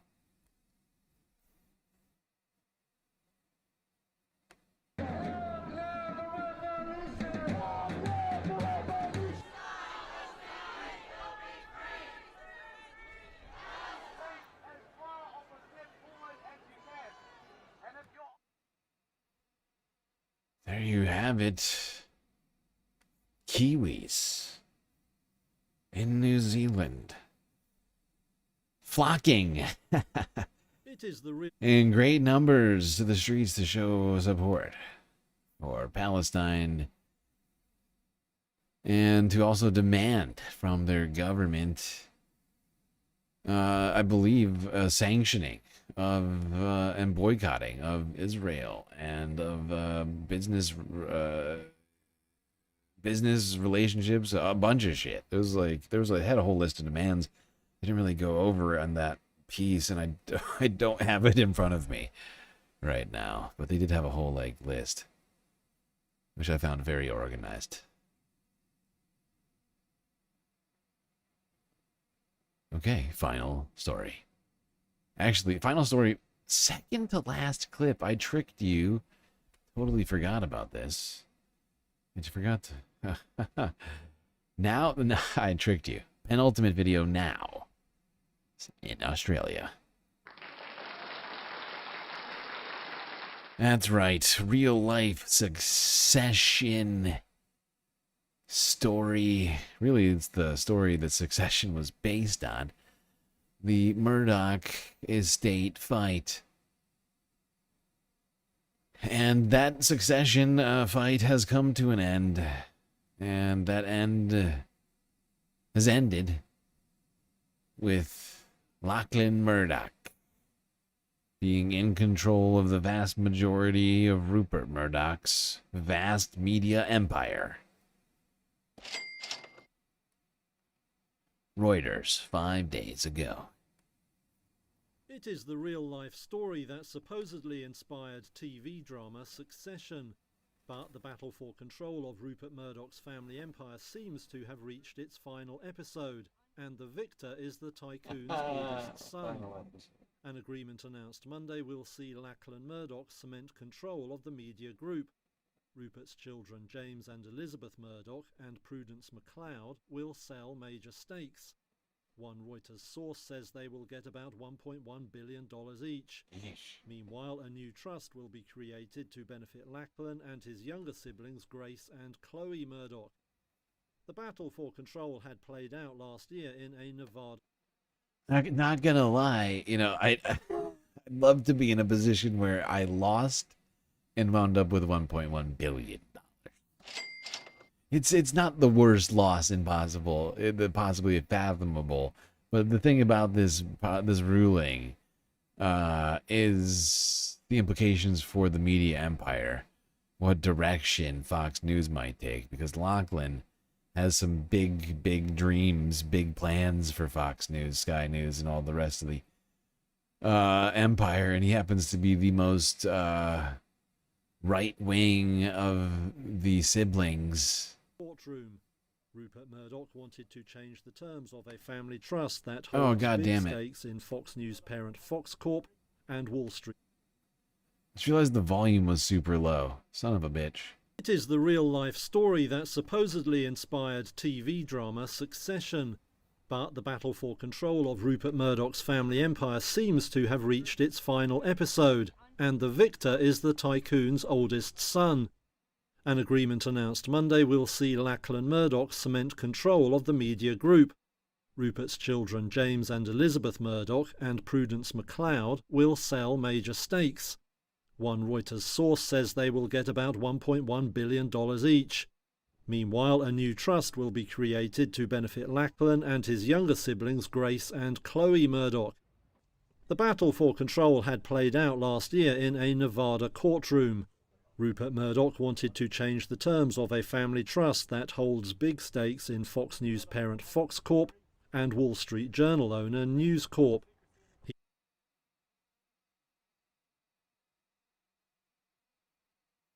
All right, we got one more clip on this story, basically direct from the source.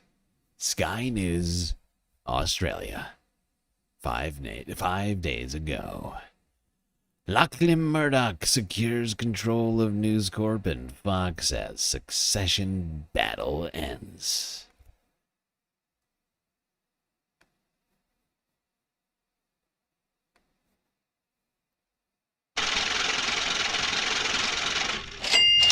Follow the rich white man.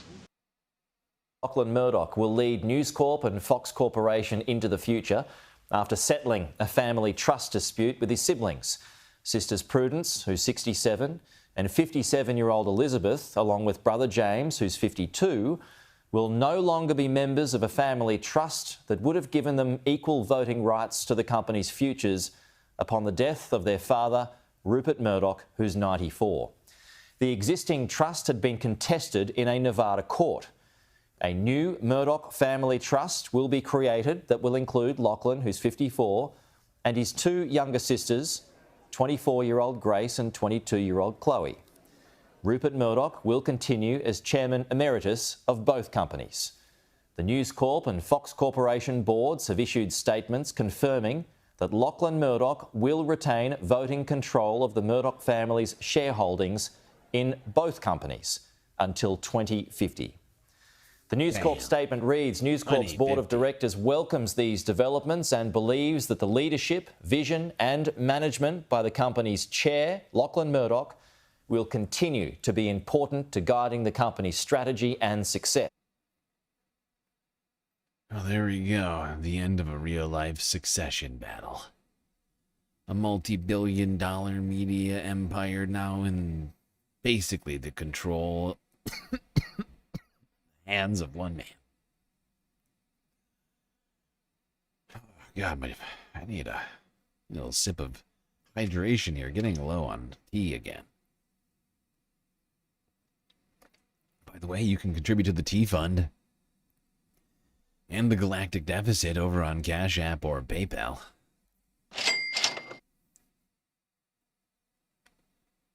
If you enjoyed the show, that is.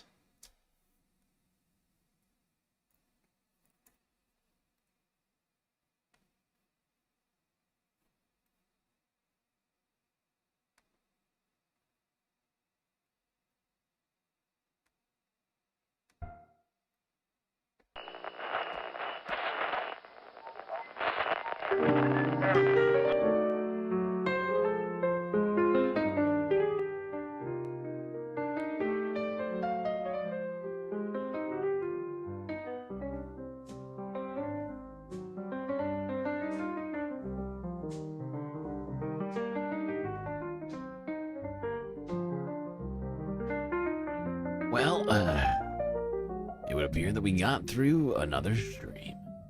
It was incredibly long.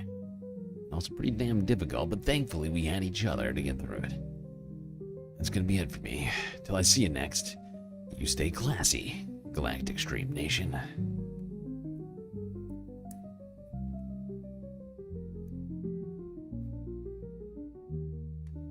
Can't forget this. These are your galactic patrons. Gabby, Goth Dogs, Aaron W, Schmegley, PB, Mitty, Afroponics, Normal by Nature, Interplanet Janet, Godcat, Robot Cat, Disco Wolf, Callie Braiding, Sammy, Geodragon, The Anti-Corporatist, Obsessive Audio, Moanoip, Nadia, Choki, Scouts, Selena, Mrs. Jen, Omegastar, Sasha G, Pitchforks Dragon, Vincent Morales, and Donald James X. But wait, there's more. Evan from Portland, Lovely Pariah, Mish, Becky, D. Cypher, Icebreaker, Columbia Rican, New York, Will in Detroit, Sisyphean Task, BC, Free Palestine, Hermit Horologist, HBX, and Carl Gaslightocracy. That's right, all of these people here have helped produce the show which your eyes and ears just got done enjoying. You can too for just a few US dollars a month on Patreon. That's right, Space Fams. You too could help produce the show for the low, low price of 10 cents a day. Are you not entertained?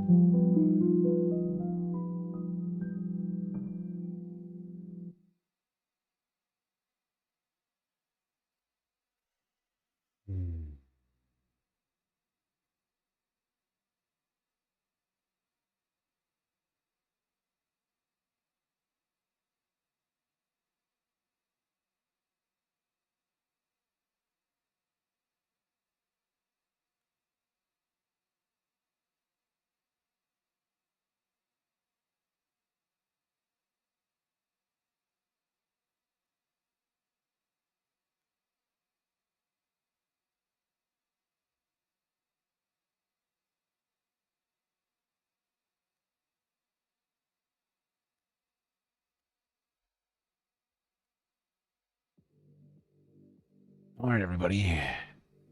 Enjoy the super secret late night after hours galactic chill stream. I hope you enjoyed this Saturday late night galactic stream.